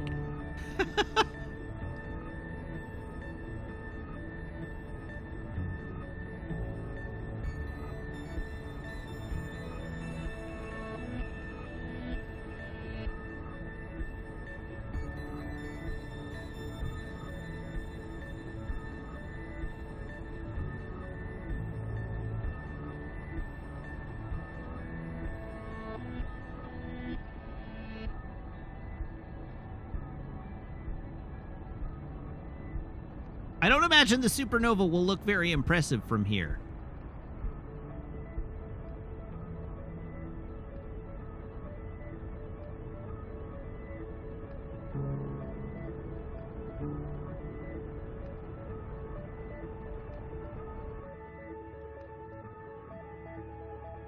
What's the button to free look around the cockpit? Uh-oh.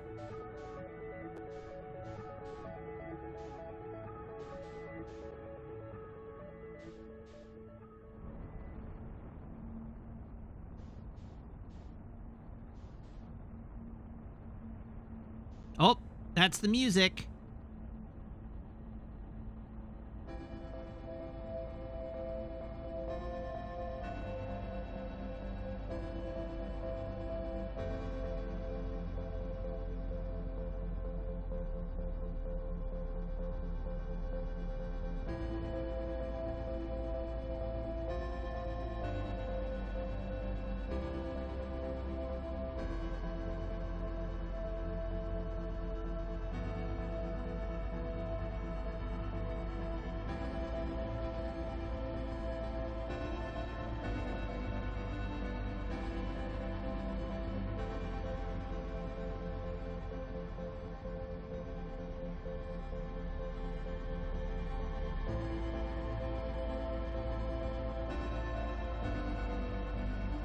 Eject for extra speed.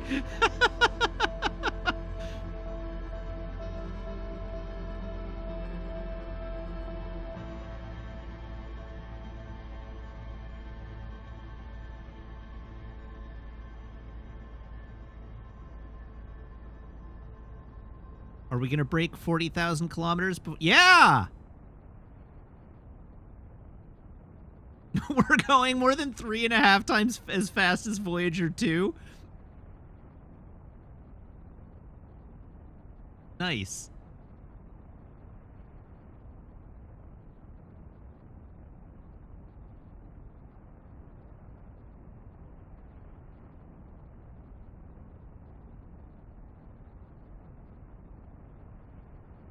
Hey, we lived.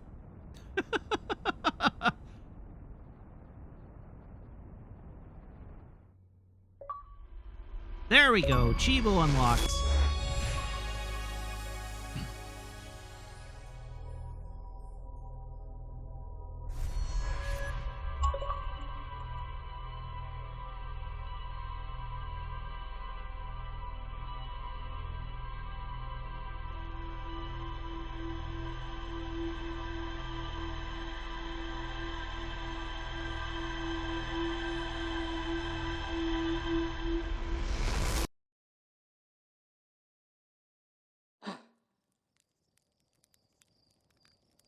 There we go. And if I'm right...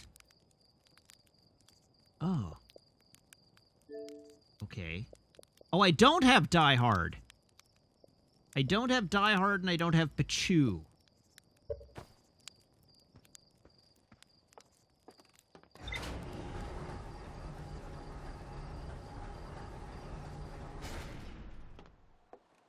I have a plan for Die Hard. Trust me on this one.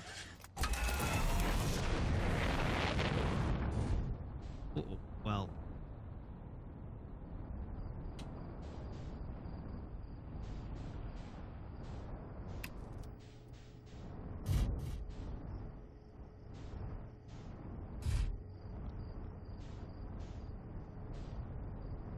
Uh-oh. Well, I may have hecked up.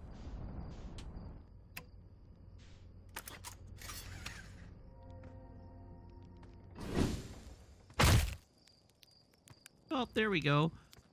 Oh, I forgot to put my... Oh. I forgot to put my suit on. We're gonna start this one over.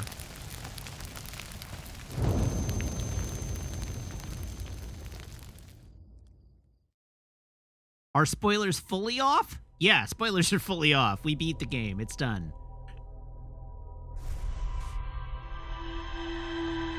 So the plan here is to land the ship. The plan here is to land the ship beside the campfire.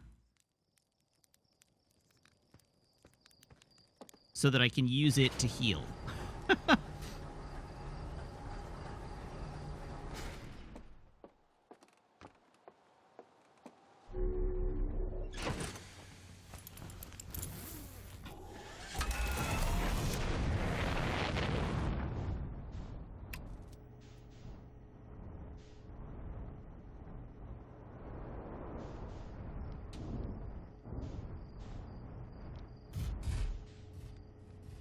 There we go.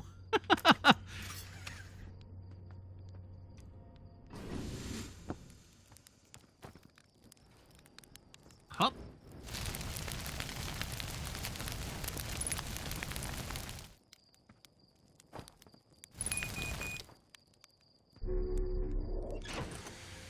All right. 1.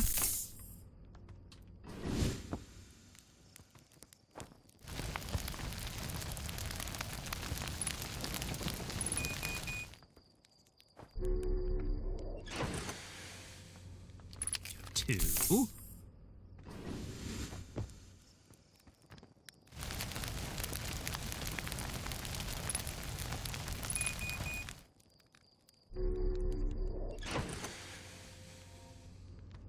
Three. I don't think this one takes a full loop. I think this one is just dying.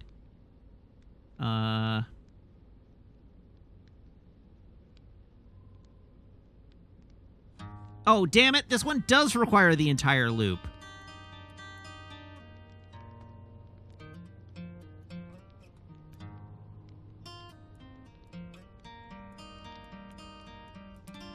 No, and you... Not only that, you cannot use the meditate option. But you might be able to nap.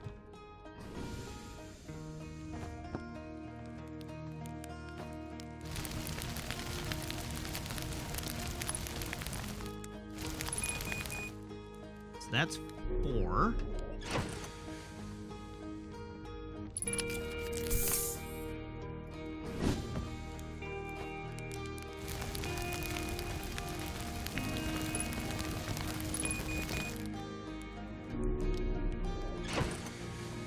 Five.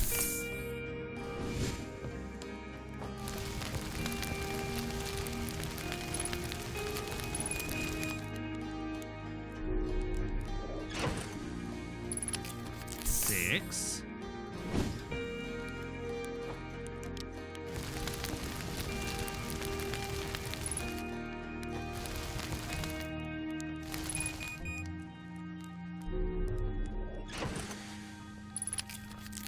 Seven.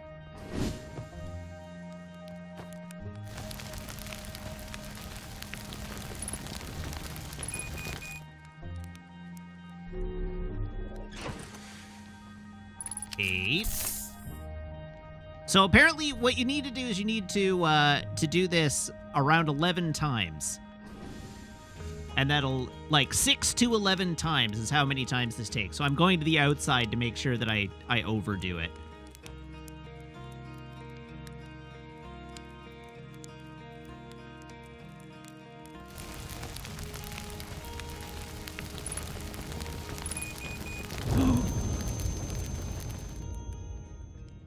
I got stuck on geometry. Oops.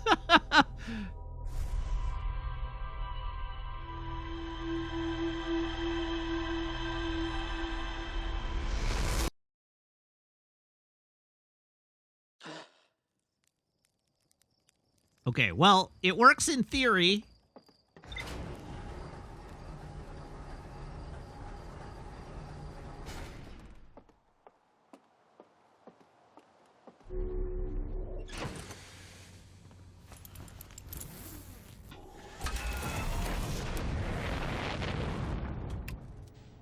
How could you possibly have a faster way?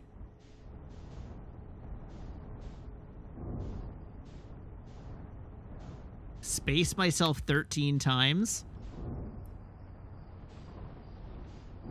I'm not sure that will actually be faster.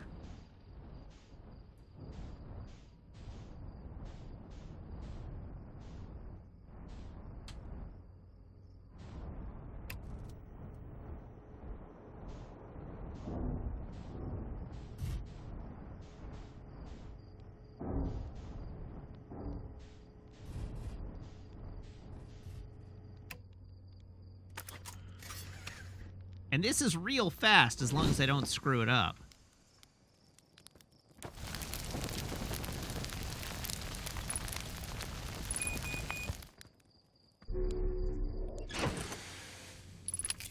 One.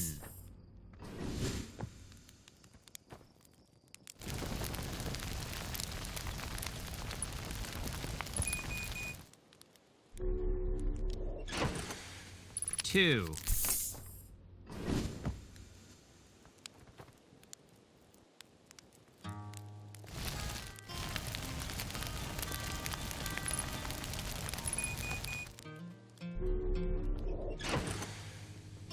Three.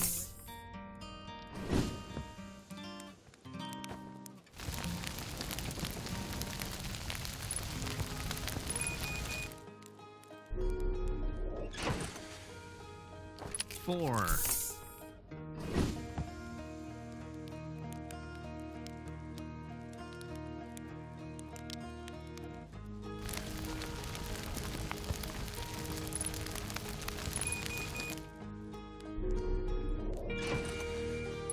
Five.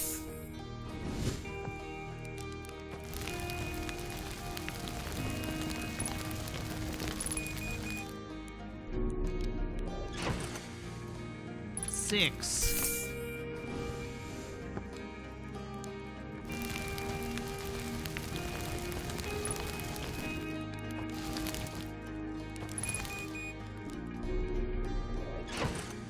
Seven.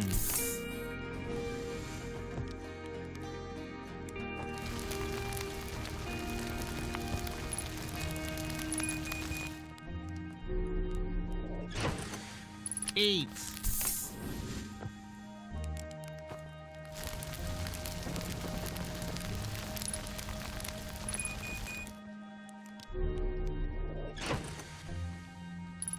Nine.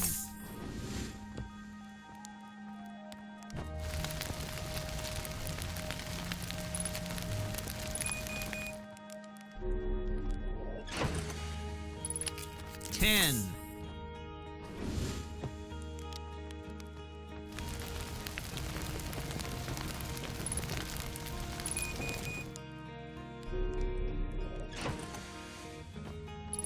11.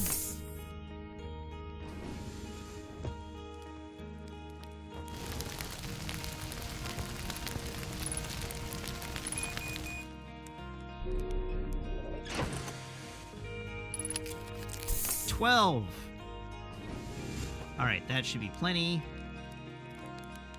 Doze off. All righty.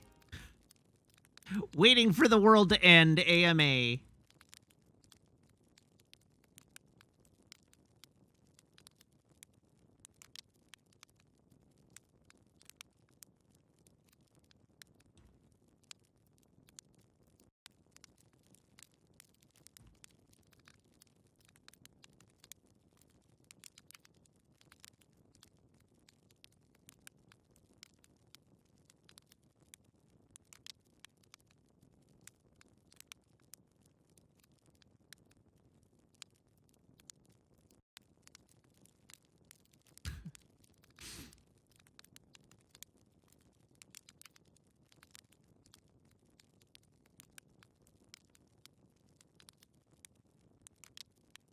I answer your A's every time, Zafty. I've A'd your A this evening, even.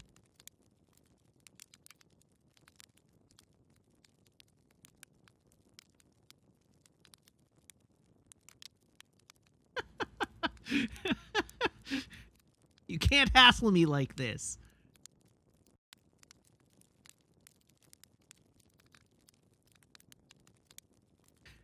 Why do I keep antagonizing Zafty? Because Zafty antagonizes me.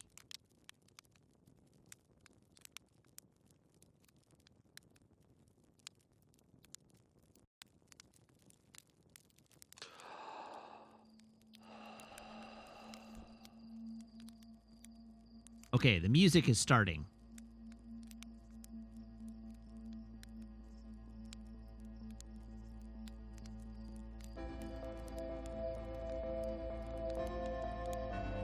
here we go. It's time for the sun to explode again. Except that it's on the other side of the planet, so we don't get to see it.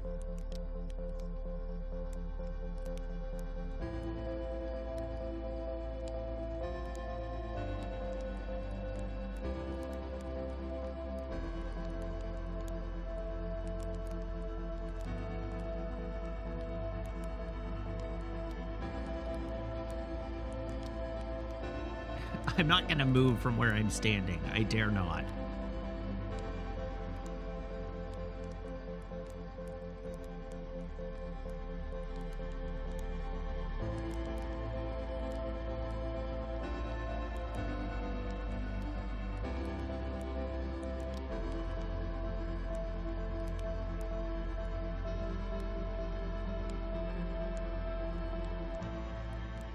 And then there's one more of these Chivos we have to do tonight.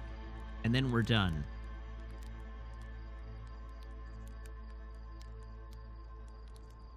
But the next Chivo doesn't require an entire loop.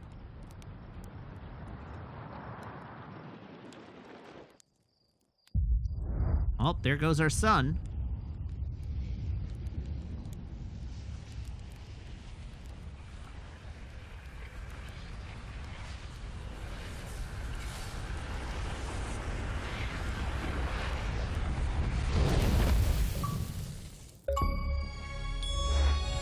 Beautiful. Beautiful. Ooh, that was a rare Chivo. We got the fancy sound on it.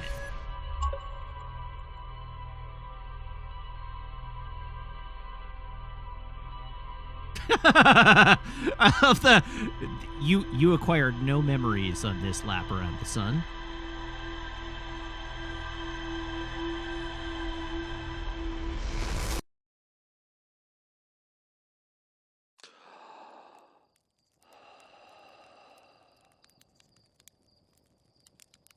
Okay, one more.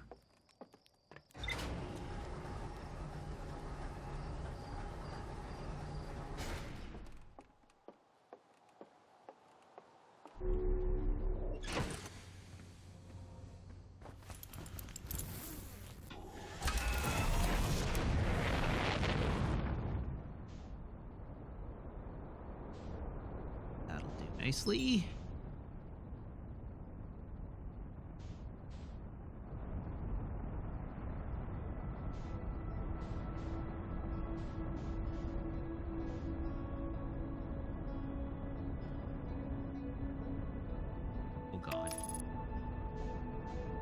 I've done it again. Oh no. Oh Jesus. Oh God.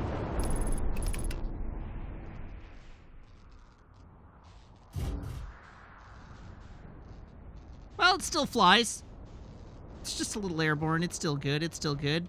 Is my landing camera fine?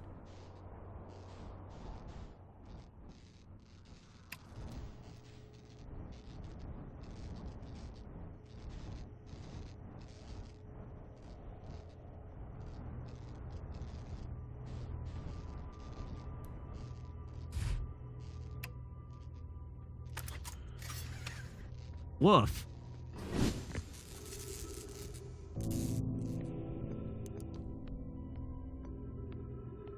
All right, where are the controls?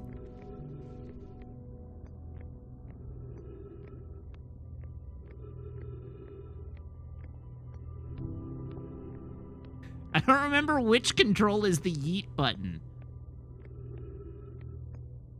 Which one's the Oh, there we go. Call the shuttle home. Activate the gravity cannon. Yeet.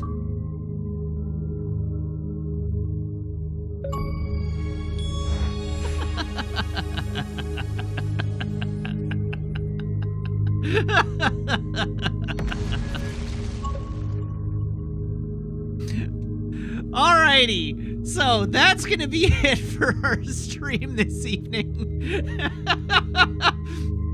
Thank you very much, everybody, for tuning in. Thank you to everybody who subscribes, everybody who follows, everybody who cheers, everybody who chats, and everybody who hangs out and lurks. It is a genuine thrill to stream for you, and I hope you have as much fun watching as I do playing. I will be back tomorrow, same Matt time, same Matt channel. here on twitch.tv/Wiggins, 6:30 p.m. Pacific Daylight Time, and I will be playing something. I don't know what yet, but I'll be playing something tomorrow. So you should definitely tune in for that. In the meantime, you can, of course, follow me on Twitter, twitter.com/Matt_LRR. You can check out the VODs on my YouTube channel, which I've linked for you in chat. And if you're one of our many freshly minted subscribers, you can join the Discord by making sure your Twitch account and Discord account are linked in Discord's back end, where my server will appear to you as if by magic among your linked servers. So that's it. Let's see who's online this evening. Kathleen is online this evening because it's Saturday. So let's go visit Brave New Faves, and I will see you back here tomorrow. Until then, have a great night. So long. Goodbye. And I will see you tomorrow. So long.